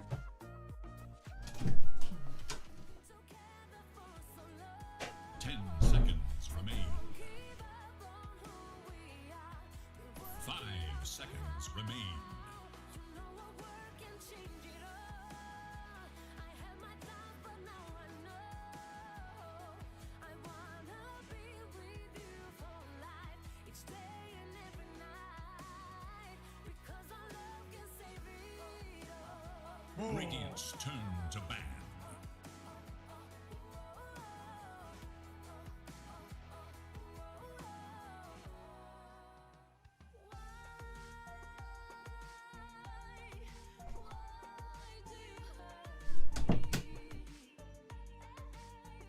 Seconds. 5 seconds.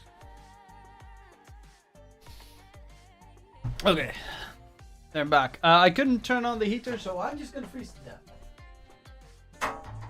That's why my room has been so cold the entire day. The fucking heater in my room was closed off. It is Dire's ban.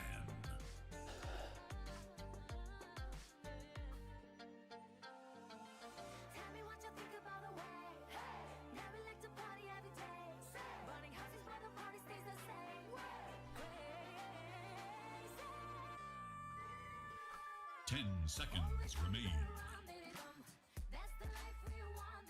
5 seconds. Dire's turn to pick.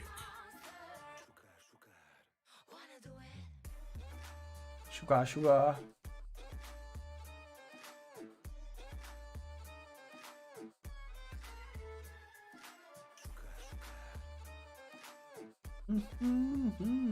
Radiant must choose.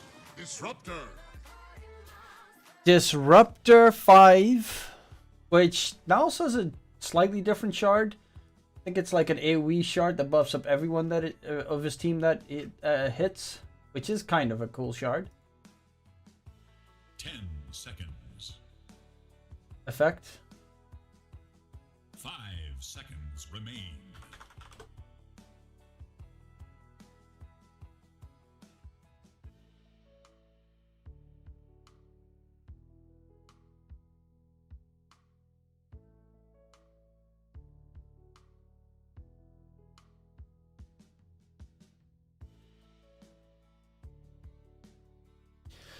But okay, let's see. Morphling banned out. Viper and Bristleback banned. Those are not really heroes you'd think of 1, 2, 3 of banning out. Don't really even think they've been buffed that much this patch, or I might be mistaken there.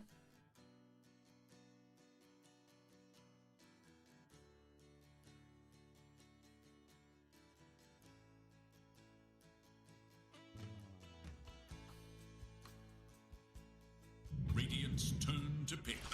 Brewmaster!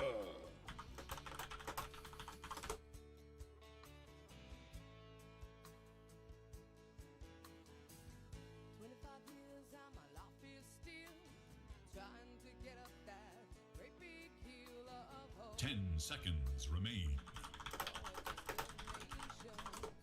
5 seconds. I might actually.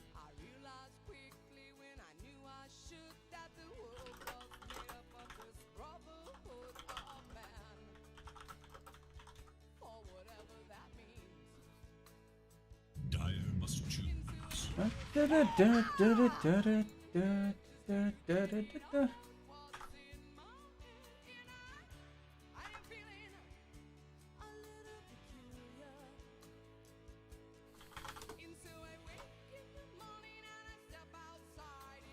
Seconds. Yo. Hello. Snowy.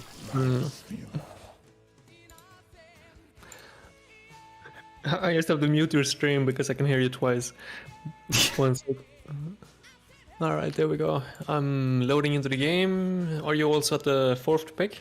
Yeah, timer is 8 seconds for Gen of Miracles to choose. 5, 4, 3. Sounds about right. Okay. So do you have any info on these two teams? I mean, obviously Gen of Miracles, you know, but... the opponents are a Kosovian team. That's all I could get from, like, the information that was available. So I know they're from Kosovo. I don't know the players.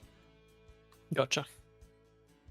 So, new patch, new heroes. Please fill me in if you have any update on changes on all these heroes. It's hard to keep up. Well, I did do like a quick review of like all the patch changes today. I know that Io is really fucking good with the Tiny, considering Io has like his shard right now gives spell amplification buff plus spell lifesteal, which is amazing with the Tiny, of course, and with like Lesh. Brewmaster has got a new shard, which what did it? Oh no, yeah, he got a new effect. His entire like third spell is completely changed, where you've got 3 different versions of stuff that you can do on it. It is actually pretty nuts. If you get the shard, you can have 4. One of is like, I think it's movement speed plus evasion increase if you have it in that stance, and the other one is like attacks like the old crit, but you can also choose to have like more magic resistance, that sort of stuff. Like you can flex the hero what you need in a team fight, which is really cool. Yeah, that sounds interesting. I like that concept. I wish more heroes had that option. And as you said, the IO Tiny combo, I know the Tiny or the shards are available at minute 15 now, which is a big buff for Tiny carry, as he's so reliant on having that tree up all the time to farm efficiently. Before you had to like hit a camp and then you had to wait for a cooldown to come back up, but now at 15 minutes you can farm like literally as you have a cleaver. Yeah, it's actually pretty fucking nuts. And especially with the IO behind you. I mean, they're laning against the Weaver LC, but who cares? I mean, LC Weaver doesn't really do that much. Plus, LC's lost his shard effect, which was like, you know, his OP shard effect where he gives someone spell immunity. That one's gone. He's Yep. He's got it back at level. Was it level 20 or level 25? Yeah, but it doesn't. It does mean you can't get it at 15 minutes, which hurts. Yeah, most certainly. Legion, Weaver, position 4, I assume. Shikuchi, longer charge or longer cooldown. You have to be way more careful now with your early Shikuchi movements. You have to make sure that you're sitting in the trees after the duration ends. LC typically does very well versus Iodo because you always have two hero targets for your overwhelming odds. Similar with Disruptor, you have Glimpse for the IO relocate if that ever were to come into effect, and you also have the Static Storm that's like meant to hit at least 2 heroes every single time. Lifestealer to jump into LC, follow up with a duel, but it's very one-dimensional draft I feel for the Dire, because if you look at how the teamfights are going to take place, like their only means of initiation is basically this LC, right?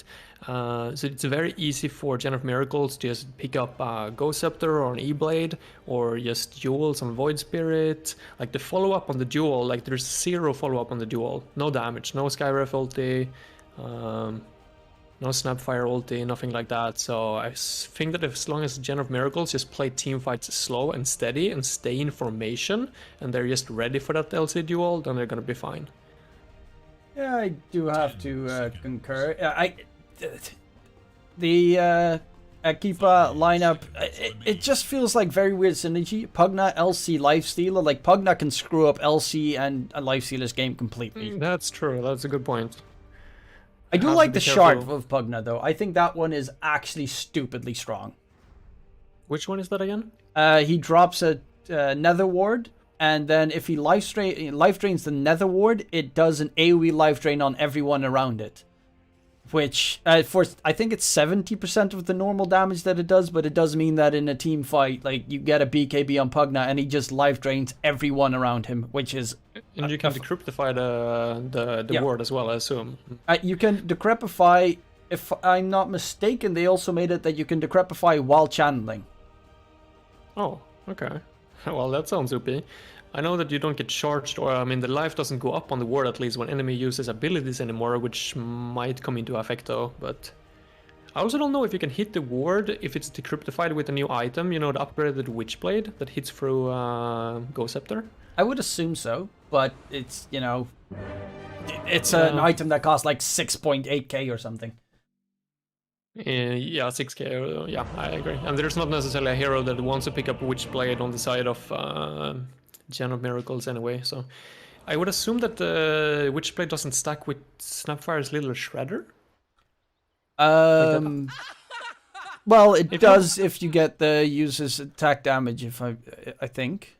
So if you have Witchblade, and you just walk up to an opponent with Little Shredder activated, and you hit him with Little Shredder, does he get Witchbladed? I think the first attack, yes. Oh, so if you have that item then that applies for the next 5 attacks, you're literally gonna have shitloads of magic damage and True Strike with Little Shredder's first 5 hits. Could be interesting to see. Yeah, but it's still... He's probably not gonna go for it, like it's probably just a meme build, but it could be cute. It does feel like it really is only meant for magic damage heroes, especially with the changes to like Heart. I know Bloodstone, where you now get mana regen as well as HP regen if you use it, and it is based on the amount of magic damage that you burst in a short amount of time. Yep, I've seen the new Storm Spirit as well. Yeah, that's just dumb. Yeah, it needs to be hotfixed straight away. So, quick pause. I'm gonna check. I see that Garter is actually playing Lifestealer. That's a name that comes to mind. I know that he used to be a pro player back in the days, a few years back. Then he went to League of Legends and tried to become a pro there before he ultimately went back to Dota again. I also know that Insania of Team Liquid said that Garter was the best captain he had ever played for. So, he definitely has some experience playing on the pro scene and leading a team, so it's going to be interesting to see what happens. I haven't had a chance to check their ranks, but...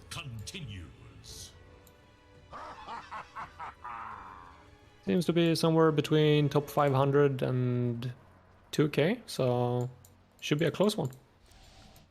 Yeah, it's going to be interesting. If they win this, I checked the bracket earlier. If Gen of Miracles win this, they would be up against Finest GG. Then they would be up against probably Ivy, which is a fairly dangerous German team with I think Cupra we in it. beat Ivy. Actually, I played with Gen of Miracles last Face It tournament. I think we beat Ivy. But I could be wrong. Okay, that would be pretty cool. But then afterwards, like, there's a very big chance that the next team would be Goon Squad. And, well, Goon Squad is Charlie, Hanskin, Limp, Pexu, and S4. Oh, yeah. That's a rough one. That is a very rough one. If they get to that point, of course. Which we're hoping for. One game at a time. Oh, there's the gank attempt coming through. Lifestealer has 0 regen on him. But will be heading out the other direction. Not to get caught, or will he? Actually standing still. Garter not paying attention. Cookie, nope. Shotgun blast. They're not gonna hunt. I find that a bit questionable from Certus though to go for Scatter Blast. I think that if he cookied, it would have at least forced Lifestealer to go Rage. I think this Scatter Blast is by far the weakest ability to level up in level 1. Especially because they nerfed it. Did they nerf it? Yeah. Well, actually, level 1 damage is increased. Cooldown is heavily increased though. Okay. Yeah, I think they just upped the damage a little bit level 1 just because nobody was getting it. I prefer Little Shredder. Seeing how you're playing versus Disruptor as well, like 4 versus 5 position, you typically want a Little Shredder just to force him out away from you. You're never gonna get to that point blank range where you get 50% extra damage from the Scatter Blast. That's right. But hey, we'll see if it works out.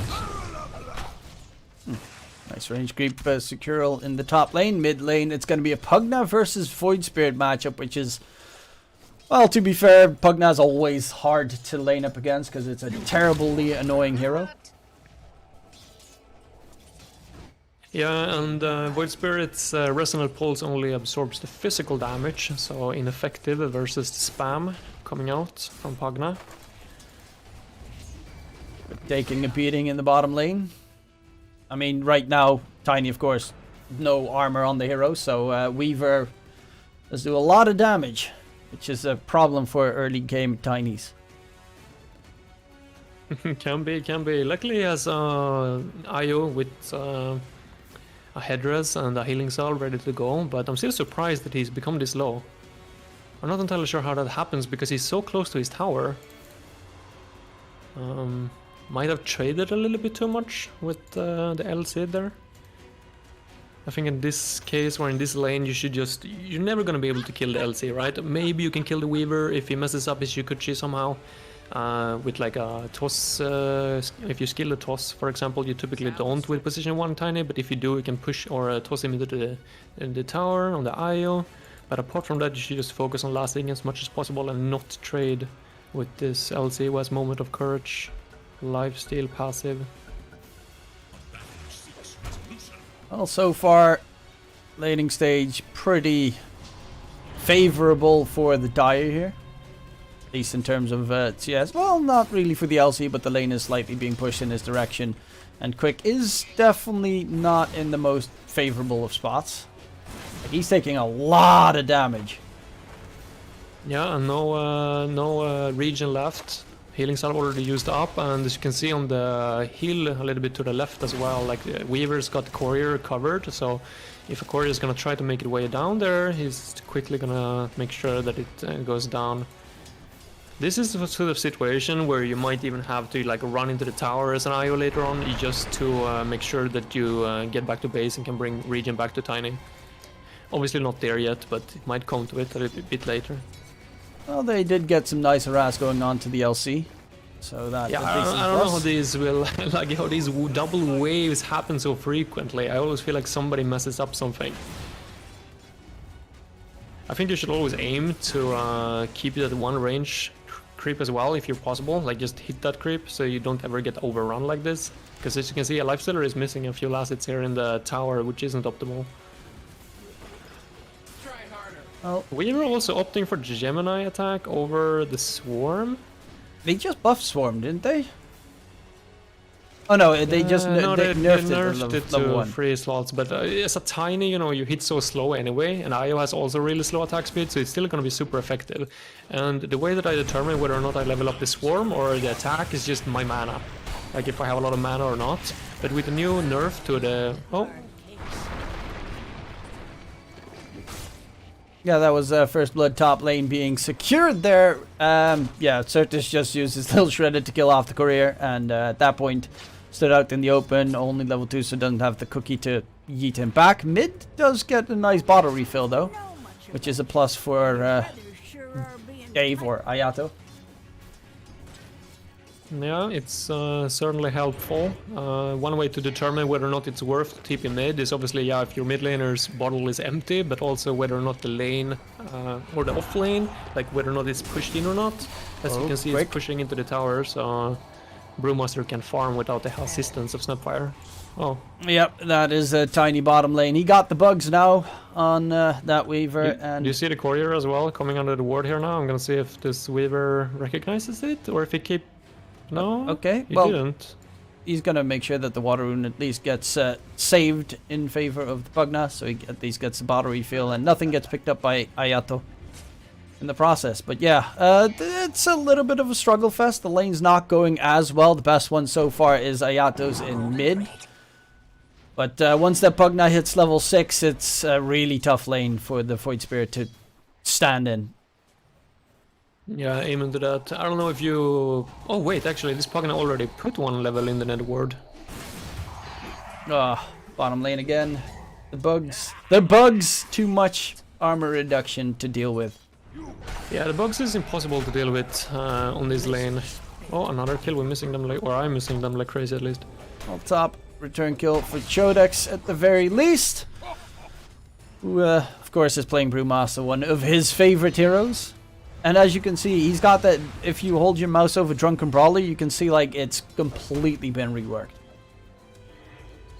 So it's blue right now, so I assume that means that he gets the evasion bonus. Yeah, and if he uses Cinder Brew, he gets Cinder Brew on himself, and then all the buffs get improved threefold. So then you'd have, instead of 5% evasion, you'd run around with 15, instead of 15% evasion, you'd run around with 45. That could definitely come in handy. Oh, Chodex definitely needing it right now. Dropping low. And we'll just barely stay alive. Yeah, it's gonna force him to run back to base though and miss all these juicy last hits. Oh, Certus in mid. Goes for the cookie stun. They're trying to get the catch onto the Pugna. Dropping low. Big catch. Turnaround play coming through. Sad PK will be able to find a kill, but that's a double for Ayato in mid. Definitely worthwhile for the side of the Gen of Miracles. And now LC's bottom alone. Oh my god, he gets fat procs. That is so lame. Tree toss. Tries it. Doesn't get it. And, God, he just gets fat, juicy procs on the LC in the end.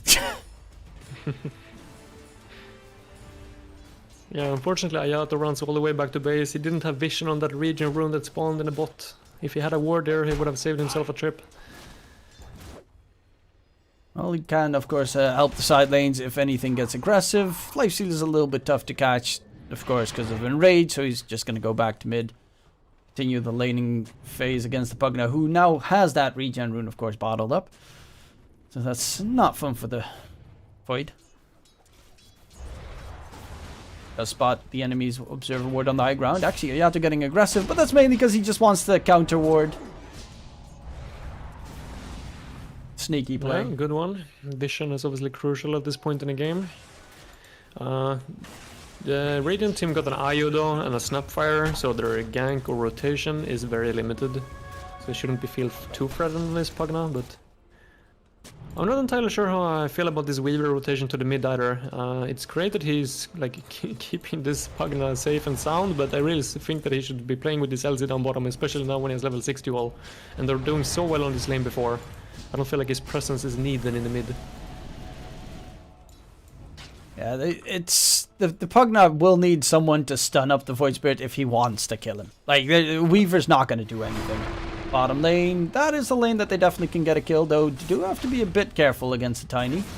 Because they did increase the toss range, I think, from where where you can grab someone. Oh yeah, exactly. It's just feel-good change. I like that a lot, at least, that as a position 4 Tiny player. All the tiny little Just makes bits. it easier to coordinate, because sometimes it was really like you had to stop like briefly to cast for the cast animation, and you would like lose range of the target that you were trying to toss and stuff like that. So I know exactly what you mean. I've seen a lot of position 4 Tinies being picked up lately in pro matches. So definitely expecting to see, like, you know, GH and whatnot to be crit, one of the more common players in there. In the Tiny position 4? Question mark? Yeah. He's a position 5 player now, but... I mean, I love his Earth Spirit. Which also makes it sad that he's a position 5 player. Yeah, agreed. Disruptor TP down here to try and get a kill with the duel, but he didn't bring a sentry, so they know he's coming. Ayato is here as well to try and... I'm not sure, defend or cover the boundary rune maybe? Well, we'll just farm for the time being. These he has to use his ult charge. He has nothing. He just gets jumped right now. Does he get away? Glimpse is available, but he is out of range. Duel comes out though. Ayato is going to get caught out, and that's going to be the first duel victory of the game. Yep. He does not have ward vision up on the high ground. Oh yeah, Bruce Split coming out though. Pugna would be a big kill. Does have no real way to run away. Might try and turn it onto intelligence, and that's exactly what he's planning, but a good lift up will interrupt it. Intelligence still very scary. The double kill. Oh no, he's so fast. And the life drain, the play, weather beaten, owns their asses, and that was big. That was actually so well played by Pugna. I loved his decision there, because as you could see, like, he was one out attack away from killing the Brewmaster, or he was one out attack away from dying, so he just kept on running until he had a Decryptify up and ready, so he could turn there with the life strain. Yeah. Very well played. I understand now why they picked this last pick Pugna then, if it's a comfort pick. But I feel like Gen of Miracles has... Oh wait, another kill goes down at the top lane. Yeah, the Snapfire not really having a fun game so far. 10 minutes in, Yep. 2K net with advantage here, with Weatherbeaten being top of the board. Ayato's looking for a catch top, but it's a life stealer, has a rage available. Kinda need to bait it out before you go for a fight. He doesn't have Infest. Jump coming through, and there's the rage, but Codex does not really have a way out, and he's gonna get taken down. So Ayato might kill off Garta, which would be big. Does not get the connection, and right now Ayato has no spells left. He's pretty fast though. He's got those bots, even though they did get a slight nerf, but should be able to disengage. While bottom lane, they're gonna lose quick. They're losing everyone in every lane right now. This is not looking good. Is this a best of one? Yes, this is a best of one. Ouch. I can't help to feel that Gen of Miracles has somewhat of the wrong game plan here, because their heroes, like especially when you have a IO and a position 1 Tiny that just maxes out the tree grab, you do not have any damage early on. You just need to get like that first set of items. You need to get the talismans up on Void Spirit, you need to get a vessel up and running on the brew before you try and make these sort of commitments and these fights. You should just be looking to get experience and farm as much as possible. Then when you get level 6 on IO, then you can start to make like relocate plays and whatnot. But they seem too eager to, you know, get kills on this lifestealer up top, for example. It's not an easy hero to kill, especially with the skill set that they have. So far, a pretty hefty struggle going on. Ayato currently only has, well, I'm saying only, but he does have bots, which of course does make him very nasty, because he can get those side lane ganks going in, but if they don't really have a position where they're really in a spot where they can get aggressive. Of course, they do have an IO Tiny combo, but you, as you said, you know, you could possibly relocate, but you don't want to go on Lifestealer because he just rages, walks away, or Infest walks away, so you're going to have to try and find the Pugna every single time. But this Pugna has been playing an exceptional game. Yeah, when your map is already shrinking, when you've already lost your mid tier 1 tower and bottom tier 1 tower, like your boots of travel options are going to be very, very limited. There's like nowhere to go. And I don't feel like Void Spirit is necessarily a hero that benefits from extra movement speed. Like, yes, he benefits from getting out on the map and trying to get those side ganks as you were talking about, but when it comes to just roaming around or in the team fights, like, he has spells that already offers him a lot of mobility. So I feel like a Kaya might have been better. They're gonna try and catch the LC, but once again, a very difficult hero to bring down. It's kind of the entire name of the game right now. Brew Split being used, but LC is too fast, just runs away with the press the attack. And Certus in the meantime is going to get taken down, but they used a full Brew Split for this. They need to find something in the process. There is one split. I mean, it's almost over. They're not going to. There's a Static Storm available here. Yep. The Brewmaster in trouble. Duel comes out onto the IO, but the Glimpse sends the IO back. It's not going to be a duel victory at the very least, but they will lose 2 in the process. Ayato still chasing in after the Disruptor. Misses the Dissimilate. Aether Remnant finally going to be able to connect, but he's going to go for the TP away because he knows what's coming, and that is a scary Pugna. And they are getting absolutely destroyed in the early game. Yep, not looking good. 6k goal lead. 18 kills at 14-minute mark. It doesn't get uglier than that. And it's not like they do have the Tiny, but versus a Lifestealer, he's not necessarily gonna be able to do too much. Well, they're definitely not able to do too much currently. This is a hell of a struggle.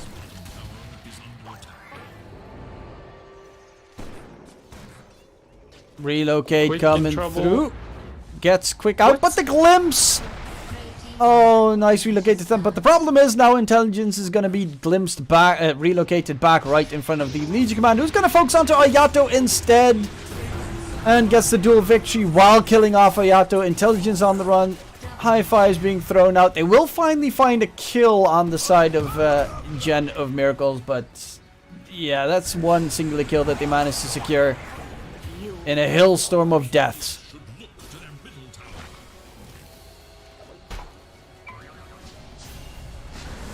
Oh, Jodex trying to run away, but yeah, he needs his Ags until he really feels like he can get anything done, but they've only got an Echo Saber on quick. And that's your safe lane. Level 9. Like, IO is just barely level 6, he just got it there in the last team fight, like level 6 at 15.5 minutes, doesn't feel good at all. But props to the Dire, at least they're playing out the draft the way that it's supposed to be played, you know, active movements on the Weaver, providing vision, Pugna pushing objectives, Lifestealer farming aggressively, same with the Legion Commander right now, trying to take stacks in the enemy triangle. As long as they just keep this pressure up and just keep the Radiant side on their toes constantly, they should be able to just comfortably sail this one into the goal in the near future. First item, Lifestealer Orchid. I mean, I've been liking the fact that they changed Orchid to be more of a... Well, yeah, exactly what it is. A melee core like item. That tier 3 item, what's it called? The Mindbreaker? That silences on the first attack, right? The it gives attack speed and it gives like the silence on the first attack for like 1.5 seconds. So it's very similar to that one, I feel.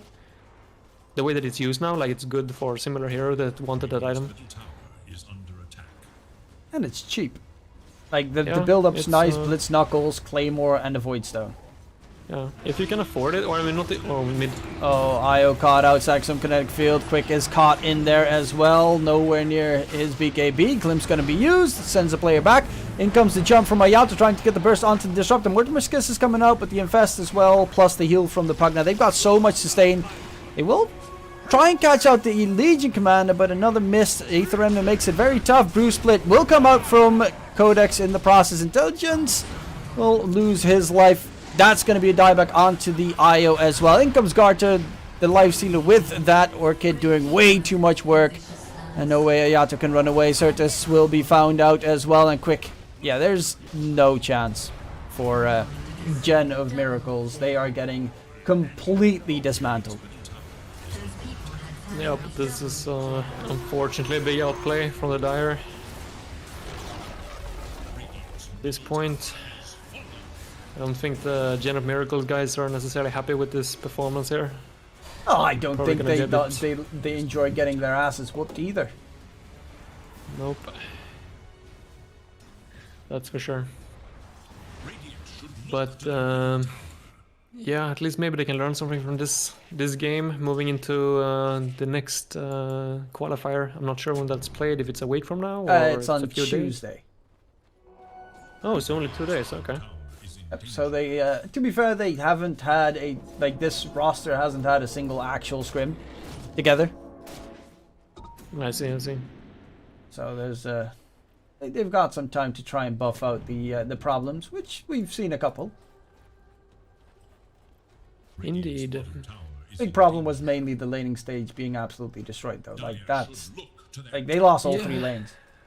The laning stage, and I also think that it was recognition that they shouldn't be going for kills. They should just try and look to play as they should defend their towers and just try and get as much experience and farm as possible. The only way that they should, or the only time that they should go for these gank attempts is like when relocate is up. But they made very early rotations to the mid, and Void Spirit also made very early rotations down to the bot lane, trying to gank an LC, which is a hard hero to kill when you have very limited damage with an IO and a Tiny that maxes tree grab. And Ayato, yeah. Dave bought the Yule Scepter, but it does nothing against the Disruptor. I expect G to come out here in a second. There's no hope for a comeback here, unfortunately. I mean, Pugna and Weaver are the 2 right now in the bottom lane. They're just constantly blasting the tier 3 tower, and they can't do anything. Nah, it just shows the limitations of the draft and how limited they are on getting these kills before they get their first set of items. Pugna has a full Octarine. Like a full Octarine, his only item. Next item, Dagon. That tells you the entire story. Indeed, yeah. Eidolons of their in, quite solid. Oh, Yato, a lot of damage, going for the backline jump, but the Tiny can't get there is the big problem. Jump in, duel comes out, Intelligence IO is going to be the one caught in the process as well, though still alive, quick with the toss-up. Blue Split doing a lot of work. Garter's actually dropping very low. They need to try and get him away, which is Weather Beaten's attempt here, dropping very low in HP, but gets himself back because they throw everything on the life stealer, but they're still alive and kicking. Sad PK, time-lapse use. Weather Beaten, he's going to go for the old suck drain. And the glimpse back onto Codex puts him in harm's way with a Legion Commander coming in from behind, who's been pretty much in the enemy's base the entire duration. Might just lose his life here, but they actually are about to almost kill themselves. Run away, they will find a catch in the process. Decent fight, all things considered, but the fact that the only hero that they did not really like at one point you saw the Pugna life draining the life stealer to heal him up. At that point, someone, doesn't care who, but someone needs to kill the Pugna, because life stealer is not the one that's killing you, it's the Pugna. Yeah, this Nether Ward as well, I think Certas really need to keep focus with Little Shredder on this Nether Ward. He's one of the best heroes in the game to deal with it, but can't really get into a position to do so.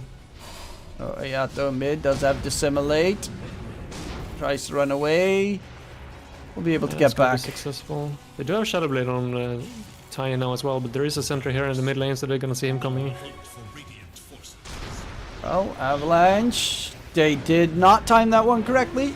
And there's the LC joining in. He's got that Blink Duel available, trying to catch out the IO. He knows his target, and it's not the Tiny. Though eventually does go for the Tiny jump, considering he is already too low to disengage. Intelligence immediate TP. No escape coming through. That is a very big double kill again coming in for the... I keep forgetting the team's name. Yeah, I have no idea, man. The... Ekipa e Kosovo. Kosoves. What did you say? Yeah, the Kosovian lineup. Oh, them. Okay. Yeah, well, they seem to be doing fine for themselves. So far, definitely showing that they understand both draft and the way that they're supposed to execute it. Well, Duel is almost up 5 seconds. Io needs to be very careful because he's like the main target every single time. And Dagon's also finished up on the Pugnat. Pause coming in. By Io, of everyone. Yeah, that's mainly because it auto pauses because the Pugna DC'd. Oh yeah? Oh, okay. Yeah, the one concern I had with the Dia draft before this game started was that they wouldn't have any damage follow-up on the duel, but when you're this far ahead, it doesn't really matter. You have 60 bonus duel victory damage, so no matter who you get your hands on is just gonna die. Well, there we go. Intelligence gets blown up. The Brewmaster is next, does have a buyback, which of course delays his Ags for quite a significant amount of time. They're trying to get on top, looking for the backline jump. Should be the Disruptor gone, which is actually a very big kill for the team fights, because honestly the Disruptor's... The Pugna Ward is still alive. I'm so bothered by it.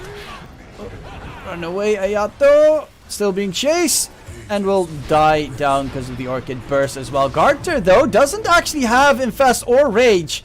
The Lifestealer could die again, and that's like the only target they really can get their hands on most of the time. But it's still weather beaten on that Pugna, hasn't died after the laning stage. Yeah, and they had the buyback there on Ayato as well. Definitely worth it since they got the Lifestealer kill, but one more push like this, a one Roche attempt. I'm actually surprised they haven't gone for Roche yet. On the Dire side, it's definitely free. I also feel like we see the strength here of early item pickup like Orchid on a position 1, because you have a new way or a whole new way to deal with these like annoying Cops and the Void Spirits that's so typically played in position 2 nowadays. When you have this Orchid option as a position 1 player. Yeah, Void Spirit really does not like it either. Does have a Yules, but you know, Yules doesn't save you against everything on the enemy side. You kind of also need a BKB at one point. Yeah, and the fact that he went to Yules is like, it's a response to the Orchid, like he feels like he needs it, but this delays his other timings, so... In a sense, like the Orchid has already done its job by just delaying his item timings on the Void Spirit. Same with the Oh, Brewmaster. again. They have an Aghanim now on the Weaver, by the way. Well, Io limps back in the loving embrace of a Codex. A Dagon, sorry, I have fucking Codex from Years of Newerth in my mind for some reason. Yeah, I say Codex a lot of times too, but seeing how there is a player in the Radiant team named Codex, it might cause some confusion. Who has never played Years of Newerth, so that is even worse. Yep. Right. But we yeah. all know Heroes of Newerth was the best MOBA. Yep, except for the fact that they kind of stopped doing anything for it ages ago. Yeah, true that. Oh, fully bought out Ags for the Void Spirit, which is very good against the Pugna. Because Pugna has actually no saves. Like, nothing. If you get on... on Weaver. No. Yeah, okay. That's the one. That's the one. But I get your point. But I think it's just a recognition that he looks at the opponent's side and he's like, how do I die? You know? And seeing how Tiny doesn't have a Blink Dagger, Brewmaster doesn't have a Blink Dagger, there's like nobody else than the Void Spirit they can actually jump him. And if he were to jump him, like there's a Static Storm or duel to follow up. You see the LC, he's got that Observer Ward, he's looking for the IO, could get the Blink duel. But of course the backup will be quite Here comes late. the flank from Ayato, by the way. I think he has the right idea here. This is what they have to do, but... Oh, he's going in, it's gonna be very dangerous. Disruptor on the side is gonna get spotted out, does have a Lifestealer invested in him. But the problem is the Brew Split is about to end. Does have an Ags though, so he at the very least will be able to get that second Brew Split going.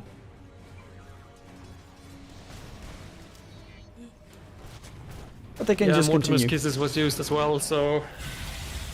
There's nothing left in the tank now. Oh, Ayato getting dueled. He does not have a buyback available, and that is 90 seconds. No Void Spirit.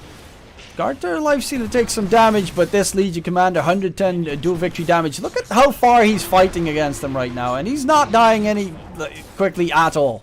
Like, he's just standing his ground against 3 heroes. The rest of the team joining in. There's finally the tossback, getting the kill onto the Legion Commander. They're continuing the fight.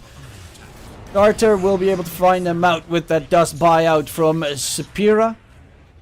Does have a buyback available, but if he had a blink, for instance, there, buyback, blink, toss back the Pugna, you can definitely win a fight, but... Lack of in initiation. hindsight, he might have. Maybe he should have reconsidered going for the blink instead. But it's so hard of a call to make. Like, you have an IO, so if you blink in, you're not gonna have the tether. Limps back. Codex doesn't have his brew split available. Problem is, he also doesn't have a buyback if he dies.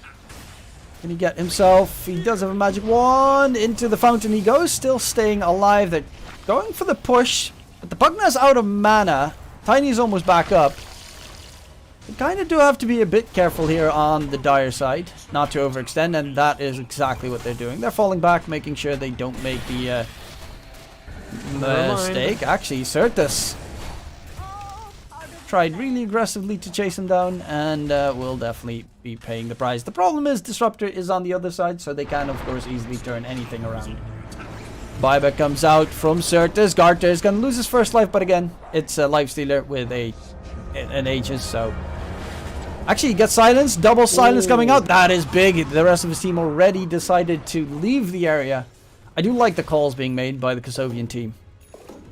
That was really good timing by Void Spirit on the Resonant Pulse to get the silence, because if he hadn't, he could have just Rage TP'd.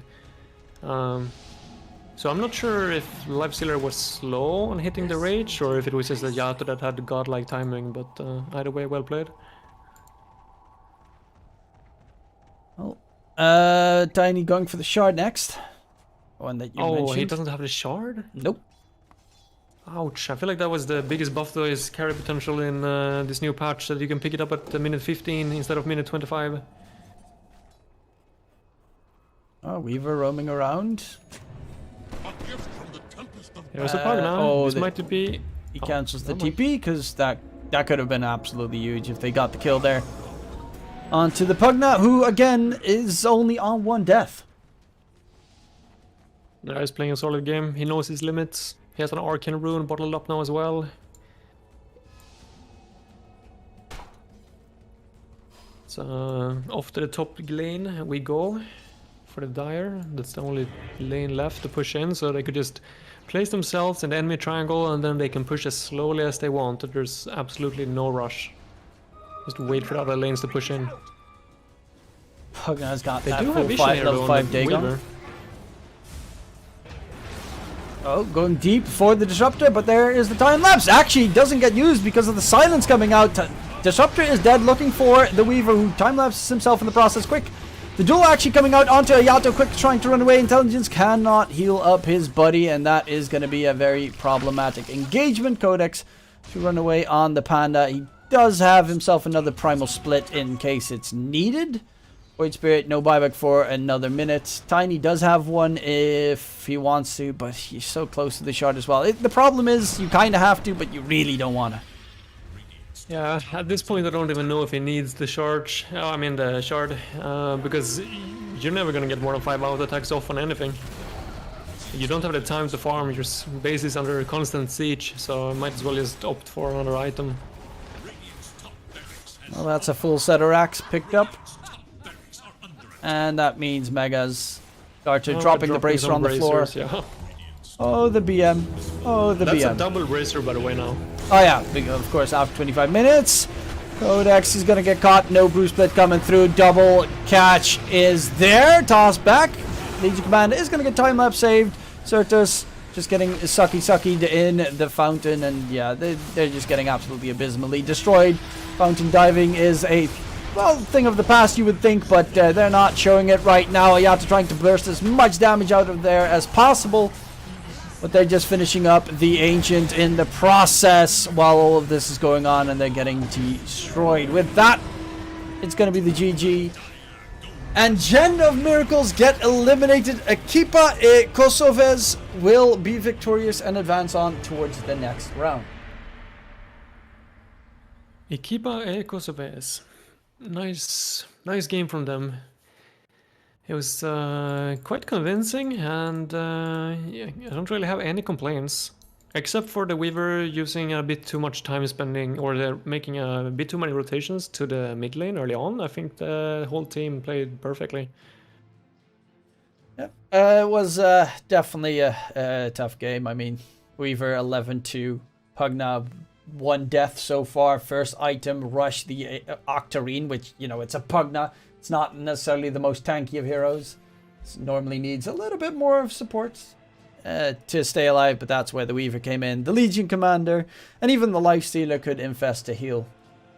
So all in all, I mean, they did completely outplay them.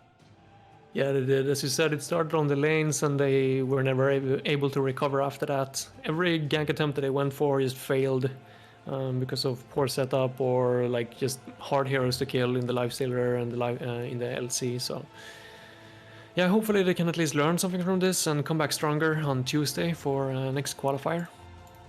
But yeah, thank you for letting me come on and co-cast with you at least. Let me know if you need any company in the next couple of games as well. But other than that, best of luck with your cast.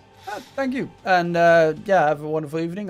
Good luck on your endeavors. I heard slightly something from Ayato about coaching something. So looking forward to see where that actually eventually is meant to be. Yeah, it will be announced soon, but I appreciate the support. And yeah, thank you very much. Right, have a wonderful day. You too, sir. Bye.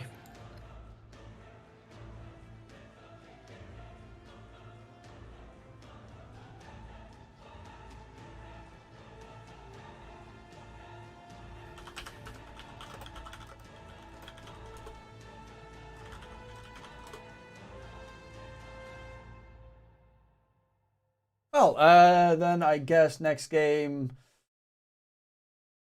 When you just follow Goon Squad?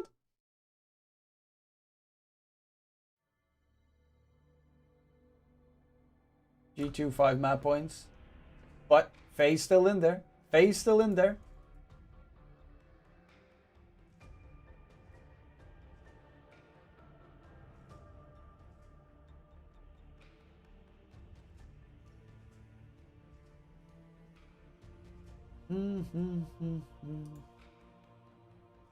Actually, curious, how the fuck do I check ESL?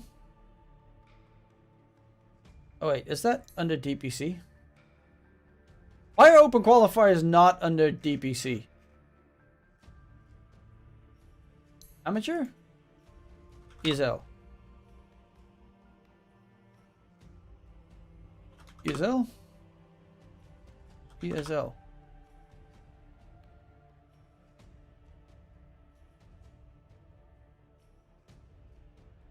ESL? Live? I don't know where the fuck to find the games.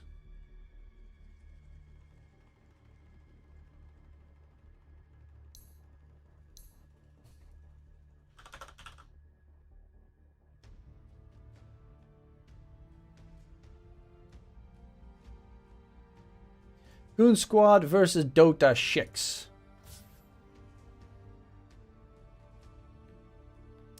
Dire team ban. Goon Squad versus Dota Shix.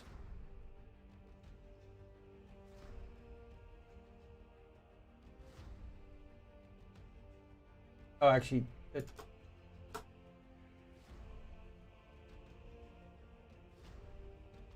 oh shit, Seek and Avo are actually officially casting this game. Never mind, sorry.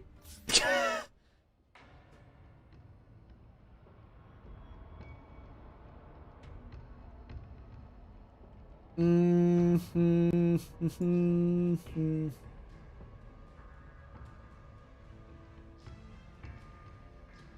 other games that are fun?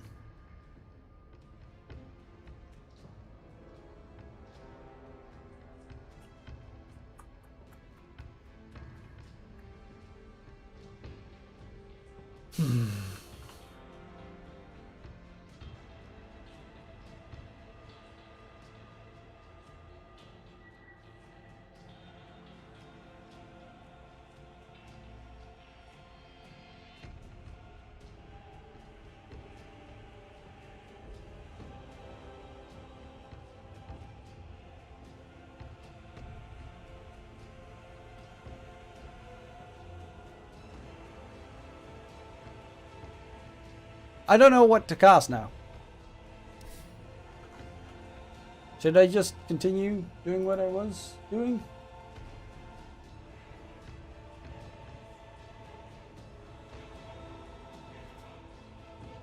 Could go with the Ekipa Kosovo versus what you call it?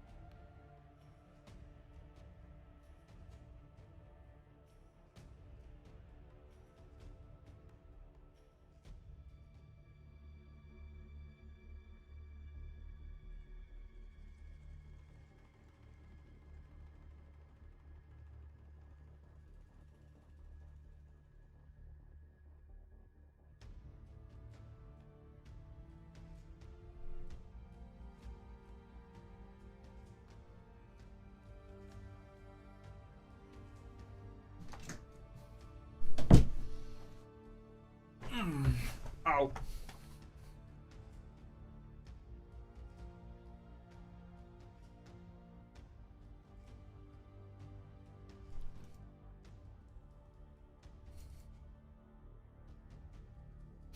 Elden Ring stream when?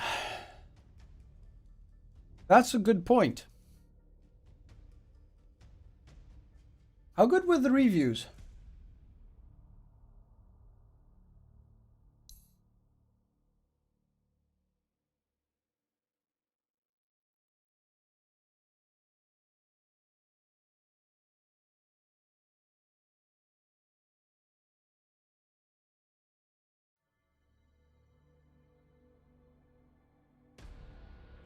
Hmm.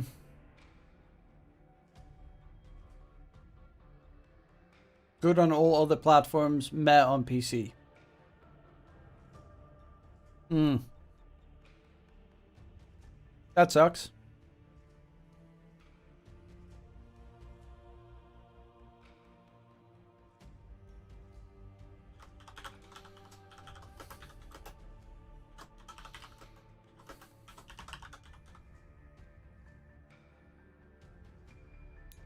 I could also just wait to cast the Alliance game. But, okay, so that's it. Ooh, they play Chen. They also picked Tiny this time. Let's see, how much is that game, Elden? Like, is it meh on PCs if the PCs are shit, or is it...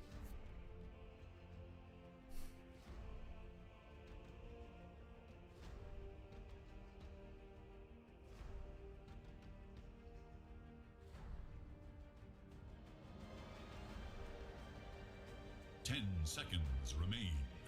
It is Radiant's ban.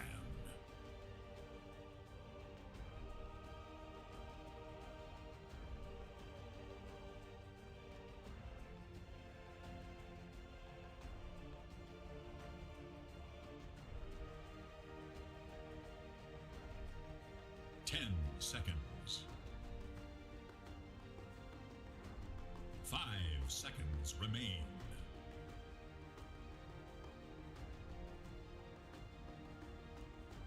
It is Dire's ban.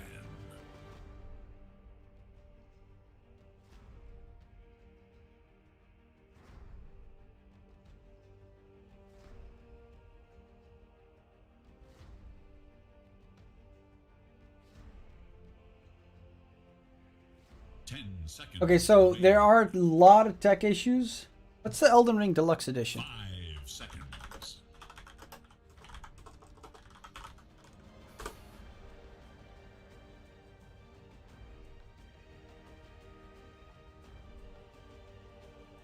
Dire's turn to pick.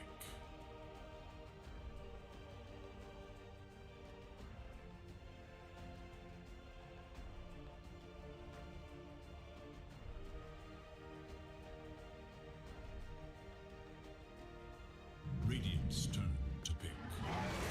The Deluxe Edition includes the digital art book and soundtrack. Why would I do that?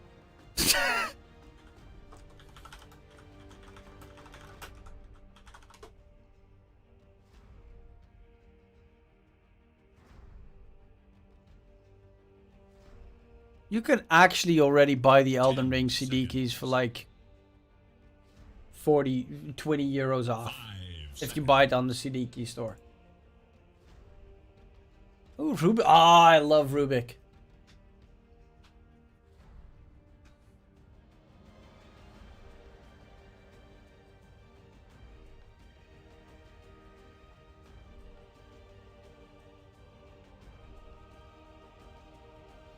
Rubika is my bae.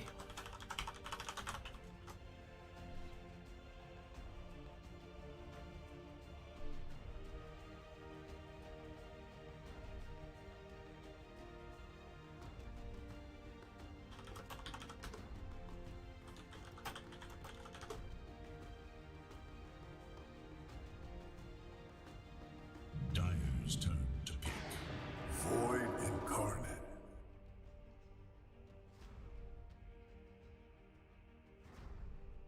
OT? They actually hit OT in the phase game? It is Radiant's ban. Holy shit.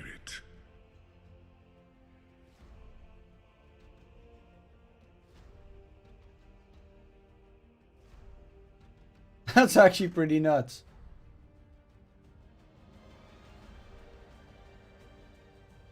Seconds remain. 5 seconds remain. Void Spirit versus Ember Spirit. A match made in heaven, as they say.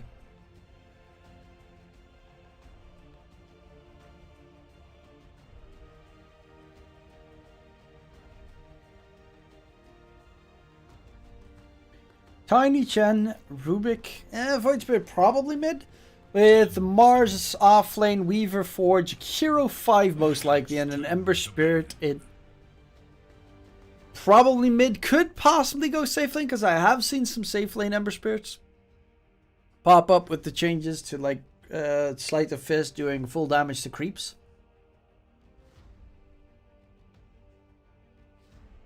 I've even seen a Battle Fury Ember Spirit pop its head again. Because of that exact reason.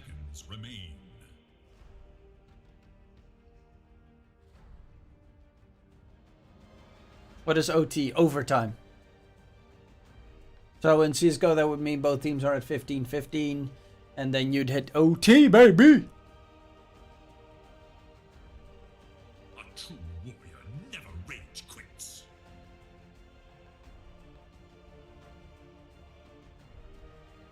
Alliance versus Team Empires today. That's also pretty... The new Alliance, by the way. With Wee Hot, Stomane, Symmetrical, Aramis, and Nico motherfucking Baby. Up against Empire of Kuman, Dodrin, DK Focus, Antares, and TSA. Let's see, Kunkka banned out. They expected a safe lane Kunkka, I guess? Well, very good against Jet, of course. For obvious reasons. TA banned out. opponent's turn to pick. Finest GG. Is that like the actual finest team?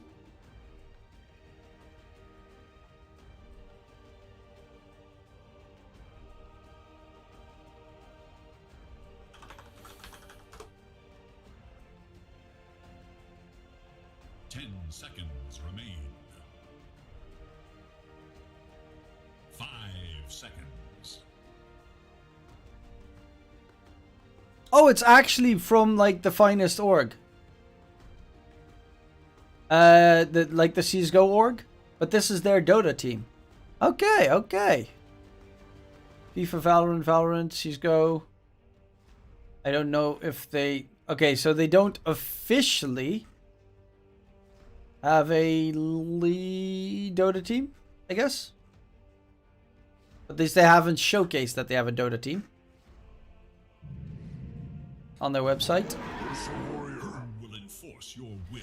Ursa versus Lycan. It's going to be a Chad Tiny, so probably safe lane Tiny, off lane Lycan, Chen. I would assume it's a Battle Fury Ursa, because you're up against a Lycan and a Chen. They do have a decent amount of anti-split push, though. They've got Giro, Ember Spirit, Mars, very decent heroes to deal with like a Lycan Chen army. We is Alliance's third mid this season. Let's see how long it will go with this one. He actually said in a post we did that he is against every form of gambling and betting out there, which, you know, I know, but isn't the team he just joined Alliance sponsored by like Vibet or something? I swear I thought they were sponsored by a betting company.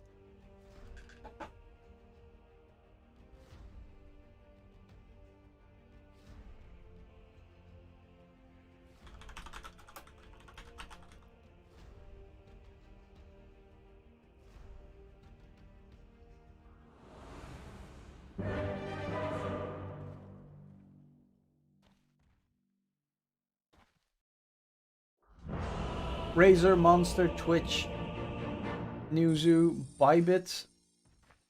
Oh, maybe they have.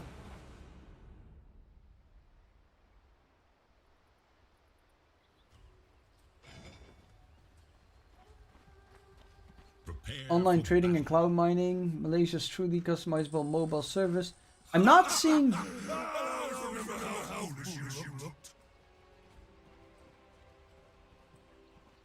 I don't see a betting spawn. Oh, they're sponsored by VBet.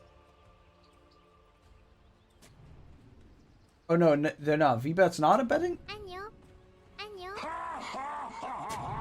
Yeah, no, they are a betting company. So they are sponsored by. So then his entire it doesn't make any sense. But to be fair, if he ever plans to become a professional and you're like, I don't want to be in a team that is sponsored by a betting company, you're like, there's like 3 teams that aren't sponsored by a betting company. Every tournament is sponsored by betting companies. I don't think there's a single tournament that doesn't have a betting sponsor.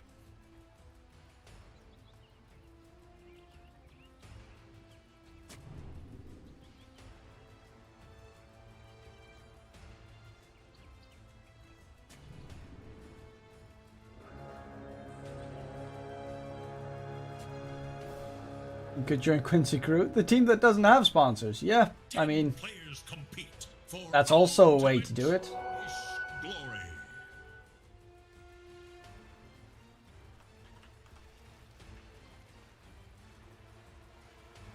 That even gets beaten by fucking Team Undying for a yeah, DSM picking up Team Undying and, you know, Quincy Crew just chilling me. Like, either Quincy Crew are like asking for stupid levels of I mean, they have to, right? They have to be demanding, like, they want the exact same pay as, you know, the Team Secret roster gets.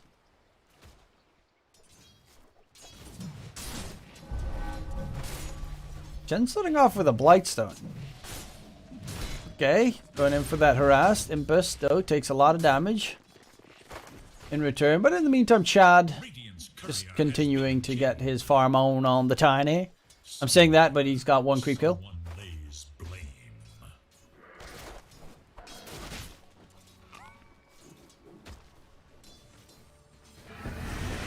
Anku top lane, chased down by the Ursi.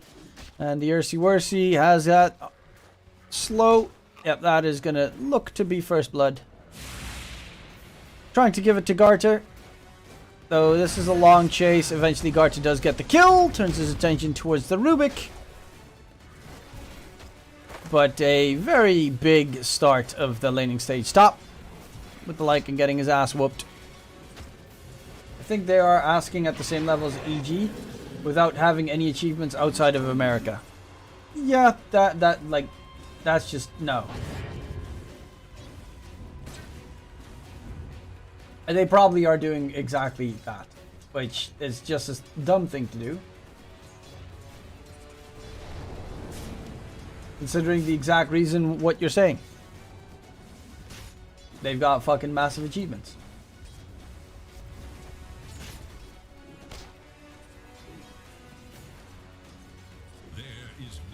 Weather beaten, looking pretty good. Garter as well. Going in for the Lycan again. The slow comes out. The Lycan actually summons wolves which block his own position.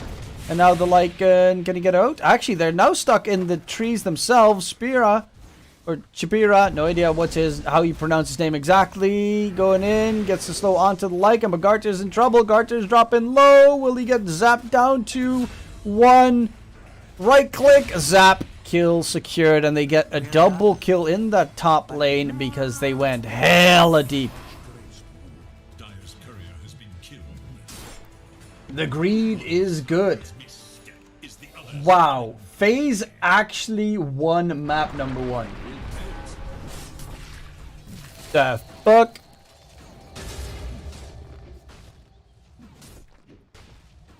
Radiant's courier has been killed. Each brave courier knows the risks.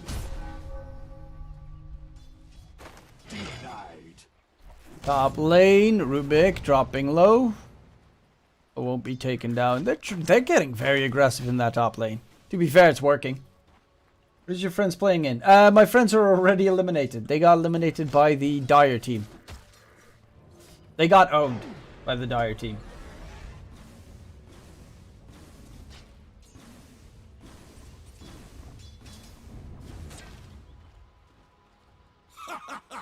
I'll always remember how foolish you look. My thrift rewarded.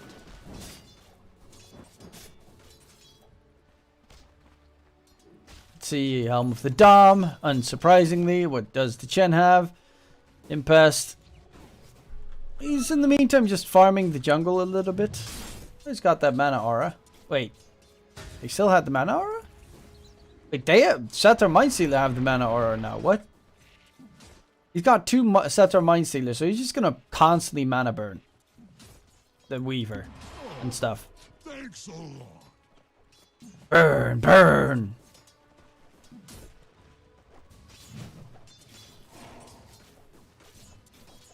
Fucking FaZe nutty.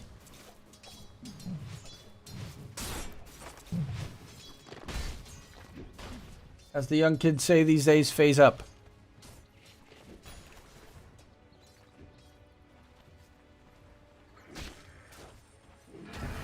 That Lycan has a solid 7 creep kills.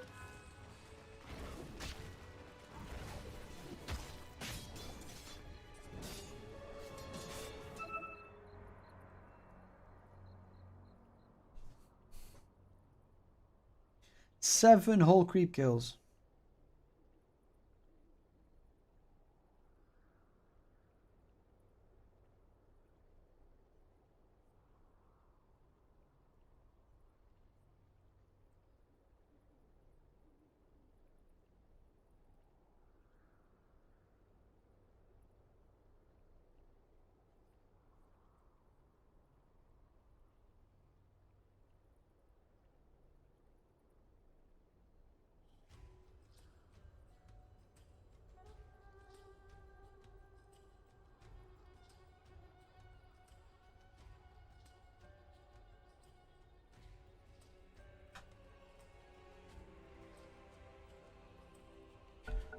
Hello Truman, how are you? Sup Moberly, how are you? Sup T-Boon, how are you? How are you guys? Just watching a little bit of the EU Open qualifiers.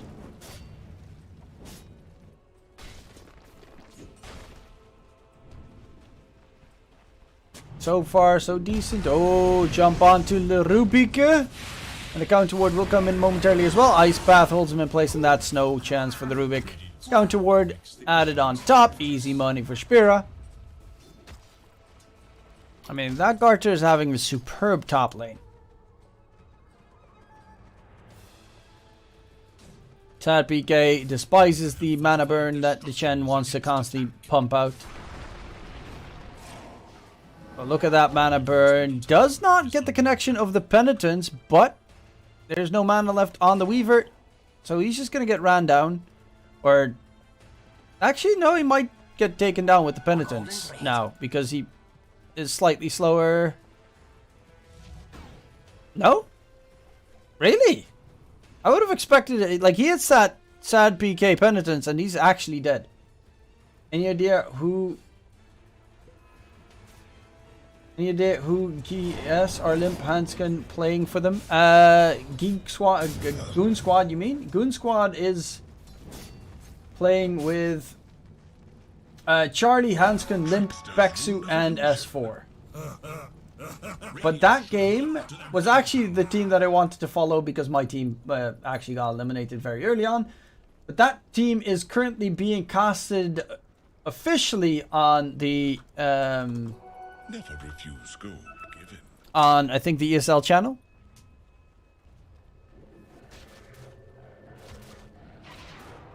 ESL Dota 2 channel.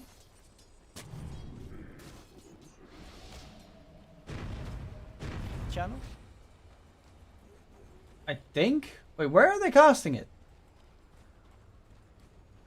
Oh, Dream League, the official Dream League channel. Is what I meant. Close enough.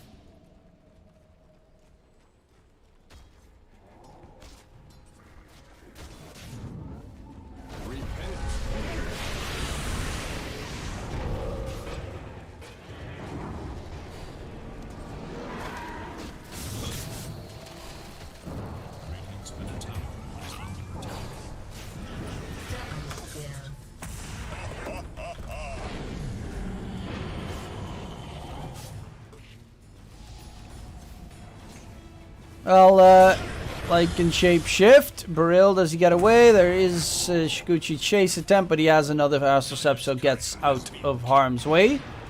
Weaver jumped, does Shikuchi to the side, but his Shikuchi's about to end.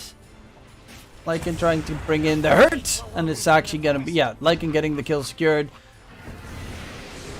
in the end. Wait, what was the bet again? PD. Regeneration.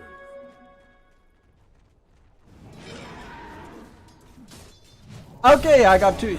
I actually won $200 because PD just forfeited that bet. Woohoo!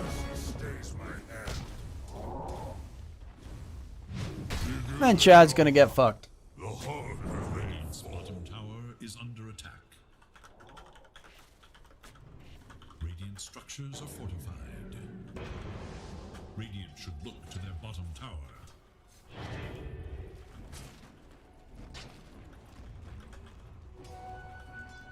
Radiant's bottom tower is under attack. Long time no see. Hey, sup, Vincent? How you doing? Long time no see. Well, I had a week vacation, so I enjoyed it to its maximum degree.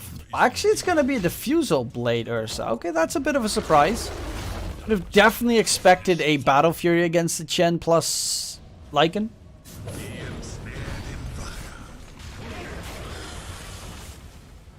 But Maelstrom is getting built up on weather beaten, so it shouldn't be too problematic to get that one up. Mars going for the blink. My path leads. I mean, of course, that's also counter to the Lycan. It's no small thing. Do you know of any decent British Dota teams? Isn't Into the Breach British? That is like decent-ish. in Division 2 of an EU DPC.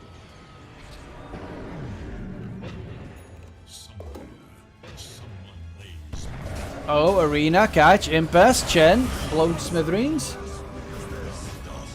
And they will actually look for the kill onto Spira in return. Root comes out, but that's kind of the extent to the fight. Like and Shape shifts over, so he's not going to be there any longer.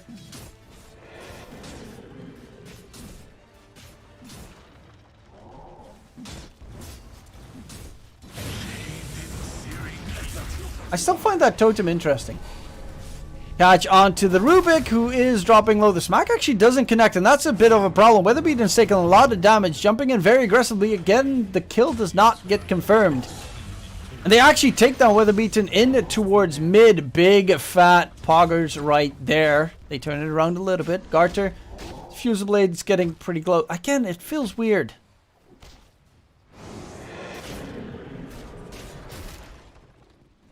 I'm not a big fan of the Fusiblade Ursa in general.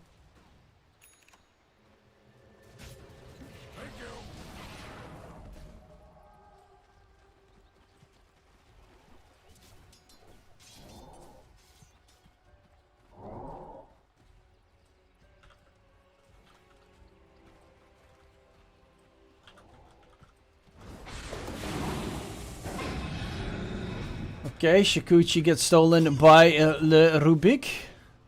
Always one of the better steals to be made. This game, though, everything from the Jakir is great to have. Ursa on the run. Ooh, Phase Boost just barely gets him out. But that's his Diffusal Blade gone, because the courier got snipped.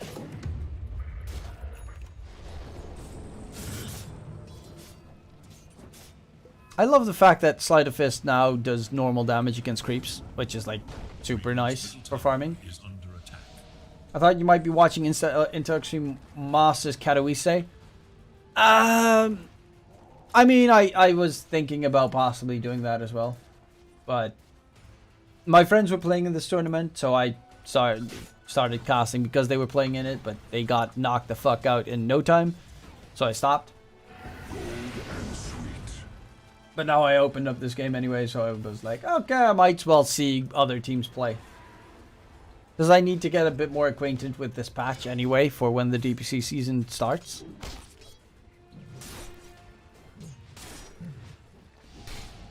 Considering I still am so confused about this hero.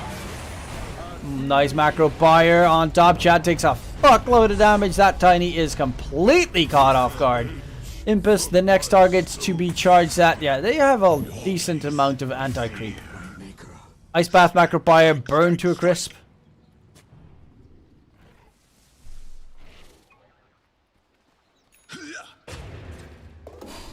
The Void Spirit, he's going to go for the Yule's first item.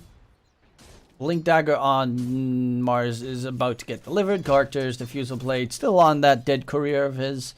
But once he's got the Morbid Mask, he can also take down Roshan, so they get one aggressive move going. Open up the map, get rid of the tier 1 tower mid. Preferably the tier 1 tower top as well, and then Roshan is your prime target for... Actually, both sides, considering, of course, the Radiant definitely don't mind having it either.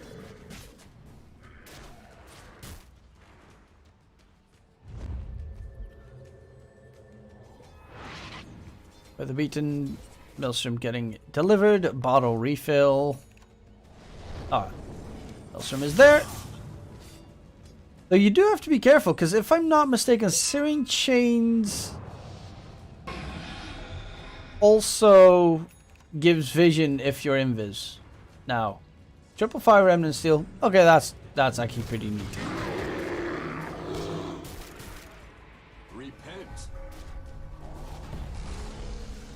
Chasing in after Garter, and Rage is already on cooldown. And there's the Arena Catch coming in from F110. I don't necessarily know his name. Macropire on top, Lycan dropping low, no ulti available. There's a nice dive bomb from Rubik, but the problem is he went for the triple dive, and it costs him his life. Doesn't even get the kill onto Garter, and a triple kill comes out for the Jakiro. Wow. What? The fucking Ursa staying alive through everything. Chad's actually pretty decently farmed, even though he's 0 and 2 and 0. Radiant's middle tower Going for the Echo into... He's going for the exact same build, pretty much, as Quick went in the previous series. Radiant's top tower is under attack.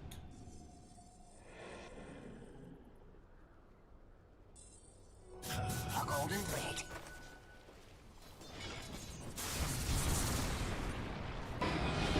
Okay, on the side, that is Sad PK, also being found out there. They're playing really aggressive on this die side. I like it.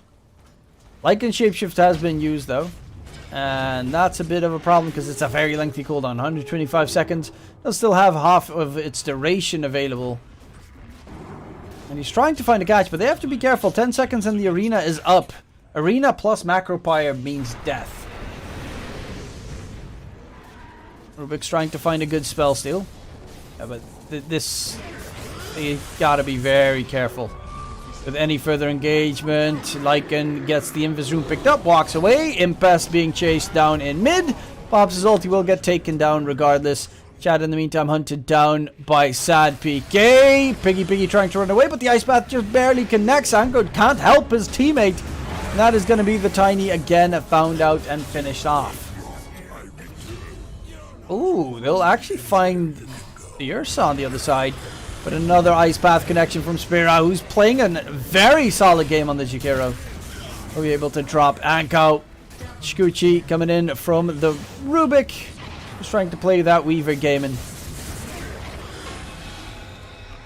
Ice Path stolen though, pretty problematic, but does not connect regardless. So not the end in the world for the time being. Doesn't have the biggest cooldown of a spell. Actually, they did just nerf his cooldown.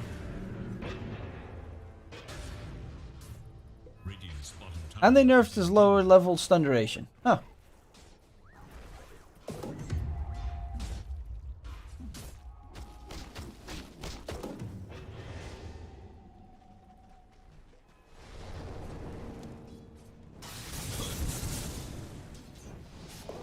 Oh, Elden Ring's actually done with downloading.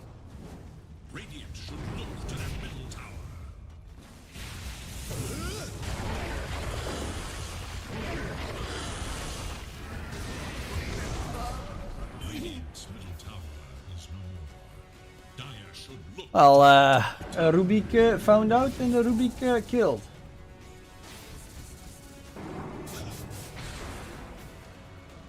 Dire's top tower is under attack.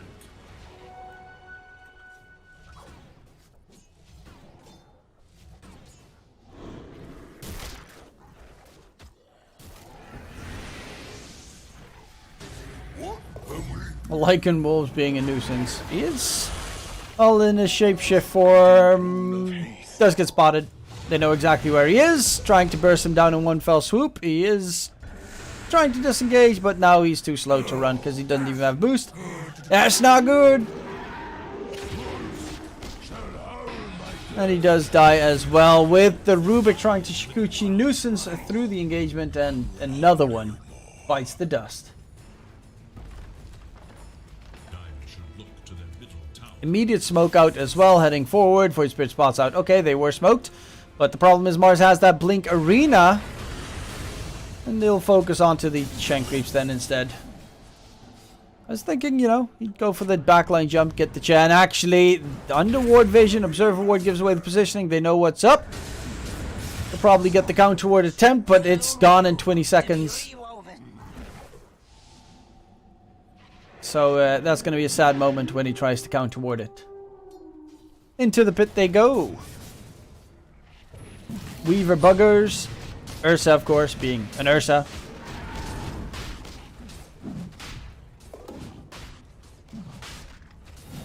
Tiny farm. Tiny is pretty farmed. He is dodging every single engagement, or trying to as much as possible. He's got the shard now.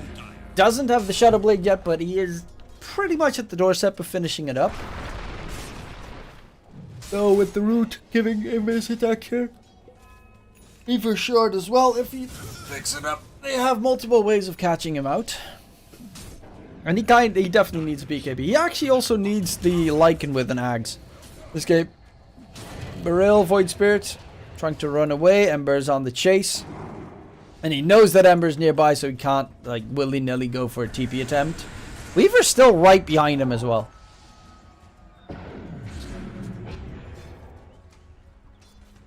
Oh, Mars around the corner. Sad PK, Yule's up. Sad PK. The rest of his team is not there yet, or is there? Mars was considering it. Time lapse, bye-bye. Bye-bye. Suck a fool, or is there a suck a fool? Because Weaver still... Yep, he does get smacked. Sparta pushing out top lane. Going... Oh, has a Bastion now, is going for the full Satanic next. I mean, they're very close in net worth, even though the kills are miles apart. Radiant's top tower has fallen. Dire's bottom tower is no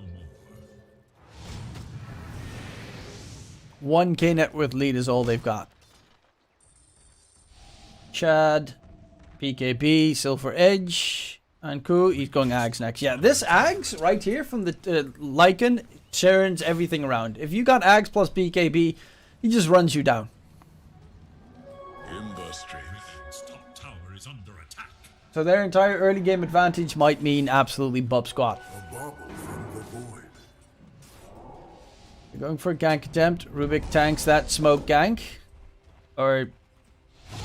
Oh, Shikuchi to the side is going to get caught inside. Arena onto 3 though. But the Mars, the stolen Arena coming out from the Rubik will be able to find the kill onto the Mars in the process. And that's going to be a double kill. Great move coming out from Anku. Garter is going to lose his first life. And this is problematic because he's surrounded by minions. And the problem is they don't have the best clear. Ember Spirit's just getting mauled down.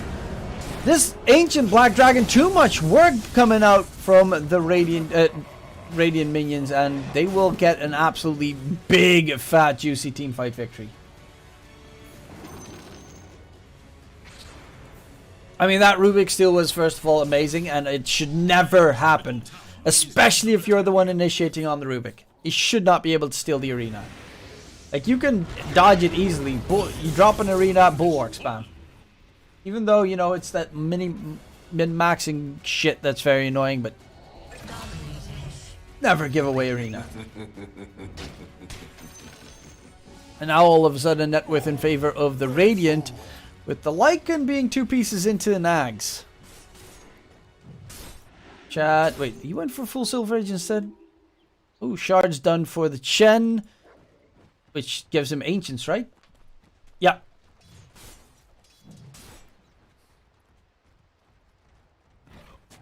So he is now able to have an Ancient on the Chen as well, and if you get the Ancient creeps coming through, I haven't really seen that new Witch Doctor thingy. Where the fuck is that Ancient creep? The rune of illusion.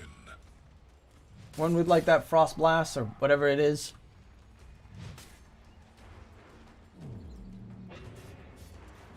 Rubik going Ags. And you can have a Shikuchi plus Ice Bath or some shit. God, that is actually pretty nuts. Shikuchi plus Ice Bath. Or Ice Bath plus Macropire Steel.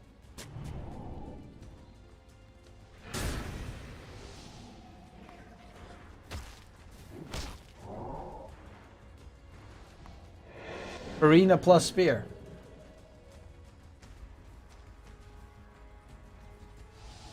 Arena plus Macropire. Like, there's some great combos that you can make this game. Dire are scanning for enemies. Brother Beaton going bots. He's got his BKB done. That's a big pickup. Ursa is still continuing with Justice. I don't really like the choice of going for the stat. First of all, the Diffusal Blade, not a big fan. Second of all, Static is nice, but I don't know. It's a tough call to make. Mars caught out. Oh, Beryl just barely getting the catch. Ice Bath stolen by Ruby. Oh, 2-man Ice Bath because he catches the Ember at the backside. Will be able to jump to his base though. But the Ags is pretty much done. Yeah, it is actually done. Anko's getting the full Aghanim Scepter delivered. So he's going to be able to nom his own level 3 grow tiny in the bum. Also grants 300 bonus damage to toss. Wait, what? His toss now does 600 bonus damage? 600 damage?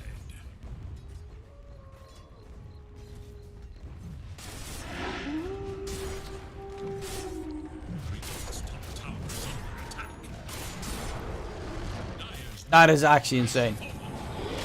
Sad PK, Avalanche toss. Time lapse comes out. Chad inside the arena, but the stolen arena comes out in return. And they can't really run away from that area either.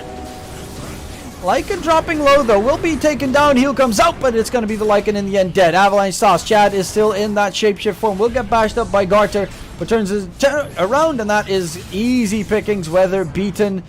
Will find the catch onto the Chen, but he's still going to get chased down. There is a triple fire remnant stolen by the Rubik, who's going very deep here, right into the ice path, and that is very much to be expected. And now they're looking for Chad, who does have a silver edge. Oh my god, the damage that came out in return, but Chad is caught in ice path. Macropire burning to a crisp. Same with Beryl, he's in trouble. Whipped into shape, and Beryl's gonna die. A full team wipe in favor of the Dire, and all of a sudden everything turns back around again and again. Where's Sop? Nobody knows.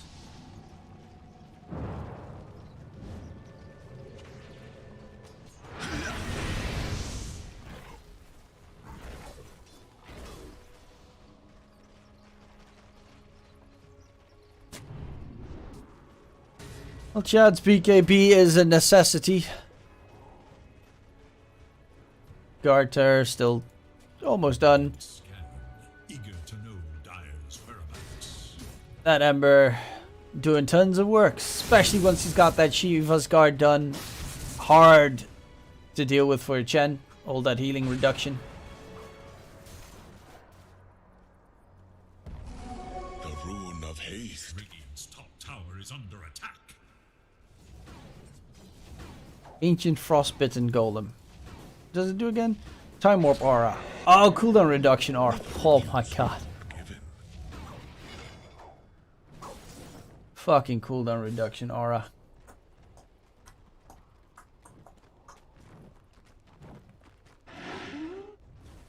Radiant's bottom tower is under Definitely not too shabby.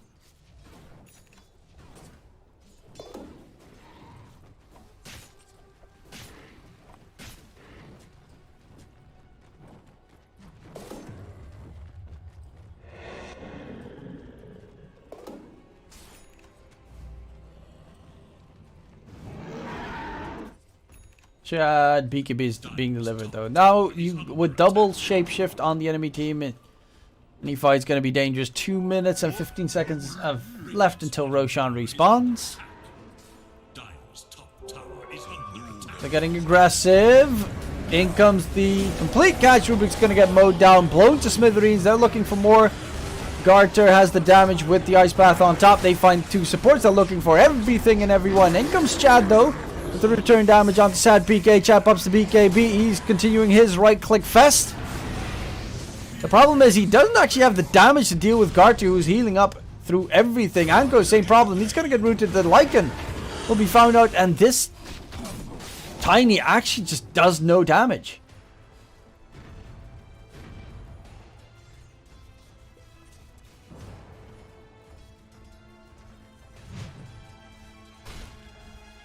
Dire's middle tower is under attack.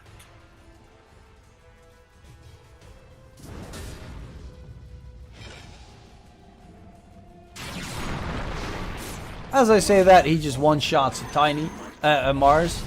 But that's a little bit of a mistake because he immediately gets counter-killed. Or does he? Yes, he does. Last hit. Just barely enough to seal the deal.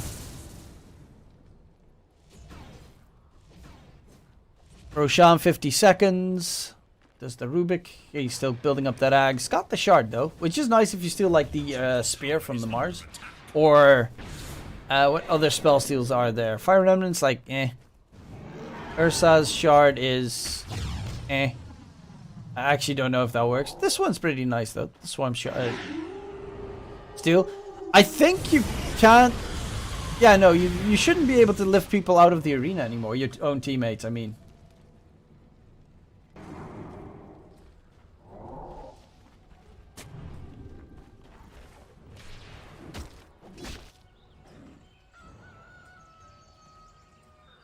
Chen building drums, which very likely is going to be the the drums upgrade. What's it called? I mean, to be fair,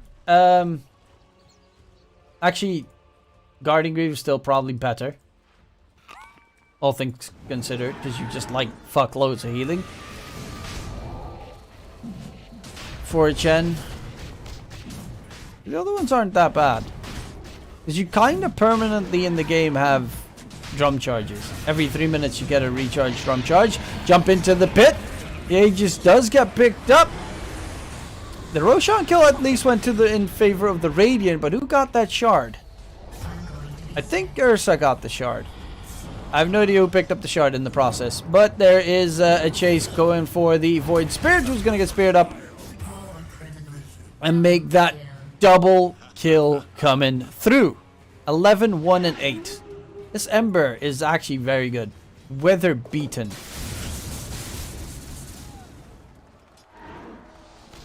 His Bugno is also really good.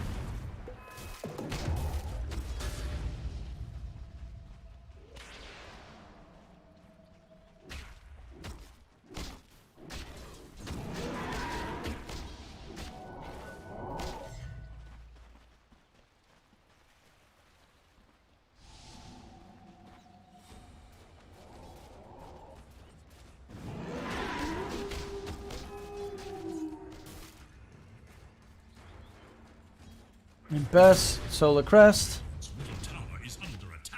is next, but the Axe is almost done on the Weaver, which is going to be superb. For that save against the tiny one-shot attempt. Look at the right-click damage on Tiny. He does 700 auto attack damage. What? That doesn't seem real. Cost bonus damage. How does he do like 800 auto attack damage? He actually does 800 auto attack damage. What?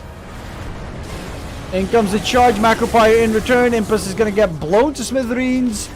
BKB is ending slowly though, so he should definitely be careful. He's trying to pump out as much damage, but the leg is being held in place. Cleave damage though, Chad. The damage coming through. Ice Bath on top. Garter, Ursa in trouble, but there's great lift coming out from the Rubik in return. They lose Garter, and right now they're trying to get as much done as possible. But he's not going to get the spear going. Shad won't be able to get the connection going onto the Jakiro, but a fat, juicy, like, big fat fight. I mean, Titan Sliver. Base attack damage.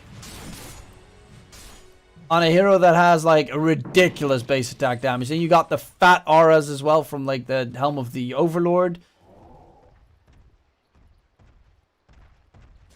Bro, this Tiny just did stupid amounts of damage.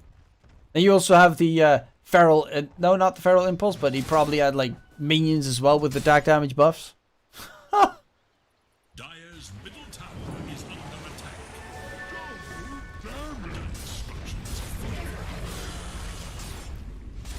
This Garter seems familiar. He's the guy that just beat my friend's team.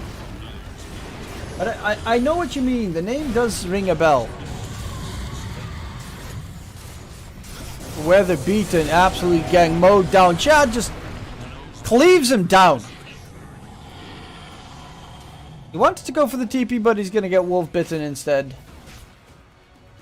Of course, Wolf Bite also gives you that... Oh my god, he does 1,000 auto attack damage. Why is Tiny so stupidly OP? Charging for it, but there's the Arena coming out. Buyback from Weather Beaten going in. Still got to be careful of that double damage. Can he get the right clicks off Chad? He's trying to get the damage in. Oh my lord, he does get the damage in. Will eventually get taken down though. There's the Lycan going for Weather Beaten. Weather Beaten, speaking of which, does not have any more saves to run out, but neither does Anku. The bash comes on top, and the kill gets secured, so they turn the fight around with, I mean, that Tiny just... If he gets a couple of seconds to right... Look at that. That was like 3 seconds.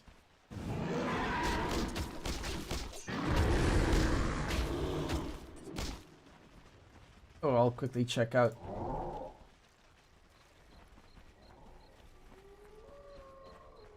He's only 26, but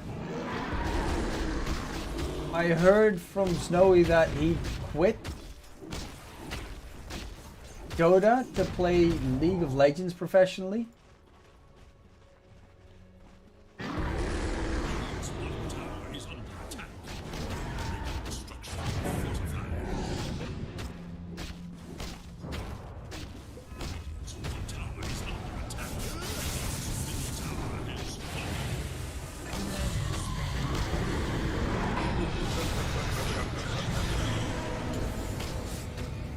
Brill, Void Spirit, run away! Run away! Slide Fist not gonna be able to connect. He's got that 2 Slide Fist charges. 1991. Oh, age 30. I'm blind. I'm actually blind. He's an old man. Man's getting close to my age. Oh my god.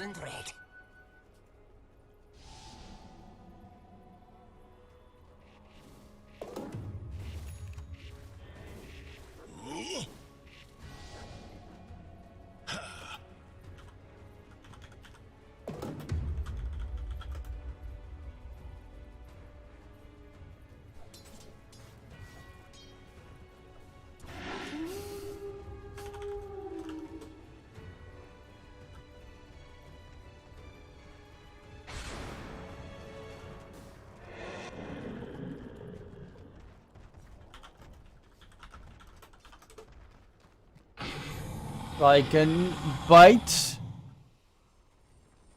He's getting close towards the Static, but the problem is there's no one here.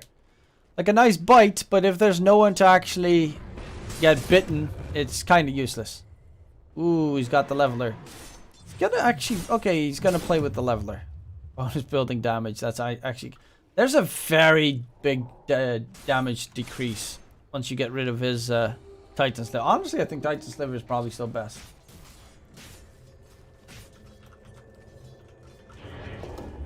Scanning for enemies.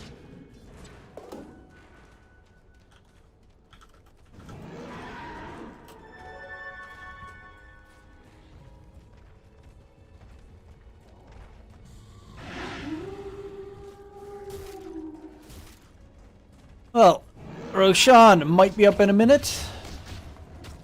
Both teams kind of petrified at the moment.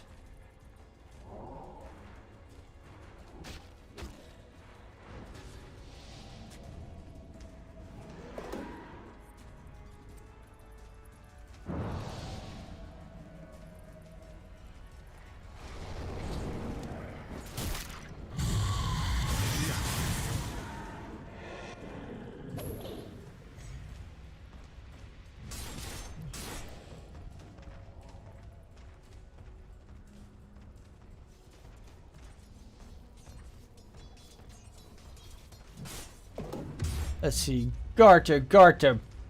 Butterfly on an Ursa. I mean, it is an agi hero, but it's not necessarily an item you see too often on Ursas. I mean, evasion's nice. The stats are not that bad or anything, and the evasion's nice against the Lycan army. Plus the Tiny. Tiny is now forced to get,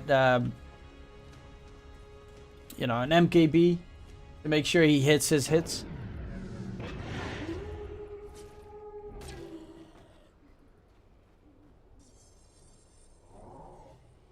What?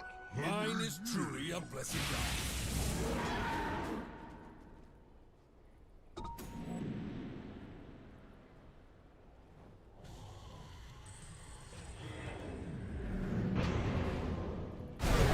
Level 25 on the Void Spirit. Jump onto Impus. He's on the run. Impus will not be able to disengage. That's a decent kill, but there's the Lycan coming in. BKB popped as well. He's actually getting absolutely mowed down by Garter, but in comes Chad with his own Lycan shapeshift, and Garter Satanic heals him up back to full immediately.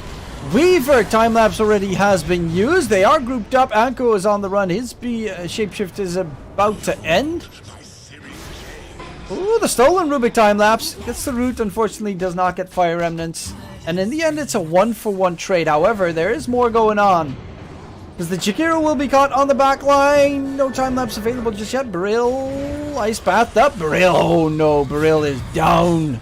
Does have a buyback. Does immediately buyback. Garcher in the pit though. Saying hi to Chad. Double damage. Ursa is a very scary hero.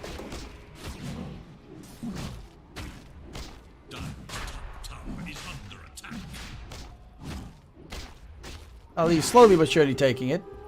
There's a Weaver Swarm. If need be, Lycan Shapeshift's almost back up. Both the Shapeshifts are almost back up. So continuing Roche is scary, especially considering there's a free Ags to be obtained.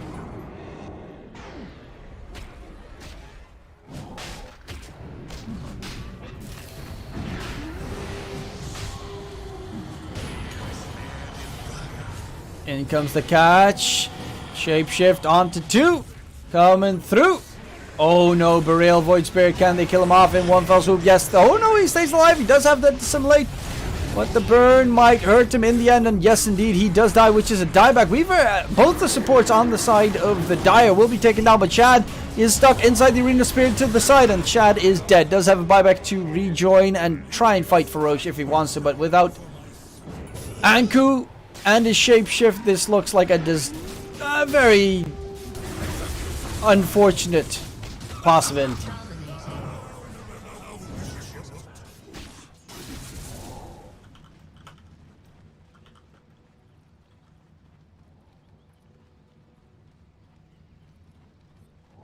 And Garter walking back towards the pit. Smells of free Ags. Sure.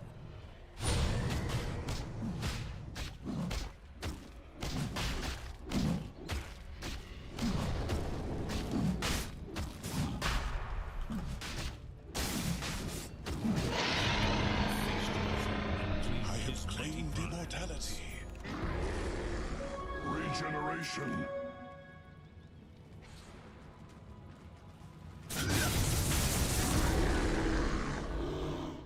How was your holiday, by the way? It was fun. It was a lot of fun. Yeah, we just relaxed, ate good food, swam a bit. I mean, the entire Ukraine stuff came in the middle as well, so I was really focused on reading, you know, how everything went there. I'm still very much focused on that part. But for the most part, I had a good vacation. By the way, I have Elden Ring downloaded, and tomorrow I will be playing Elden Ring on my stream. And I'll try to wake up at a reasonable time, so like 10 AM my time, and start playing Elden Ring.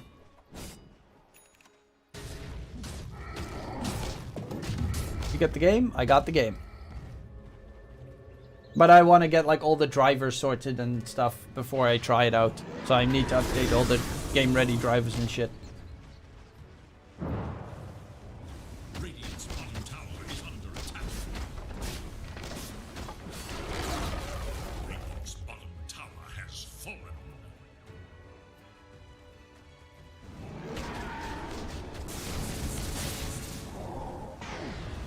Radiant's bottom tower is under attack.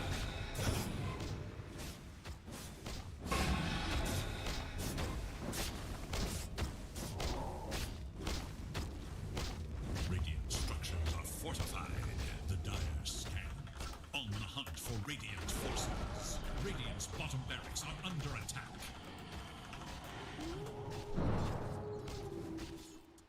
Chad trying to get the back line, gets spotted out though. Nice spear from onto the Lycan. Anku in trouble, does have a BKB, and the heals are actually immense coming through. Chad's trying to continue the right click fight. Time lapse comes out, saves his teammate's life. Weatherbeaten needs to be careful. He's gonna get stunned up, but he will turn it around. Impus is dead. Garter BKB has been popped.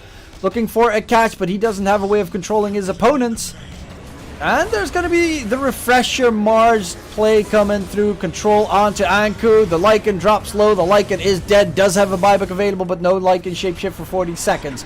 However, Chad does drop Spirit in return. Weatherbeaten has... the Jakiro has bought back in the process. And Weatherbeaten is wielding the Aegis currently, but a great spear onto Barale. Void Spirit dropping heavily.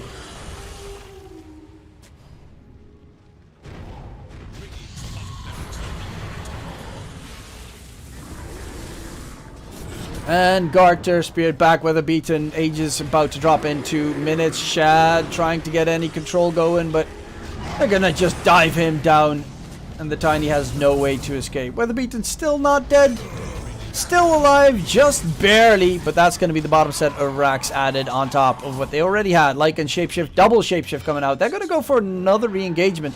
But there's nothing that their opponents could gain. That Weather beaten actually is gonna lose the Aegis, which puts him back in full HP, full mana in the process. Garter, they're actually gonna get a pretty decent fight going. Ice Bath, that was of course still in the hands of the Rubik, doing massive work here. Nice double root coming through though from the Ember. Weather beaten, can he make sure that his Ursa goes ham? Chad on the run, but another root. Weather beaten's absolutely going nuts.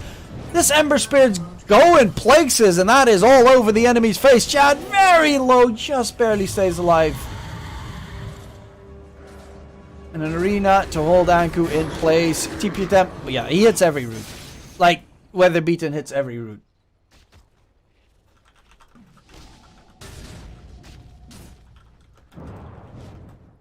You are most gracious.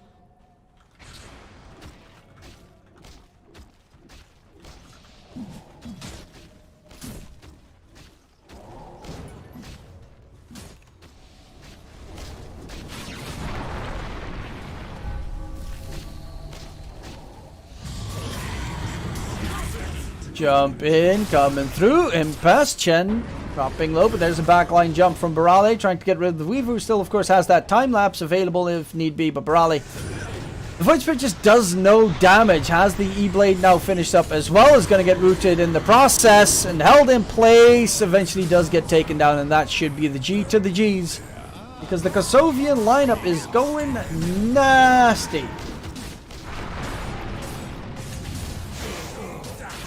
Chad, oh my god, trying to heal up. But no way, no, Jose. That is the G to the G. And the game gets won by the dire side. Kosovo Supremo. Please alert Discord, Felix would want to watch it to stream the game. Yep, definitely expecting as well.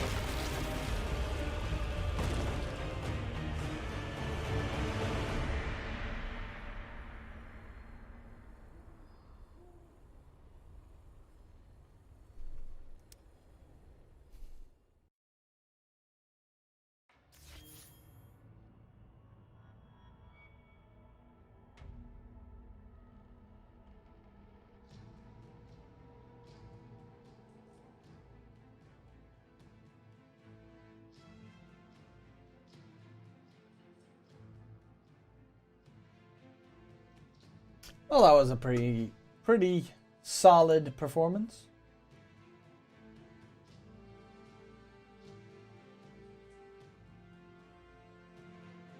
Now it's going to be Ivy versus Ekipa e Kosovo. Will I be casting that? That's a big question.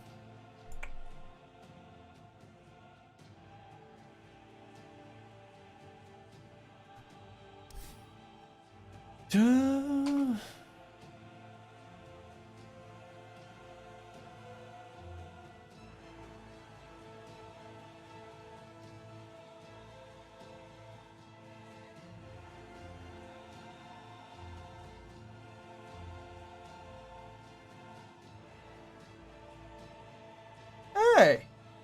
Celtic Deer and Taki play Wisla Krakow's lineup. Oh, pretty cool. Though I do think I'm going to be calling it quits. I've been streaming for 6 hours today. I'm going to take a break. I'm going to relax. Also, I will be tomorrow here streaming Elden Ring on this channel. So don't forget to check out my Twitter and Discord as well, because I'm ready to rock some Elden Ring. Have a wonderful evening, guys. And in case I didn't see you, good afternoon, good evening, and good night. Actually, I quickly need to see, can I just raid someone of the Nemesis variant? Or, you know, give them a host.